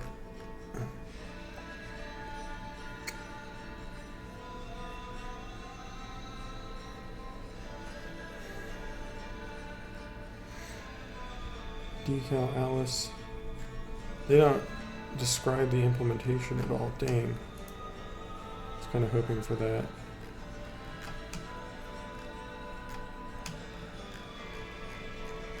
So they just, okay. Darn.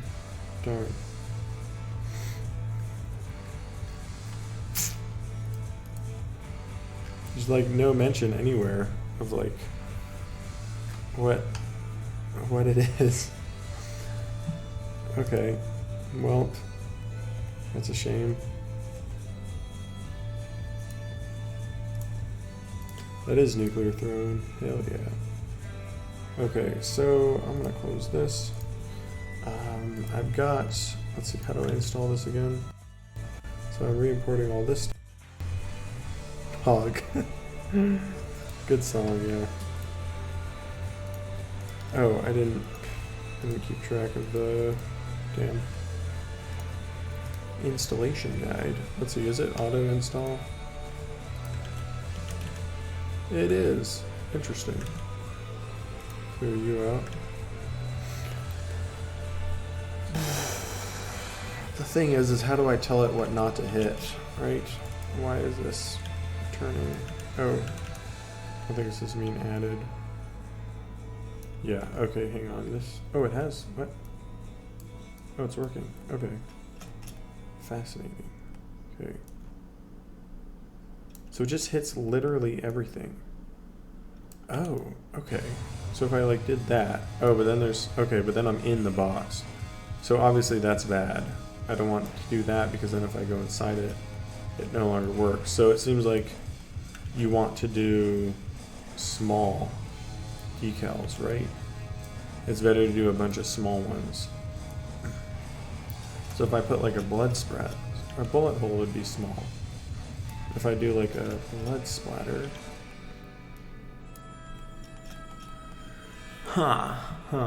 let's see, what does this look like with?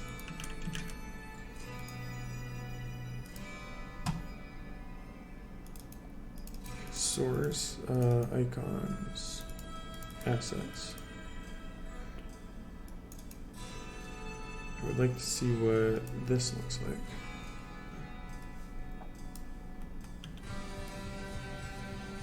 Why is it so stretched?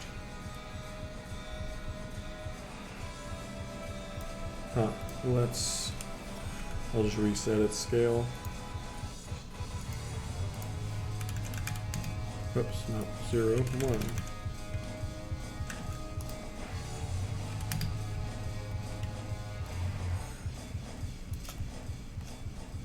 It's like scaled super weird though. Is it because I rotated it? So it doesn't like being on the ground. Okay, so it do have to, yeah, it projects in a direction. It looks like it projects in the Z direction. Okay. Okay.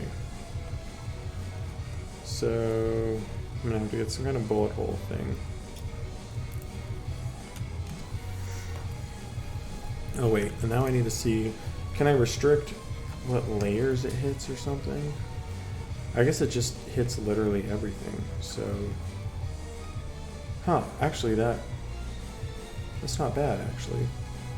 And I guess the problem is, of course, if enemies walk into it, they're gonna get this, it's gonna show up on them. Which is weird, and I don't want that. But I'll just do a quick decal implementation and let's see if it's actually noticeable at all. So, hit effect. Both of you.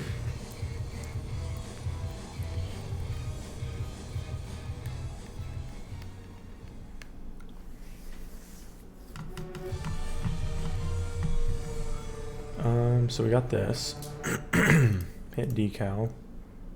What is this script? Oh, it just rotates it randomly. Change type to decal U. I don't know why. Okay, that doesn't work. What is this? Random rotation.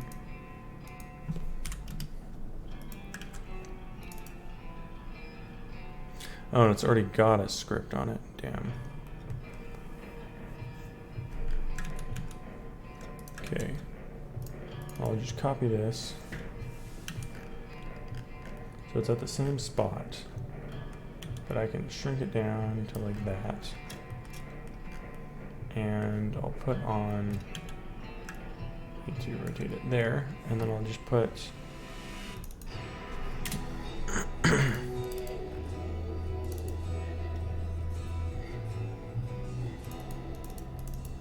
effects, fire, chips.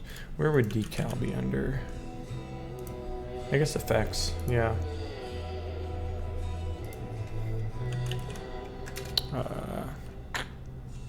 Decals.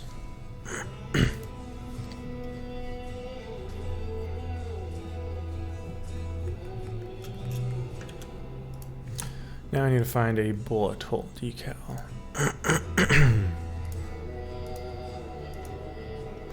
You want to keep the face of the decal as close to the surface as possible because the projection is fixed. Usually that sort of thing is a parameter on the decal. Probably uses the depth buffer, so if you want to filter out certain things, you'll have to do a separate depth. Alright.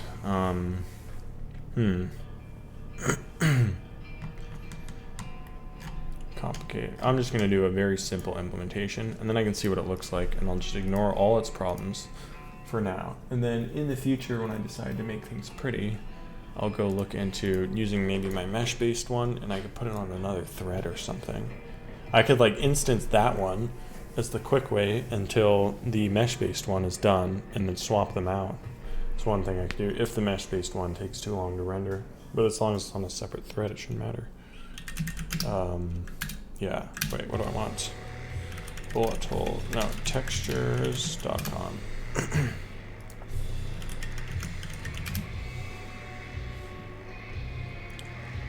Give me a good decal. Maybe open game art?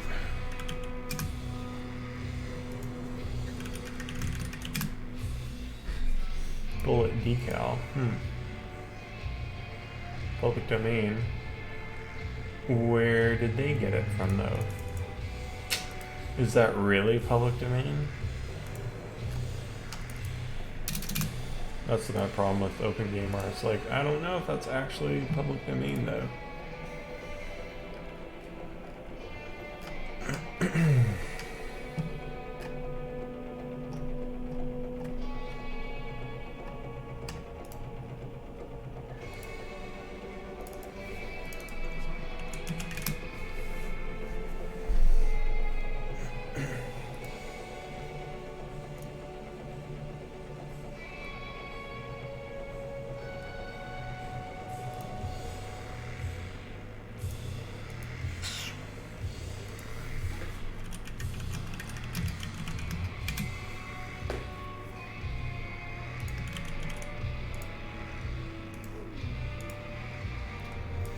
Action VFX.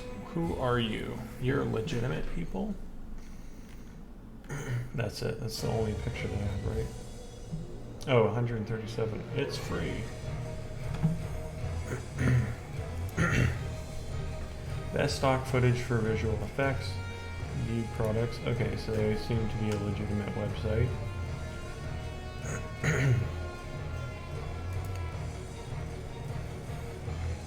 Licensing. There are no strings attached to your fee products that fall into the same. The layers used to be essentially any as long as you're not doing selling effects. Okay.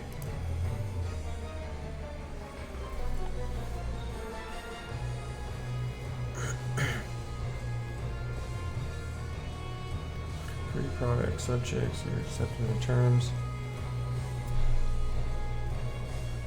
Anyway, any product means any internet with substantial value added by you. Okay, there we go. Their website is legit. Let's see. Is Action VFX legit?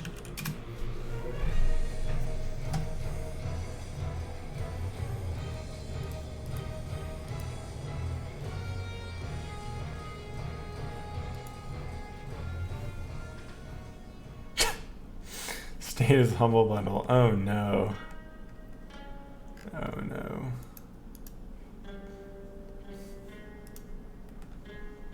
Oh no. Remember when Humble Bundle was just games? It was just like, they literally got some game developers to like make new games for them or something. Like the first one ever, it was like Notch made a game for them, right? Crazy. Now they're just a shitty bundle site. Cookbooks. Oh my god, they have so many categories. What the hell? Kind of do want to play Cyberpunk though. You can find it free online.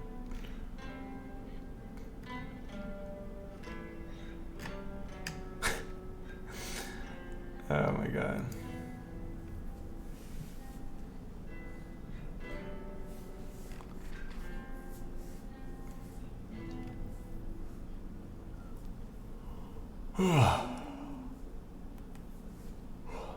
Okay. Alright, Action VFX. Seems good, so I'll download their free bullet hole collection. Let's see.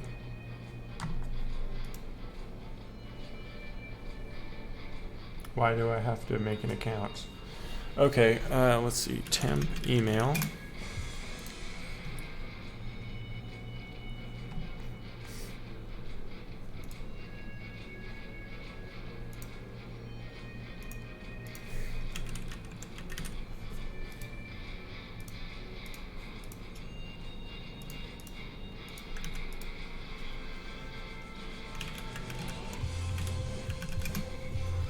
See if it takes that password. There we go. Sure, I'll save it. Check out. Jeez, they didn't even actually. It's pretty hilarious. Complete order.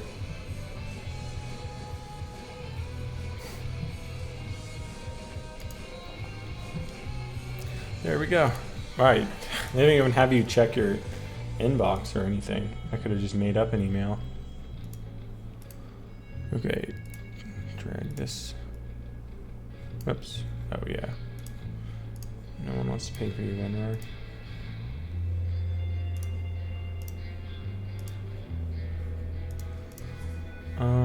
Free VFX. Do they have any blood splatters? Oh, they do. Bullet shells. Huh. Wow. I gotta get more stuff from them. Fire sound effects. Oh, wow. I could use that. Explosion sound effects. I don't know if I've gotten theirs before. Blood mist. That's cool. I definitely need to add those. No, wait. I already have blood sprays on characters. I could probably add more, though. Could always use more. Water sound effects. Smoke plumes. Bullet hit sounds. What? Dang, they got a lot of cool free stuff.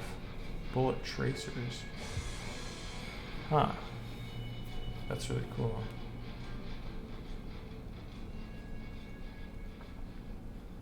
Blasters. Oh, I guess for your Star Wars ripoffs. Dang.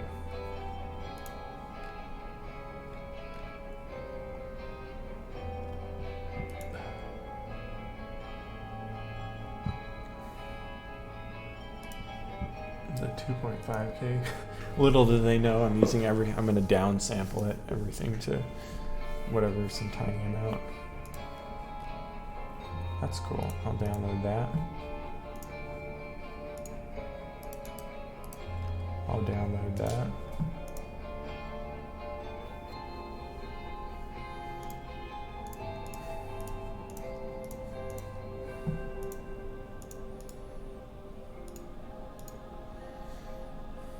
Damn. Here we are. Where am I? Yes. Oh, jeez. That was loud.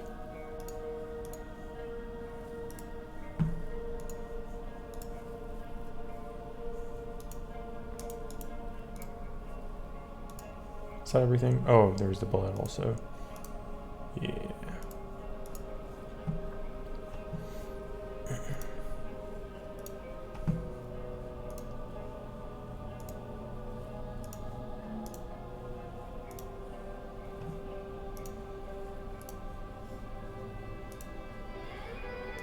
Oops.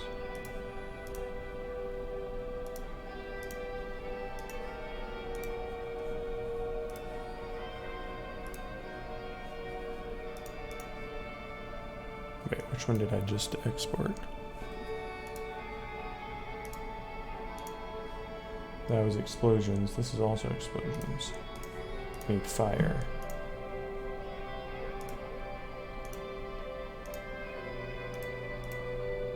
There we go.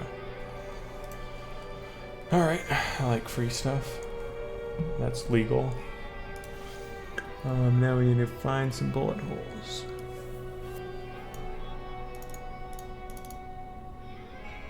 Asphalt. Oh my god, why is there so many folders? Okay, so we got that. Pistol, asphalt. I think I want more like metal or stone or something. So we got that. Drywall hits. Pistol. Okay. Shotgun. Glass hits. What's gonna look best in game? Metal hits. Here we are. Yeah, I feel like I could just downscale some of these. Or like just one of them or something.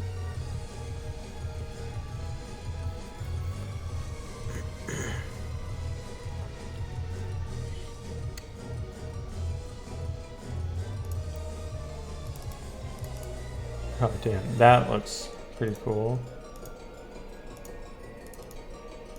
Wood hits. Huh. Yeah, let's go with this. Maybe. Or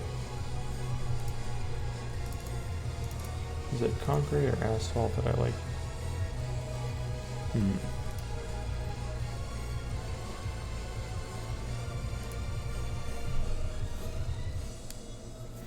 Let's just try this.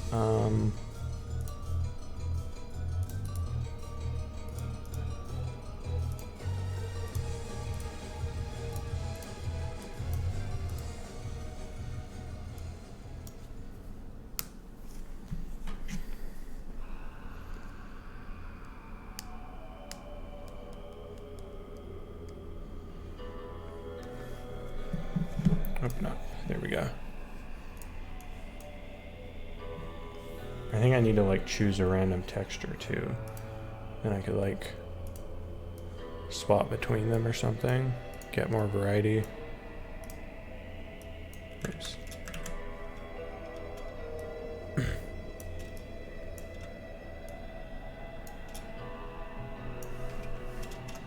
Actually, I should probably do it like this.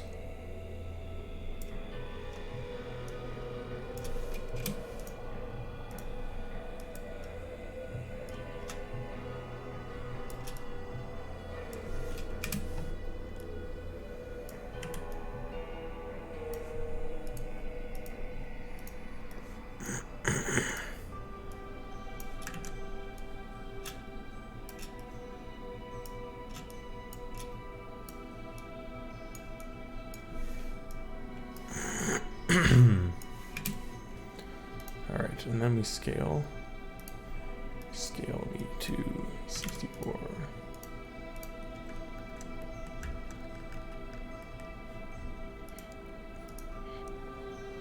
And can I like oh, that actually looks kind of neat. Huh. I think that one looks the best, but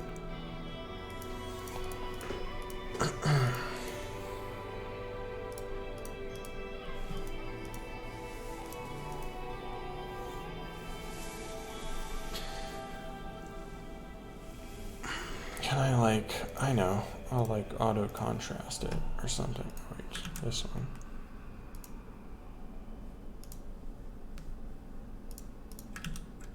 That makes it a lot brighter.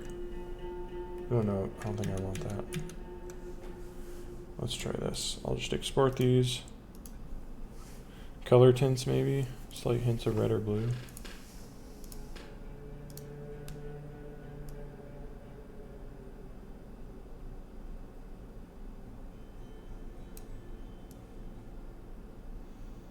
Oh yeah, turning out saturation is kind of cool. Definitely gives it more energy.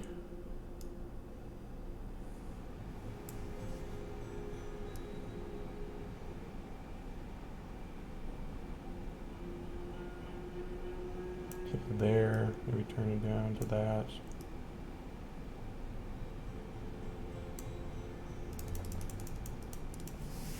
I like that setting. Then I can just apply that to all these. And I can also go filter, sharpen. Oh, that's too much. That's too much. I should have done it when it was scaled up. That might have given it more something. Okay, let's export this. See how it looks in game. So, textures, decals.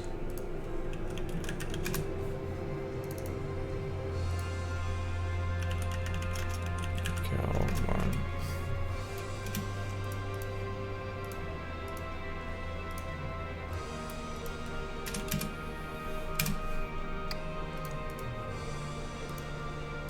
Whoops, no. Yeah, that.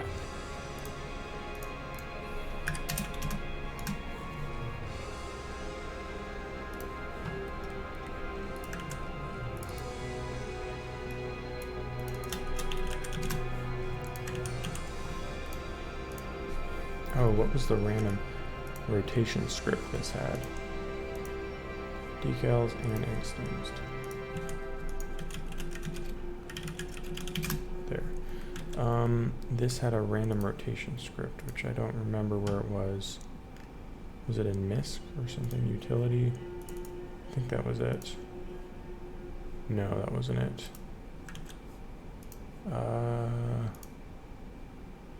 Weapons effects, random rotation.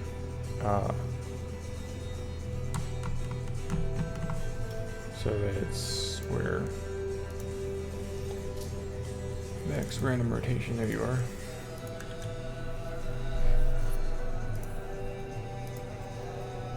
So rotate on the Y, and then these will each get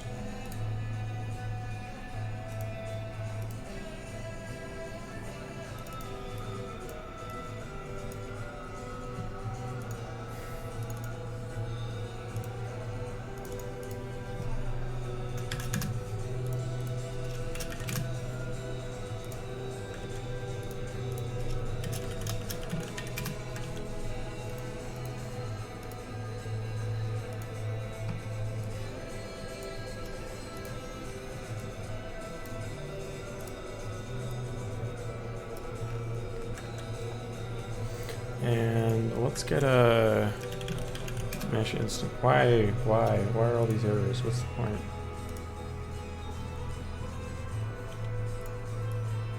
Okay, there we go. So let's say the terrain is right here, right?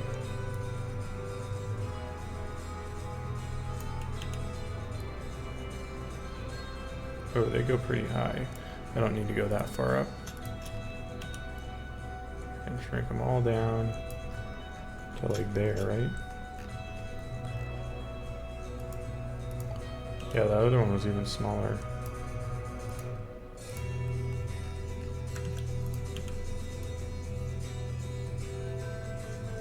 Yeah, so that should work.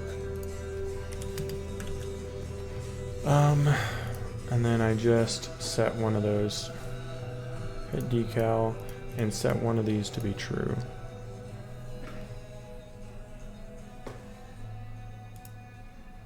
Alright, so you'll get that, and then let's like set random child visible.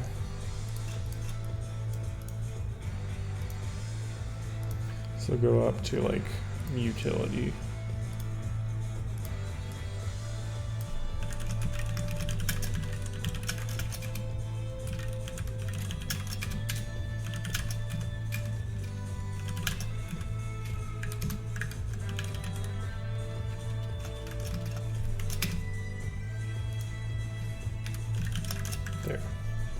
There we go. There we go. So that'll set one of these randomly to be visible. This will give a random rotation along the y-axis, and that should spawn them all, and it should work. Hopefully. Let's see. I'm only testing the blood gun right now. Oh. Okay, it gave a bullet hole. It looks totally awful, but does not fit at all for sure. Okay, I definitely need to like down-res them even more. I need to fix the lighting on this scene. Huh. Oh, that's kind of cool actually that it goes through like that. Yeah, those need to be lower resolution, definitely. That does look cool though. Yeah, it works. That works.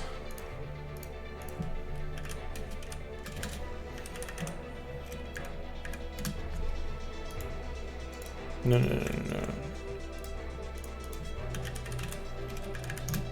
What does that do? Make placeholder. Load as placeholder. What does that do?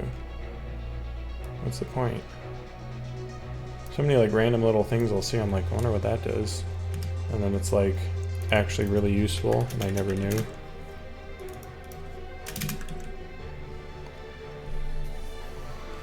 Hey Jellycakes. Yeah, it's been going good. I got a lot done. I'm implementing a decal system, and we're gonna see what it looks like.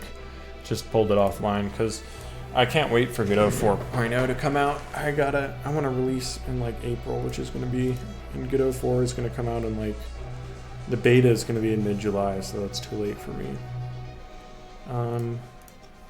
So I'm gonna just try to use some existing solutions.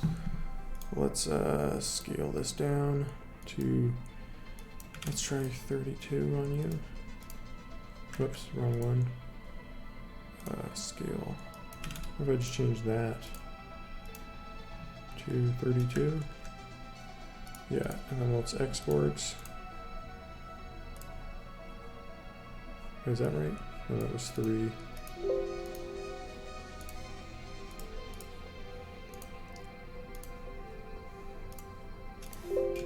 Oops.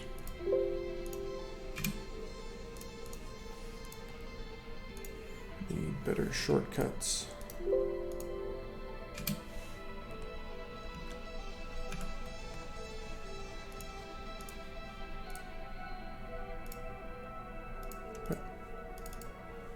Yeah, okay, that's the...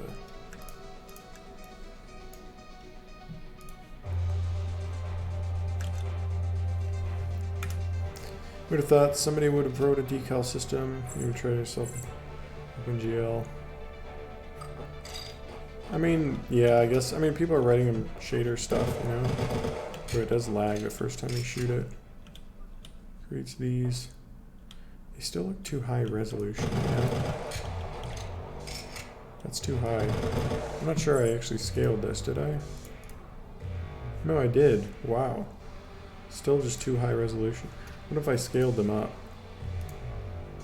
Like, right, like double their scale.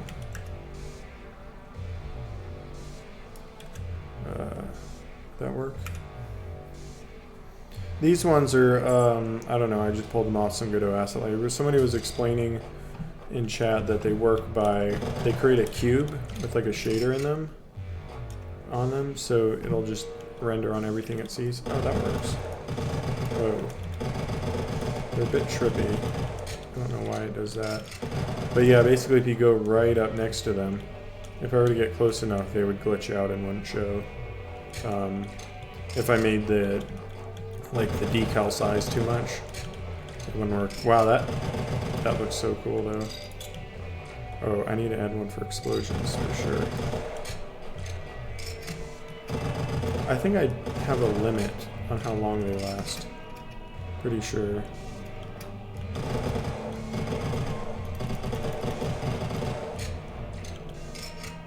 I don't remember if it's time or if it's...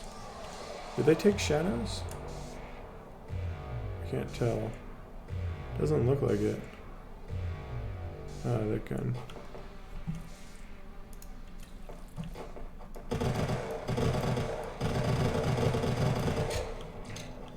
Ooh, it definitely adds a lot though.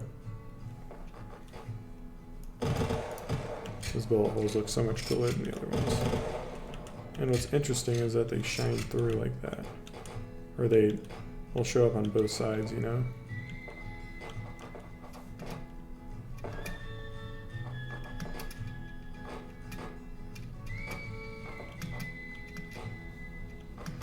Yeah, I do have some kind of decal limiter, I know, but, well actually they just have a time limit where they delete after a time, I think, or I did. I don't think I have that anymore, but I will add some. I do need a graphic setting for that for sure. Let's see. Okay. Now I need like a crater or something for...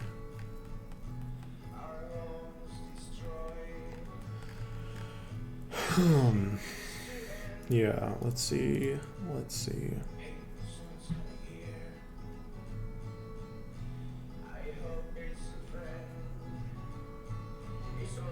I'll put some kind of decal manager. Let's see. Tweaks. Decal limit. Yeah.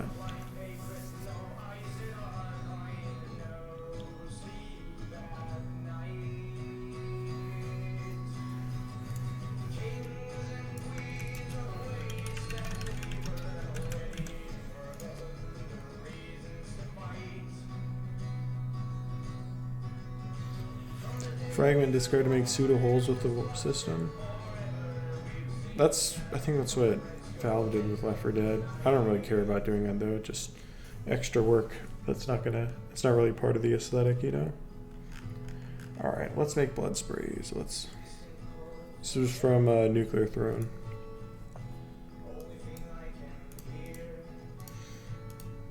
Okay. So I downloaded blood textures. These don't look like sprays though. These are kind of boring. They're just pools. Yeah, I think textures.com has some good ones though. Blood.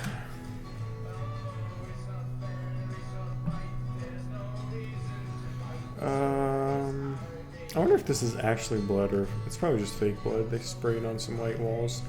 Alright, so I actually used some of these in the old builds. I'm just not sure which one I should use now. To envision it being low resolution.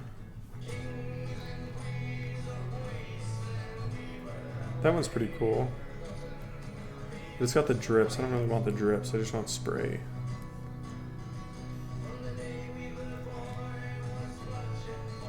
Real blood doesn't look like blood if you get what I mean. Oh yeah.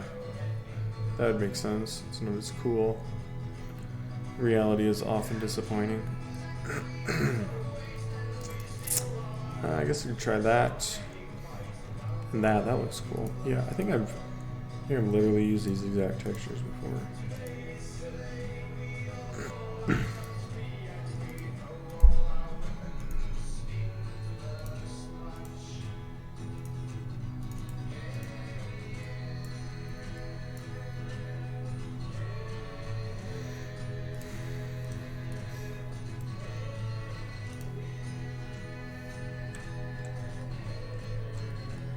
Hello. Why'd you break?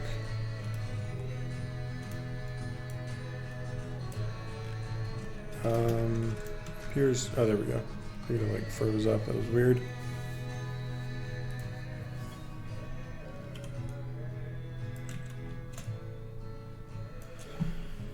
I'm gonna have to do color to alpha, aren't I?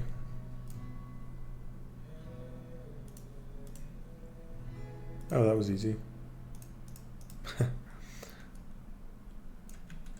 Is that it? Why is it? It's weird how it cut it off like that. It's a lot browner most of the time. And done cleaning for a living. Damn. Cleaning for a living seems like a rough job.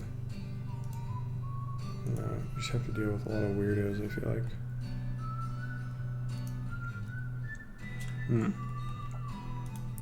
What? Why is this? It keeps not letting me zoom in. Or zoom. What is going on, Krita?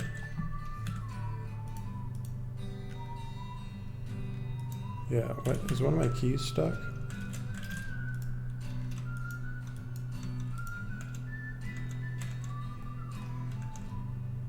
Oh.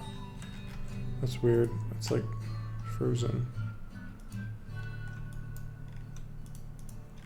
That's really annoying. I'm gonna have to I'll save this one as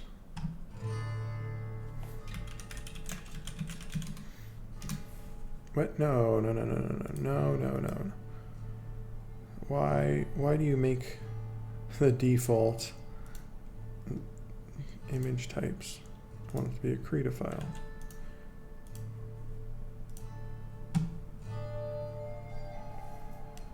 Be cool to tint the blood decal to be darker over time. I don't think anyone would notice. Wait, that's not what I wanted. Open. There. Now it's working. God, that was so weird.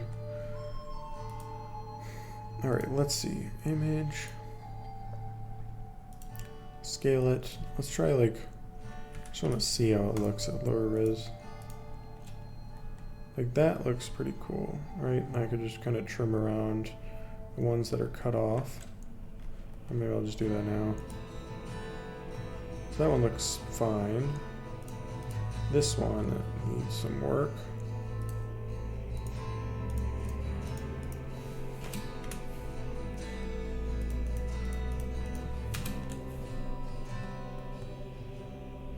I could get rid of that.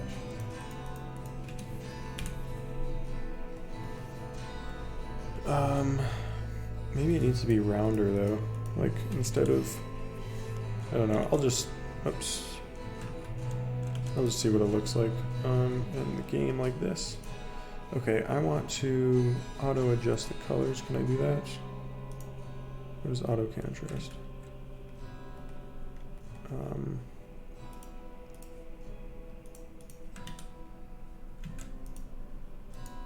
Auto contrast does nothing. Okay. I kind of want to adjust this one though. The hue saturation. Yeah, I want it to be darker to match the other one. Okay, that's fine. As you are. Hue. Yeah, I don't want to change the hue. That would be weird. I guess I'm gonna have to mess with levels, I think. Well, darkening works, but also levels. That really lightened it.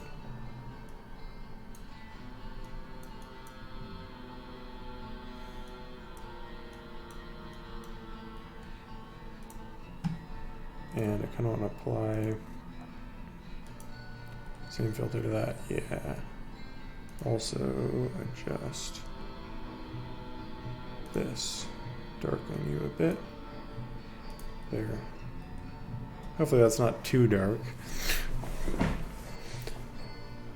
Can't wait for bandages. Oh, I'll have to put blood decals on jibs. But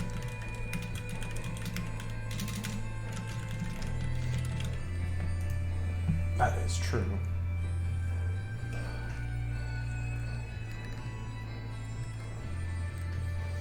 Okay, and then we got both of those. I'll have to make some smaller jibs for that for sure.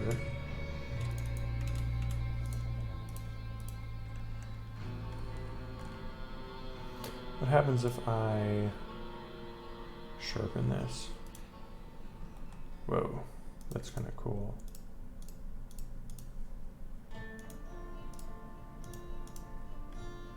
Huh, gives it a weird vibe. I don't know if I prefer it or not. Definitely gives it that deep fried look. Alright, let's just try these. Let's see, blood decal.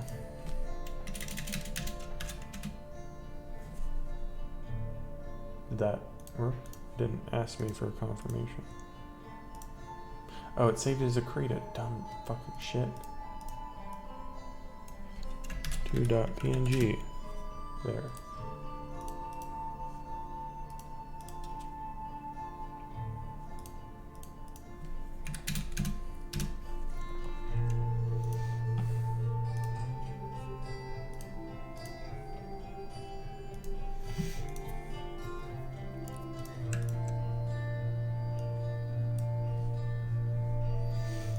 All right, now I want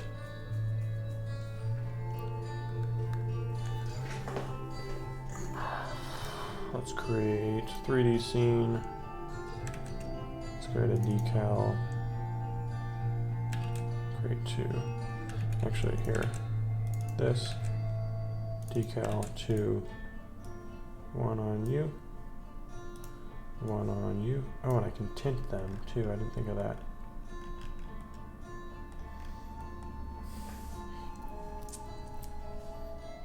I think I should kind of flatten them down, or both of them. Wait, it goes along the Z, so I should flatten them this way, and then rotate them to both be like this, right? Pointing at it, and then I'll say blood decal. There, and then I can say show random, and then I will look under utilities. Set random child visible. And then save this to effects, decals, blood decal, and then put you in decals and the instanced group, I think. Should be good.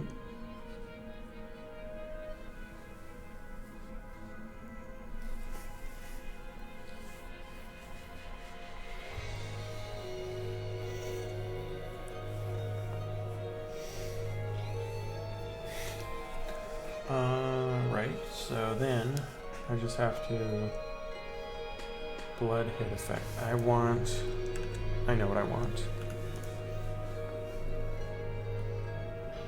Maybe that should be a little taller actually.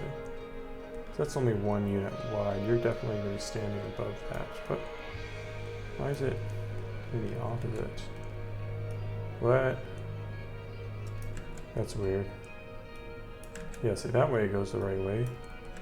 When I do that, it goes opposite. Did I fuck up the scale? No, it's positive. That's weird.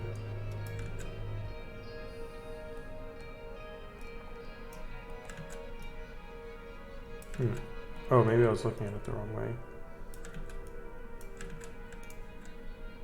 Oh. Huh. Oh, because it's not doing local when you... Yeah, okay. Alright, so I got a blood decal script. This goes into blood, and yeah, it just spawns, and then I can go to Health Manager and have you get a reference on ready var blood decal equals preload blood decal. Why is it not bringing up the effect or the thing in the effects? Let's drop you here. There, and then I can shoot out a hit VFX.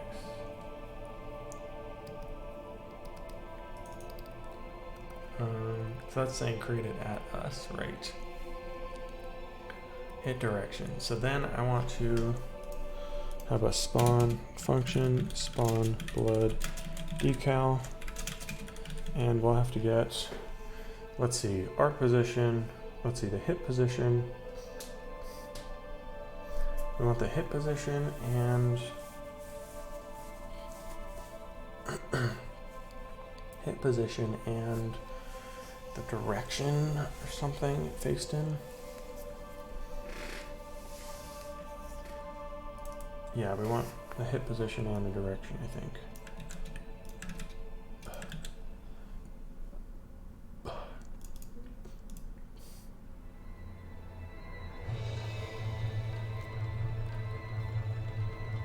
So I think what I'm going to do is raycast out then. So let's find the raycast code.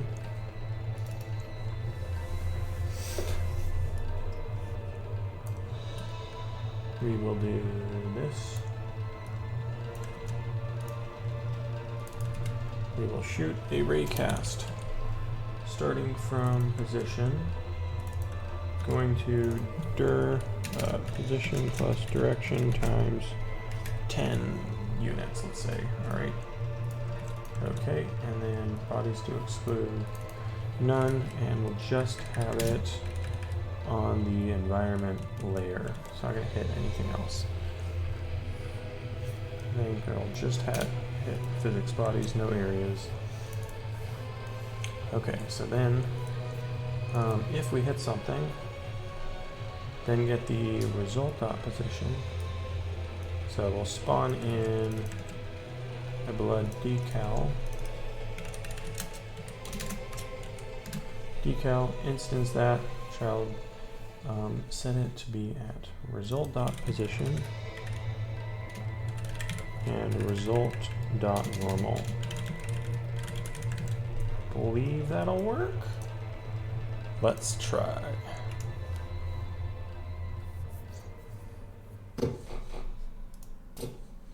Wow, that was laggy. Did that work? It does not seem to be working. Oh, I never called this, duh. Duh. There we go.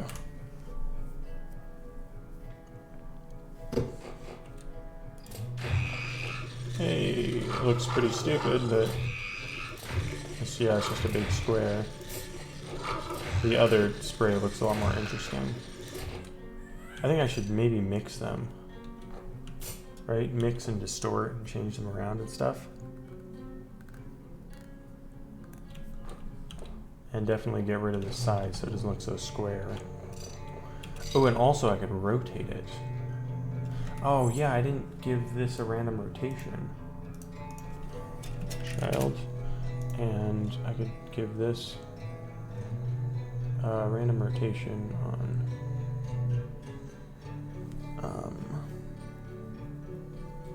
is that right?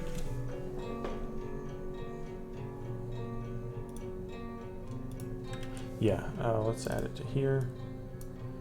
Random rotation. This goes under, is it utility? Oh, it was under bullet effects, that's right. Weapons. Where is it? Items. Weapons. Effects. Random rotation. That should really be under utility. So that's why. Yeah, there we go. Okay, so now if I go into here, scale it back out. First off, cut you out.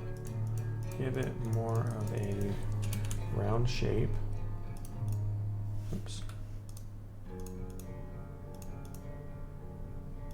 I think I will kind of cut it out like that. So I'll leave that one splitter out there. I think that can look cool. And maybe just get rid of all of these. So it's kind of square.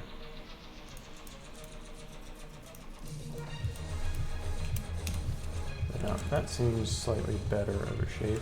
Oh, I should, wait, go back, copy that, undo everything. Oh, no, go back. There, create a new layer, paste that. Then I can just save that data and I'll have more possible decals. And I can duplicate this one. I do. And I could like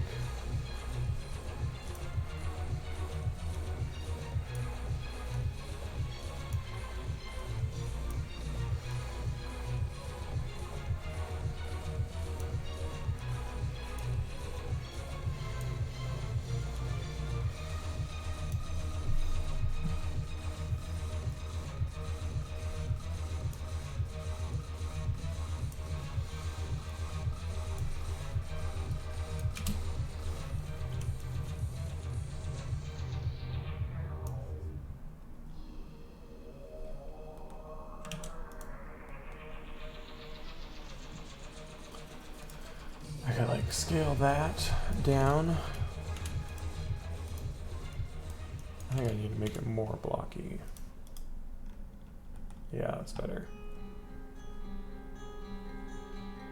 Still kind of square with all the deets on there.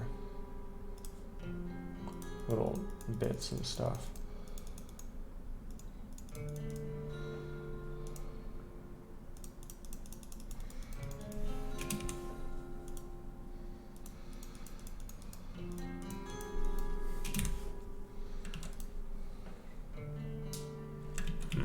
I don't know.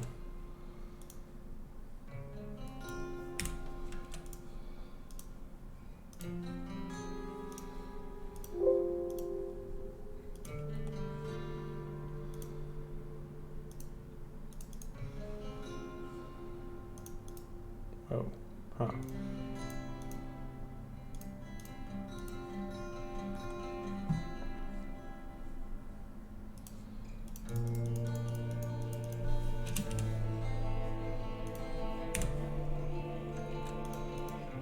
Ah, there we go.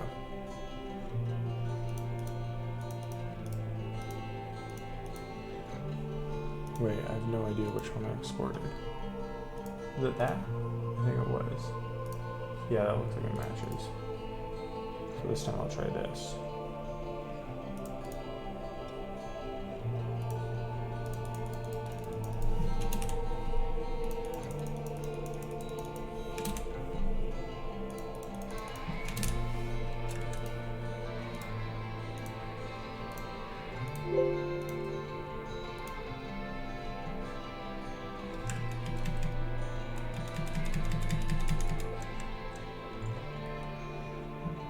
Damn, somehow I painted something there.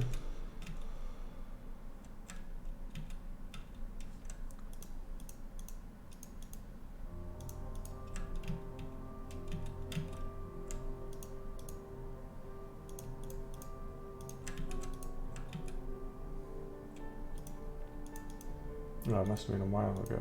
Damn.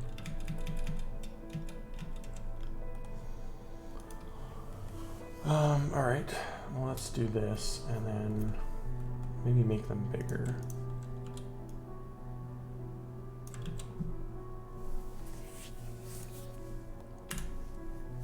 Oh, I didn't re-import the textures.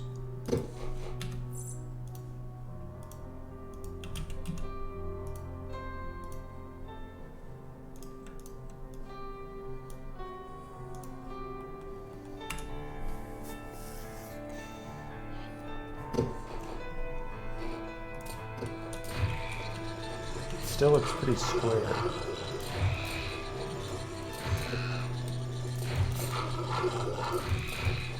Oh, that's way too far, yeah.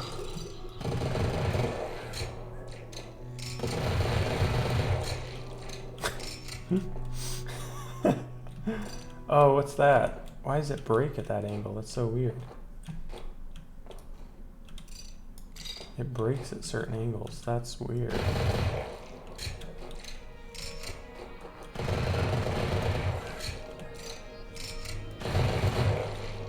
I should scale it on distance too.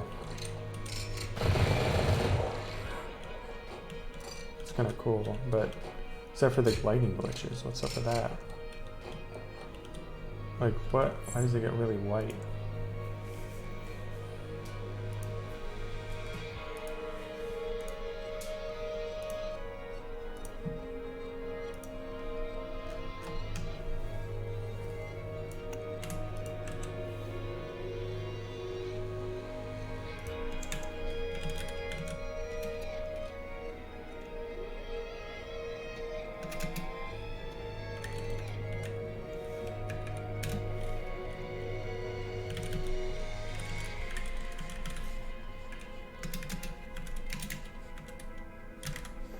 Okay, so I'll take that, and then I'll just say, so if it's at 5, it'll be 1. It's going to be 1 minus that. So now, if it hits at 5 units away, it'll return a 1. If it's right next to it, it'll return a 0. So then I just scale that.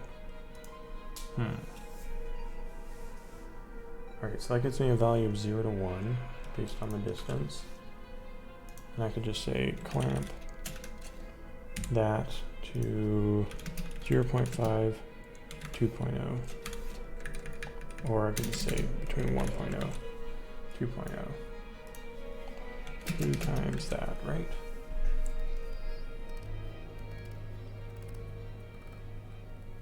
Okay, so wait, that gives me a value 0 to 1 based on there, and then I add 1 to it, so it'll start at 1.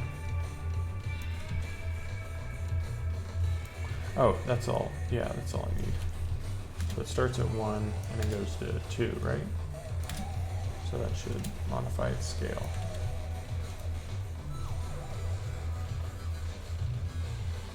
You're trying to show reflections. Maybe that's why. Hold up. Your shader. It's probably doing something with specular strength. Yeah, it's at 1. I'll have to set all these to, well, I don't care what's on the bullets, but on here, set that to 0, definitely.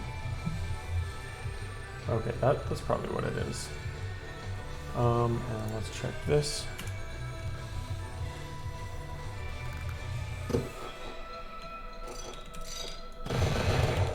Oh, bug, what happened? Oh,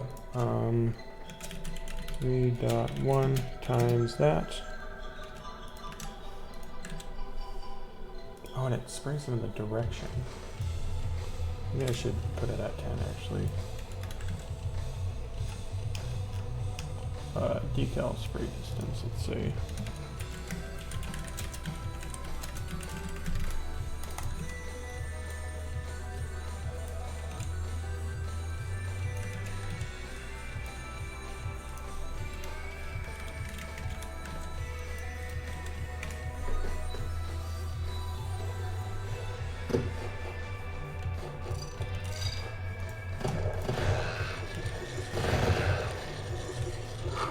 Oh, that's the bullets.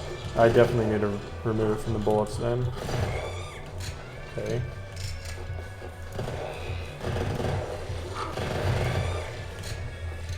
Scale gets smaller. Oh, it's getting smaller with distance. That's not right. Also, these look terrible with specular. There. Okay, let's go back to the health manager. What's going on here? So first, I get the distance to the result position. So start position of result. Oh, wait, no. Okay, and then I divide that by our max distance, right? So that'll give a value of 0 to 1. Okay, so I don't need that. I just say value 0 to 1. And then I get, okay, no wait, 0 to 1? Because if it's, yeah, if it's right next to us, that'll give 0. If it's exactly 10 meters, it'll give 1. Then I add 1 to that. And I say, okay, add 1 to that. It's all going to be a value of 1 to 2, right? Bar scale amount equals that. And that. Let's see what's going on.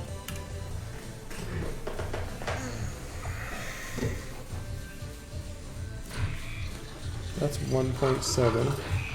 That's 1.8. Maybe I just messed up my math before.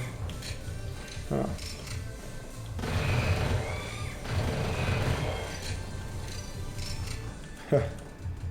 Oh, the lighting's kind of bugged on the shadows. That's a shit. Whoa, that. Quite interesting.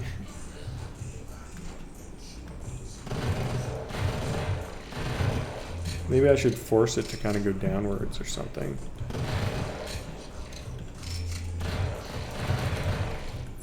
Like if it's, okay, hang on, let's try something.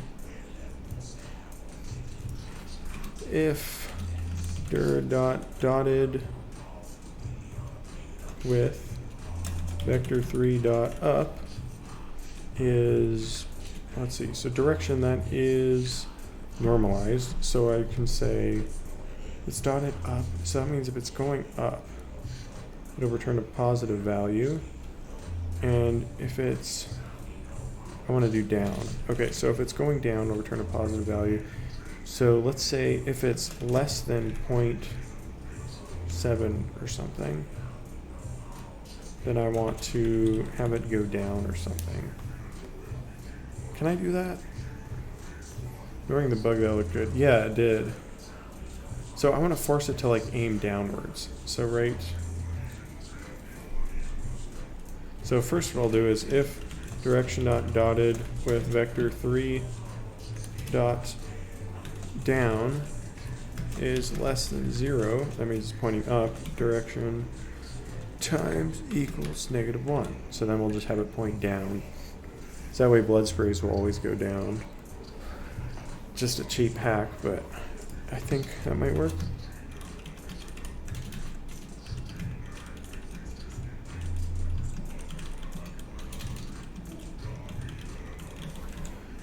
Otherwise, if they're less than 0.7, then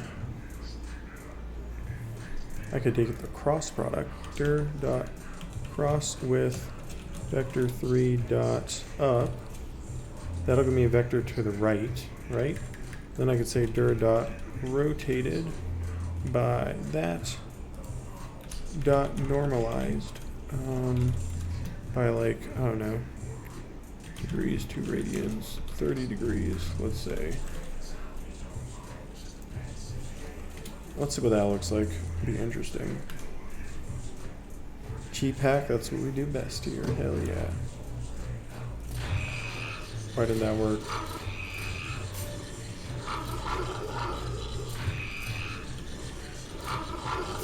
Oh, that's annoying. Okay. That went down. Oh, it flipped its direction. It didn't just rotate it, it flipped its direction. That's not good. Yeah. Yeah, it's like flipping I mean, it's kind of neat, but what if I just had the blood sprays go down instead of hitting things behind them, right? Like, you just have it always shoot down. Just with like a random scale. Hang on, let's see what that looks like.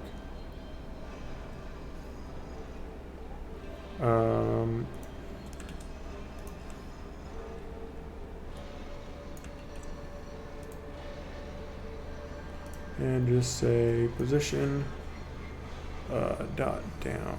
So let's say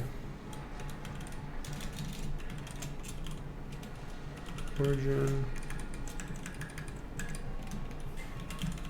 position equals that. So that's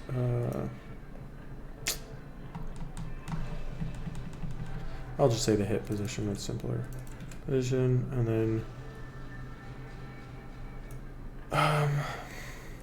let's just say vector 3 dot down times 3.0, right?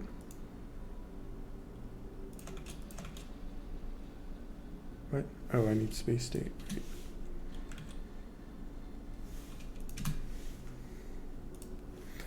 And then bs.scale equals vector 3.1 times random range 1.0 to 2.0.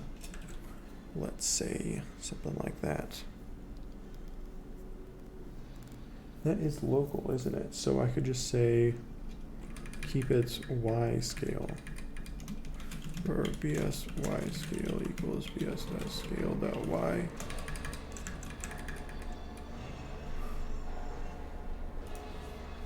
Oh, I can just do vector 3, 1.0, 0.0, 1.0.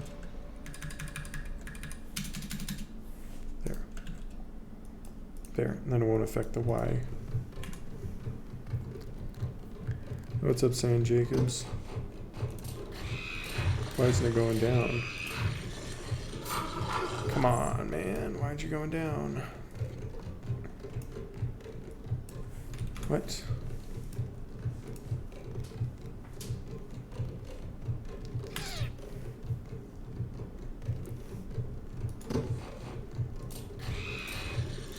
What? How is it? There's no way that's not hitting something. How is that not hitting something? Hit. Saw your video on making good tutorials, loved it. Oh, cool. So did I. Yeah, it hit something. It's saying it recast it down, and it hit something. Result position. What? So why isn't it working?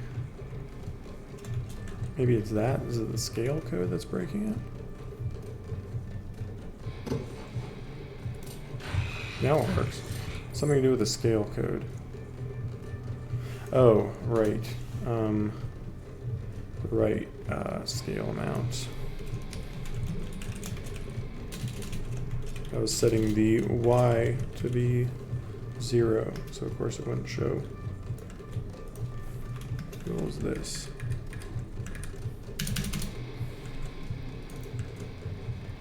Put it on you, and say you to 1. There we go.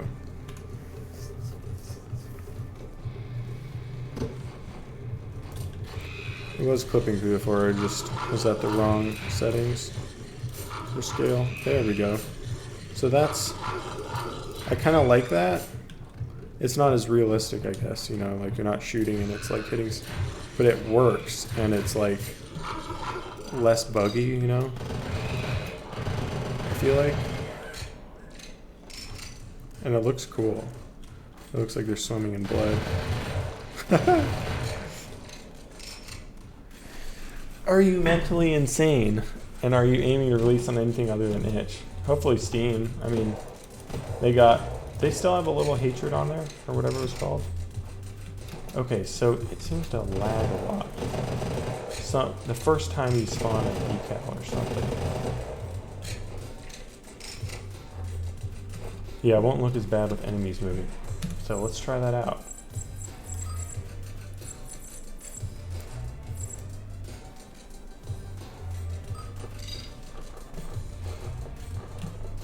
Find me some enemies. Hey, 3 fell. Man, I've been going for almost 6 hours.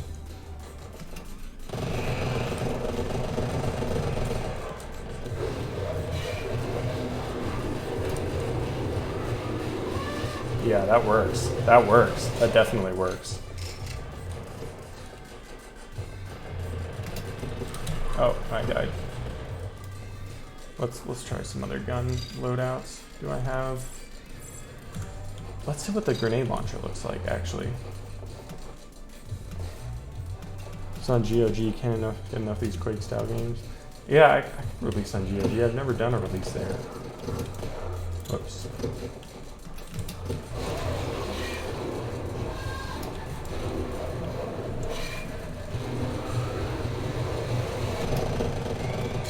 Yeah, that adds to it. That definitely adds to it. Damn.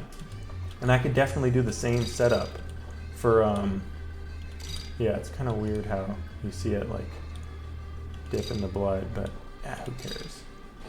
I could definitely do the same setup for, like, the grenade launcher, you know? And the jibs, like, just raycast down a little. That works. My organs. Oh, my organs have failed. Guess I'll swap out for one of these. Yeah, that lung's about to fail. Oh, did I destroy all these people's bodies? No, that one's still alive. I have to dig through the blood. It's midair as a decal. Well, I didn't set them to have very low. It doesn't shoot far down. It only goes like 3 unit. Oh, actually it doesn't. I think I changed it back to 10. 3, there we go. Right, because I was trying to figure out why it wasn't working. But yeah, so if they're really high in the air, it won't actually show up. I need some more kill fuck. Oh, come on. Insta-killed by the grenade.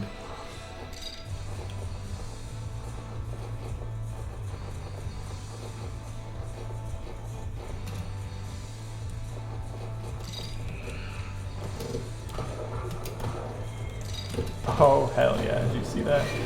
Insta-kill. I think it does need to go farther down, though. 3 was... It jumped in the air, and it didn't jump very high, and it didn't go down much. Alright, so let's swap out for some better gear.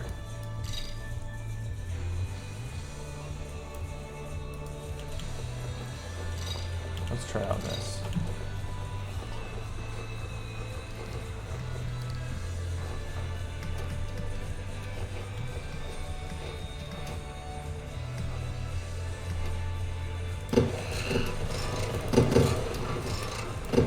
It got out of range, the explosive barrel.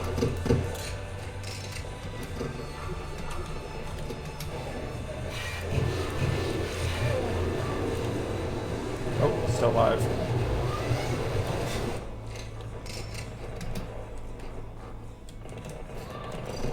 Oh, I almost got it. I didn't reach the corpse, that was risky. This level on a day-night cycle, nah. It's just one light. I could implement it, it wouldn't be too hard, but I don't really see the point.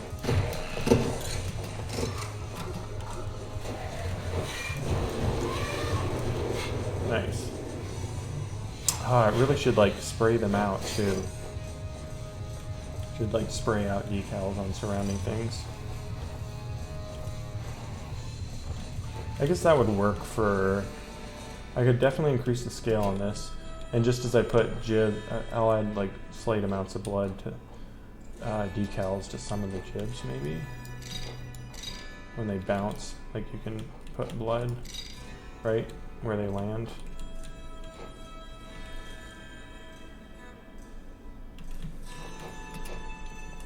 Heal you something mid-combat. Well, you eat people's corpses to heal mid-combat. Right? That's kind of like the challenge is you got to figure out how do you kill someone and get their corpse without them killing you.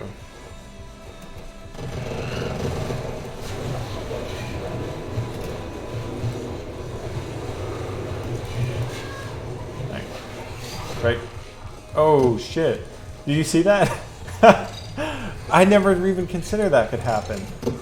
That guy jibbed the corpse I was holding with his shotgun. So see, corpses act as shields while you're holding them. But that guy blew it up while I was holding it. That was crazy. That was insane. I never even thought you could do that. That's so cool. So you pick up corpses to heal them. Well, that introduces a new bug. If the corpse gets jibbed, while you are holding it, make so you can't eat or something. That was crazy. I never even thought that could happen. I just destroyed the corpse. These things have weird lighting. I put them on this side, they look bright, but not those ones. Do these ones do? Maybe I missed a specular setting or something on one of these.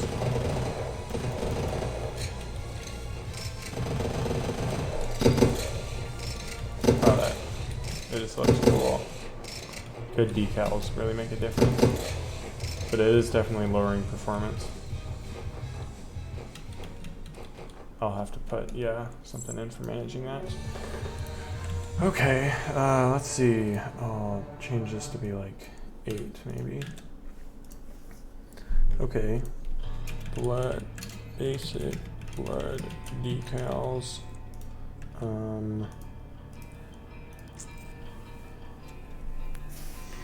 Okay, tweaks. Blood decal sprites.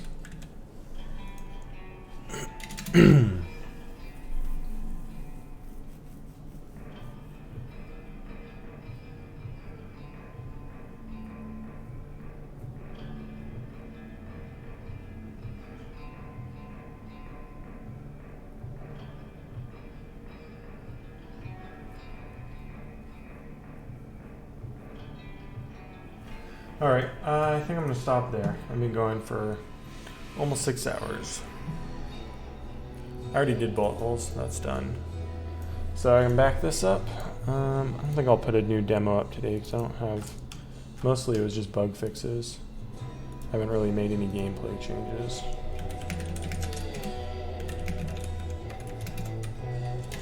Added decals for bullet holes and blood.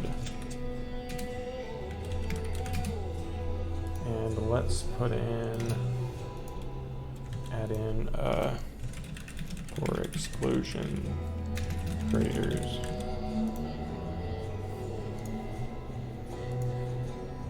Host Jonathan below. I don't know, man. That guy's kind of a pretentious twat. He also, coincidentally, he played one of my games and hated them. He played it on stream and didn't like it. But I mean, I don't blame him. I don't really like it anymore either. It's my game Intersection. I wasn't a very good developer when I made it. Let's see.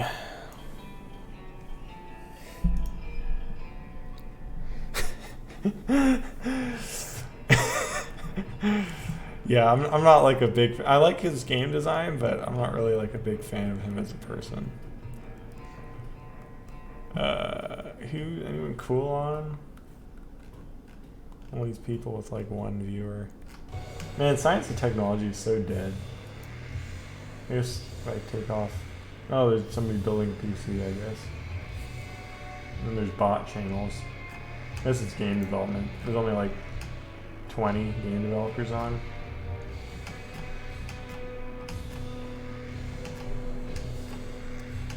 Yeah, he is the braid guy.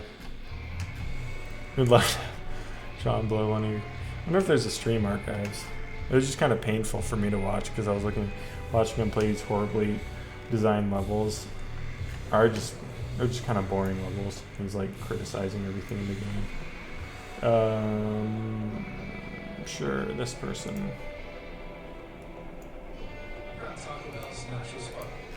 Yep. I think I hosted them before. I can't remember. kind of. No, I don't really recognize this. Okay. We'll host them. Jew Hots. I'm into Michael Reeves. Okay. Let's raid. Thanks for joining, everyone. That was a crazy long stream, I guess, for my compared to my usual. And I'll see you tomorrow. Once again.